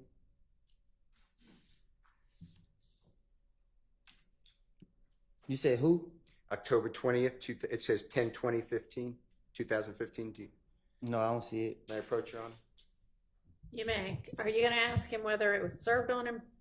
Because he didn't really answer whether he recognized. You did? Mm-hmm. Yes. And at that time, you were in federal custody at the Robert A. Dayton Detention Center. When I say that time, October 20th of 2015, you were awaiting the federal charges that eventually you were sentenced to 51 months in custody, right? No, I was sentenced to 5 years. Okay, apologize. 60 months in custody. Apologize. While you were held at the Robert A. Dayton Detention Center in Clayton County, do you remember that? Lovejoy. Yes, Lovejoy. Do you remember being served by a United States Marshal these warrants while in Lovejoy? No, my attorney told me. Okay. And you were charged with what crimes? He just said murder. All right. For Donovan Thomas, right? That's what he said. Okay. So after Detective Thorpe, you knew that he worked with Detective Gaither, right? What you mean? They were co-workers. They were working. They interviewed you together, interrogated you. You knew that he worked with Detective Dennis, right? Right. You knew he worked with federal ATF agent Cunningham, right? Right. And he took out a warrant for you for murder of Donovan Thomas just 4 months after you gave the last interrogation that we have, June 10th, 2015, right? Right. Mr. Copeland, eventually,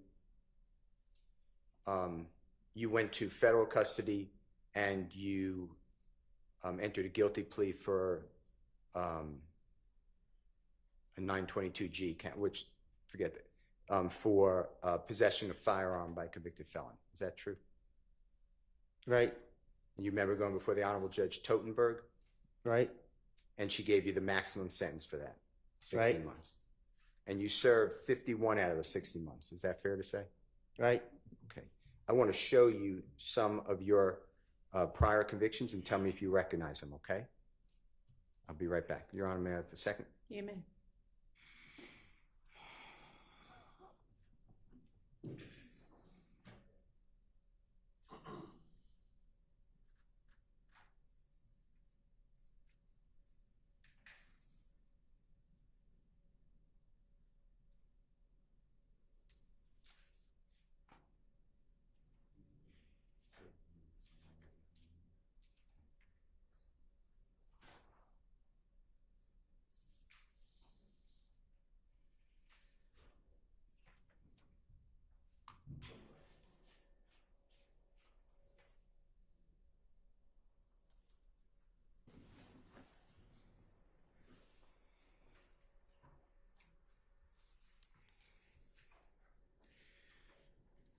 While they're looking for that, Mr. Copeland, Jeffrey Williams wasn't charged with murder of Donovan Thomas, right?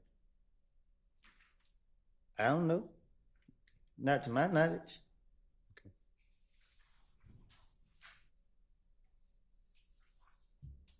Even in this indictment, Jeffrey Williams not charged with murder of Donovan Thomas. Do you realize that? And if you don't know, just say, I don't know. Objection, Your Honor. Improper speculation. It's the indictment on trial. Well, it really doesn't matter whether he knows it or not. Ask your next question. I'm just waiting on the certified copies.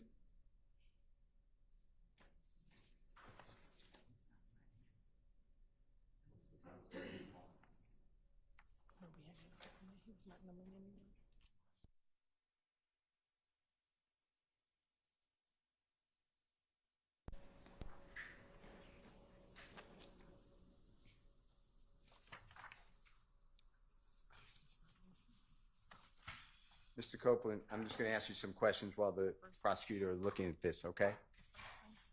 While in jail, in the Fulton County Jail, as well as were you held in the Fayette County Jail? Do you ever remember that? Mm-hmm. Yes. Just to be fair, say yes, okay, or no. And you are aware that jail calls are recorded. Is that fair to say?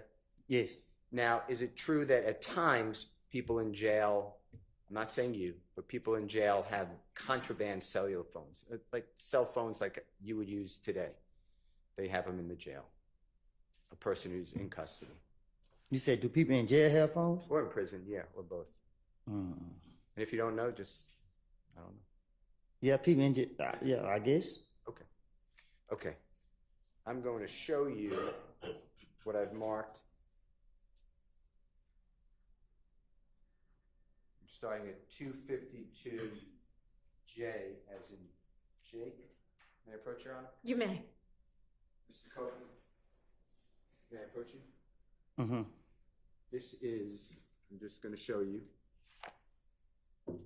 what I've marked as Mr. Williams 252J, okay? And if you could just take a look at this for me. Do you see what it says here? United States District Court, Northern District of Georgia. Mm-hmm. Atlanta Division, United States versus you. United States of America versus you, Mr. Copeland. You see that? Mm-hmm. And do you see your lawyer's name, Ms. Durrett? Mm-hmm. And that's D-U-R-R-E-T-T. And do you see the Honorable Judge Totenberg's signature on there? Mm-hmm. And that was your judge, correct? Yes. Yes. And you see the date, October 24th, 2018? Yes. And it has an amendment to the judgment, same case number, your name, right? Yes. And it just has October 22, the same date, but the judge signed on October 31, and it just amended your sentence. Is that fair to say? Yes. And this is certified. Certified means the clerk, you feel that, if you want to feel it, feel that seal? Mm-hmm. Okay. Yes. And this shows that you pled guilty to the offense of possession of a firearm under 18 United States Code 922G1. Do you see that? Yes. And your sentence is going to be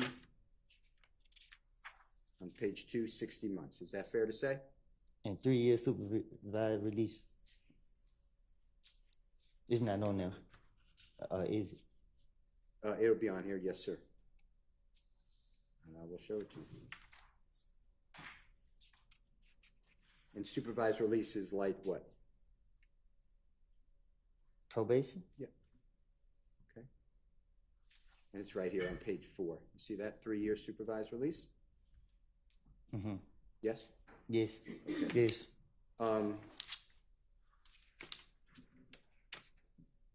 Your Honor, I move for the admission of its certified document 252J. It's a conviction of Mr. Copeland from the Northern District of Georgia.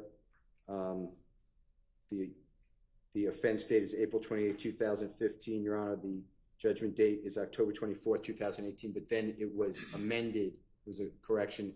It's October 31, 2018. All right, stand by that. I'm just going to move this to court.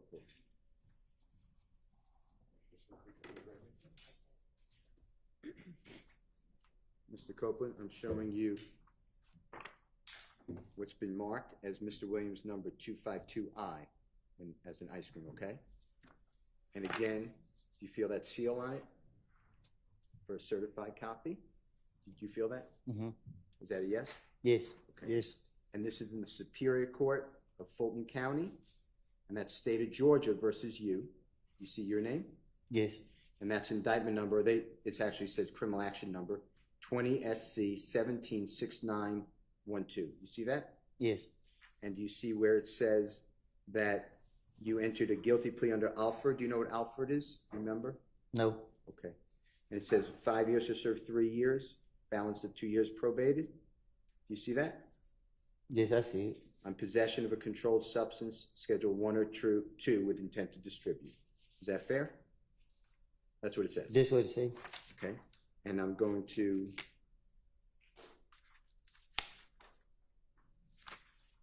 turn to, you were sentenced by the Honorable Judge Ingram in this courthouse. Do you remember that by any chance? Yes. And I'm going here to your indictment. And Judge Ingram's name used to be Judge Millender. Did you know that? And if you didn't, that's fine. Yes, I knew it. Okay. And this indictment was returned by the grand jury on November 20th, 2020 for the offenses of participation in criminal street gang activity. But you did not plead guilty to that. You pled guilty to possession of a controlled substance, Schedule 1 or 2 with intent to distribute, count 2. Is that fair to say? Yes. Okay. And did you see your signature under where it says Kenneth Copeland waives a copy of the indictment, lists of witnesses, formal arraignment, pleads guilty to count 2? You see your signature there? Yes. And then the Honorable Jonathan Melnick? Yes. That's your lawyer, right? Former lawyer. And you pled guilty on January 25, 2022. Fair to say? Yes. Okay. Your Honor, this is a certified copy, and I would move for the admission of Mr. Williams number 252I. Admitted.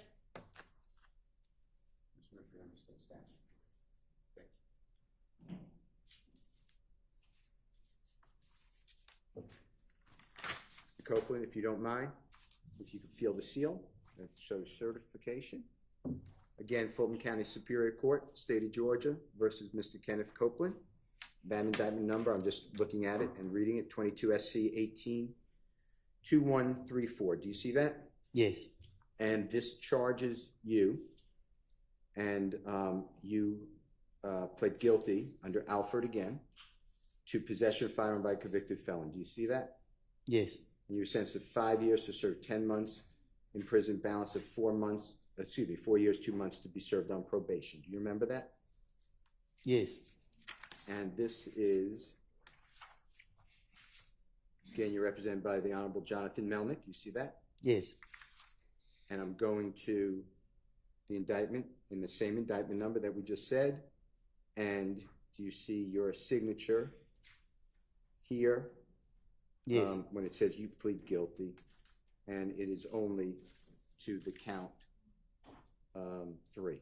You got that? Yes. Is that all true, what I said? Possession of firearm by a convicted felon. You see that?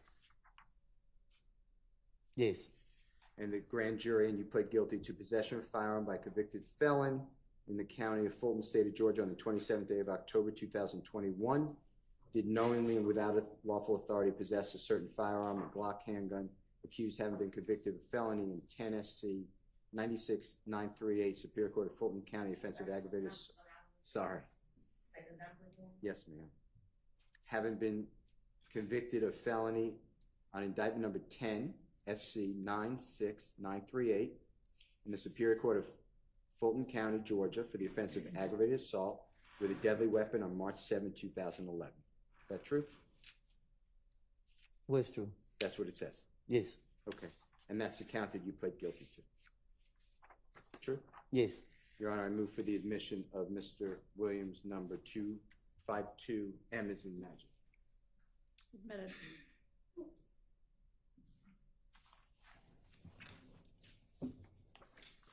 And Mr. Copeland, that date, October 27, 2021, you saw a clip, I believe, of Investigator, Detective Viverito and you in a room? Yes. And that was the same day, October 27, 2021. Is that fair to say? Yes. Okay. Mr. Copeland, I'm showing you Mr. Williams, number 252G is in Goldfetter. And this again in Fulton County, State of Georgia versus you, Mr. Copeland. This indictment number is 20 SC 17 68 51. You see that? Yes. And this has you pleading guilty under Alford to count 2, possession of a vehicle with an altered VIN number. You know what a VIN number is? Huh? Do you know what a VIN number is? No. Vehicle identification number? Yes. Okay. And it says 15 years to serve 3 years in prison, balance of 12 years on probation. You see that? Yes. And this date is also before Judge Ingram on the 25th day of January 2022. Is that fair to say? Yes. And here's the indictment. Same number that I announced before. State of Georgia versus you. And charge you to count 2 with possession of a vehicle with an altered VIN number. And you pled guilty to that count and count 3. Yes. Willful obstruction of law enforcement. You see that? Yes. And that's your signature, or the judge? Maybe try turning that backup mic off. I don't know if that'll make any difference or not. It's off. Okay. I don't know why that's started happening. Go ahead. And you pled guilty to Jonathan Melnick's your lawyer, 25th day of January 2022. Fair to say? Yes. Your Honor, I move for the admission of Mr. Williams' certified copy, Your Honor, 252G is a book. Admitted.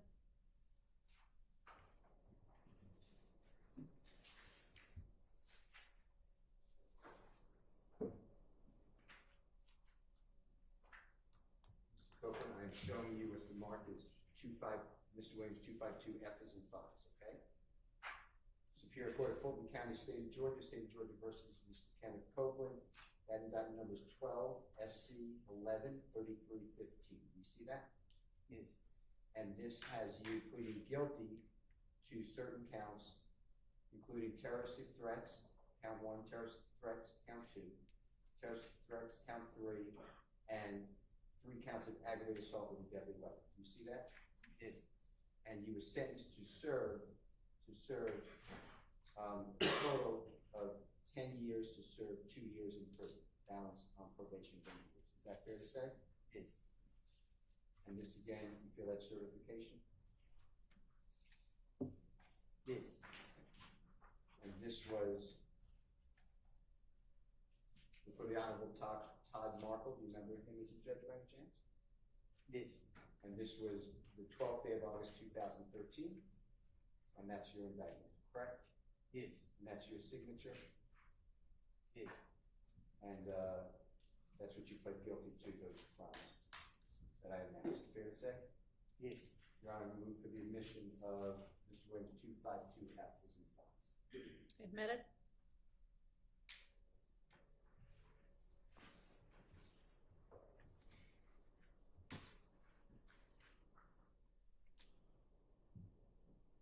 Mr. Copeland, I'm showing you what's certified, and if you don't mind just feeling, just make sure that you feel the same seal. Yes. Superior Court of Fulton County, State of Georgia versus Mr. Copeland, criminal action number 12 SC 110195, and this charges, and you pled guilty to 3 counts of entering an automobile, and then I'm skipping the 2 misdemeanors. I pled guilty to, but I'm skipping them. And then actually, that's all I'm going to announce, but it's there. 3 counts of entering automobile. True? Yes. And you were sentenced to 5 years to serve 2 years in prison and a balance of 3 years on probation. Fair to say? This would say. And this was on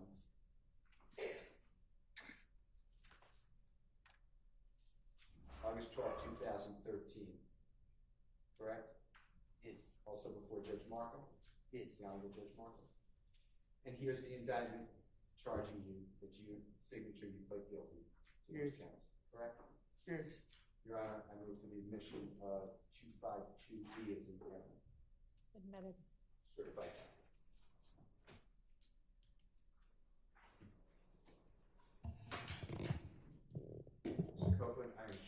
you. In the Superior Court of Fulton County, State of Georgia versus Mr. Copeland, indictment number 15 SC 136794. You have a certification on that, if you don't mind? And this is Jeffery Williams, 252D as in David, okay? Go ahead.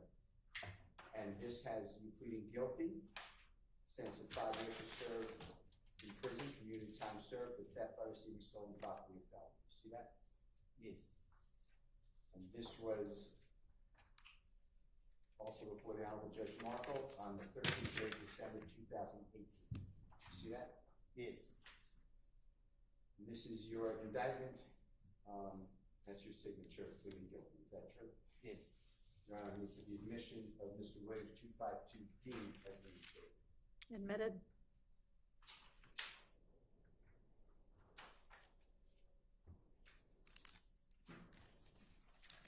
Copeland, I'm showing you Mr. Williams number 252C is in collect. And it's in the Superior Court of Fulton County, State of Georgia versus Mr. Copeland.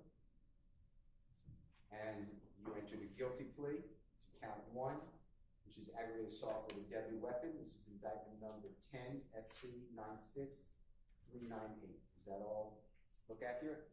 Yes. And you were sentenced to 10 years in confinement, but upon the service of 1 year, 9 years would be served on probation. See that? Yes. And tell me if this is your signature. And here you were represented by Suzanne Pomey, P-O-M-E-Y. See that? Yes.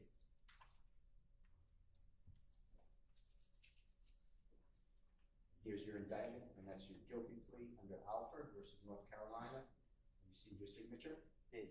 You entered that plea on the 7th day of March 2011. Fair to say? Yes. Your Honor, I move for the admission. It's a certified copy of Mr. Williams 252C is in court. Admitted.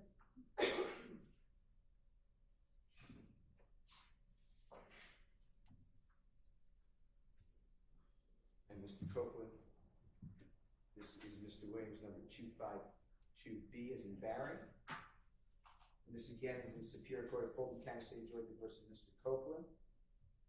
And this is a non-negotiated plea of guilty on Alford versus North Carolina, and pleading guilty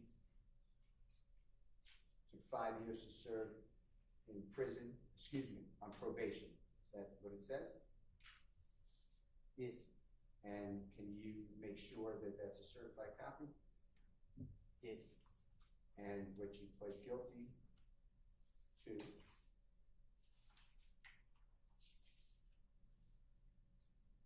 your lawyer, Jessica Stearns, S-T-E-R-N-S. You see that? Yes. And this was August 31, 2009, correct? Yes. And you pled guilty under Alford versus North Carolina to count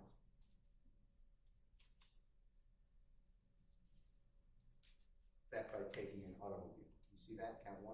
Yes. And that's your signature. I think I asked you that earlier. Is that true? Yes. And you did that on August 31, 2009, I think I asked you. Yes.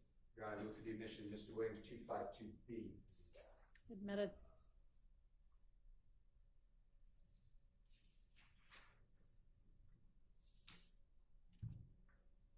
Mr. Copeland.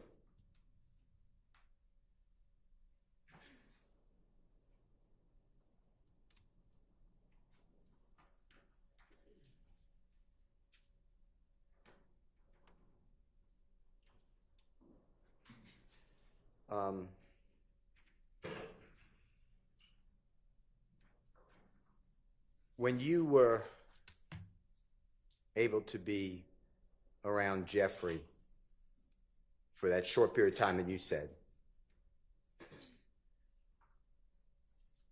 that benefited you because it made you more known.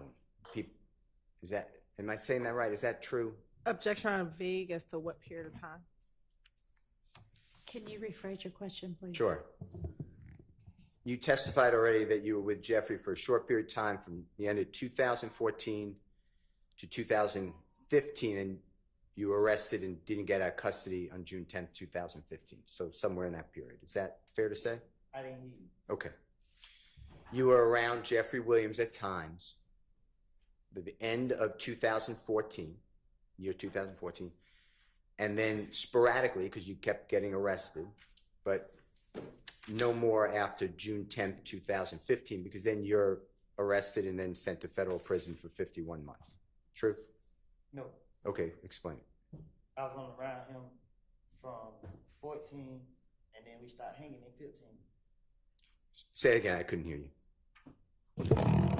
I wasn't hanging around him in 2015. Okay. Only the end of 2014. Okay. And that was beneficial to you because it boosted your notoriety, meaning people took more note of you because you were around people like Jeffery Williams and the people that he knew. Is that true? It really was based off the experience. Explain that to the jury. What you mean? Explain what you mean by it was based off the experience.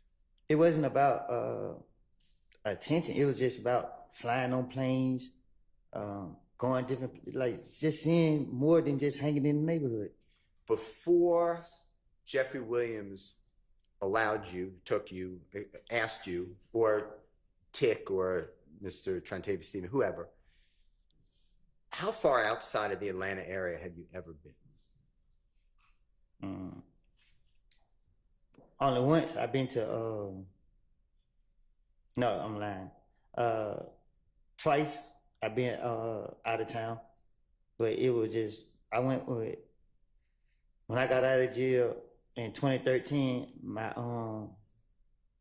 baby mama, she was going to college in South Carolina, so I traveled down there with her, and then when my friend got killed, I stopped. But before that, I had went with some old friends. He took me deep sea fishing, but that was it. But had you, in those experiences, had you ever been on an airplane? No. Or did you drive? Yeah, we drove. Okay. Okay.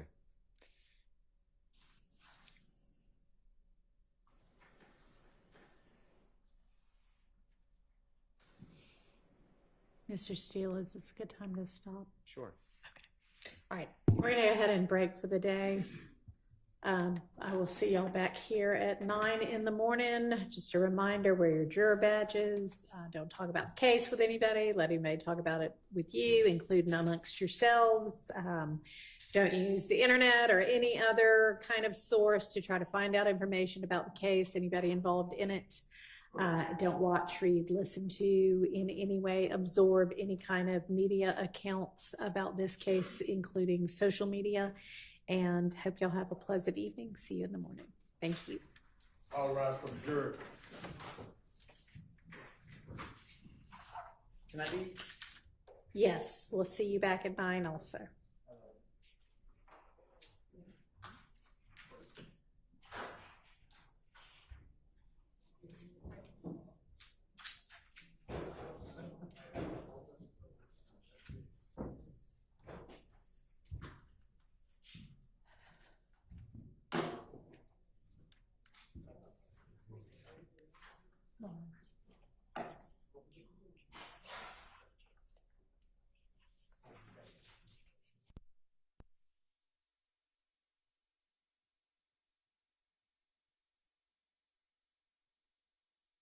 All right. Sorry we're having to break early, but anything y'all need to take up with the court? Anything we can go ahead and take care of?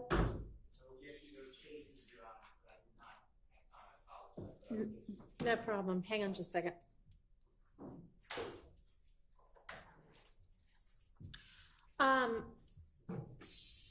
So time-wise tomorrow, what are we anticipating in terms of? I will be done, in my estimation, which is horrible typically, but I will be done. Well, you're a lawyer, so we don't estimate time well. Okay. Well, then my guess is I will be done at or before lunch. When I say at or before, your Honorable Court starts right on time.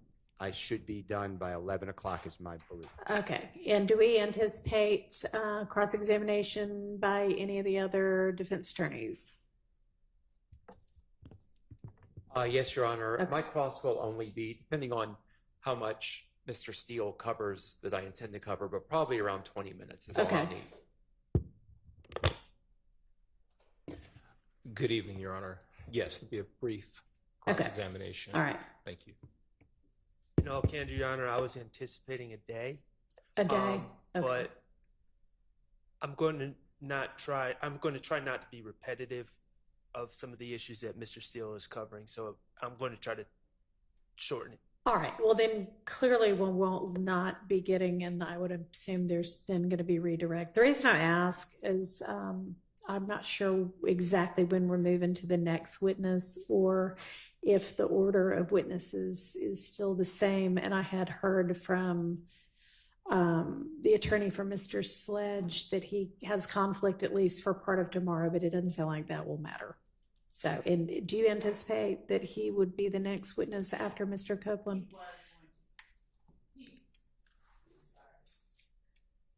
He was, and I've just seen the same notification from Mr. Wright that you did. Okay. So, but I had reached the same conclusion that the court did regarding our likelihood of even reaching him. Okay, but it may be, so given that we're off Thursday, Friday, and Monday, it would probably be Tuesday at the earliest. Yes. Okay, so maybe if you want to communicate that that's when we anticipate reaching him. Okay. All right. Anything else? Okay. Have the state, Your Honor. All right. Y'all use the extra hour to work on the case. Or just take a break from the case. See y'all at 8:40.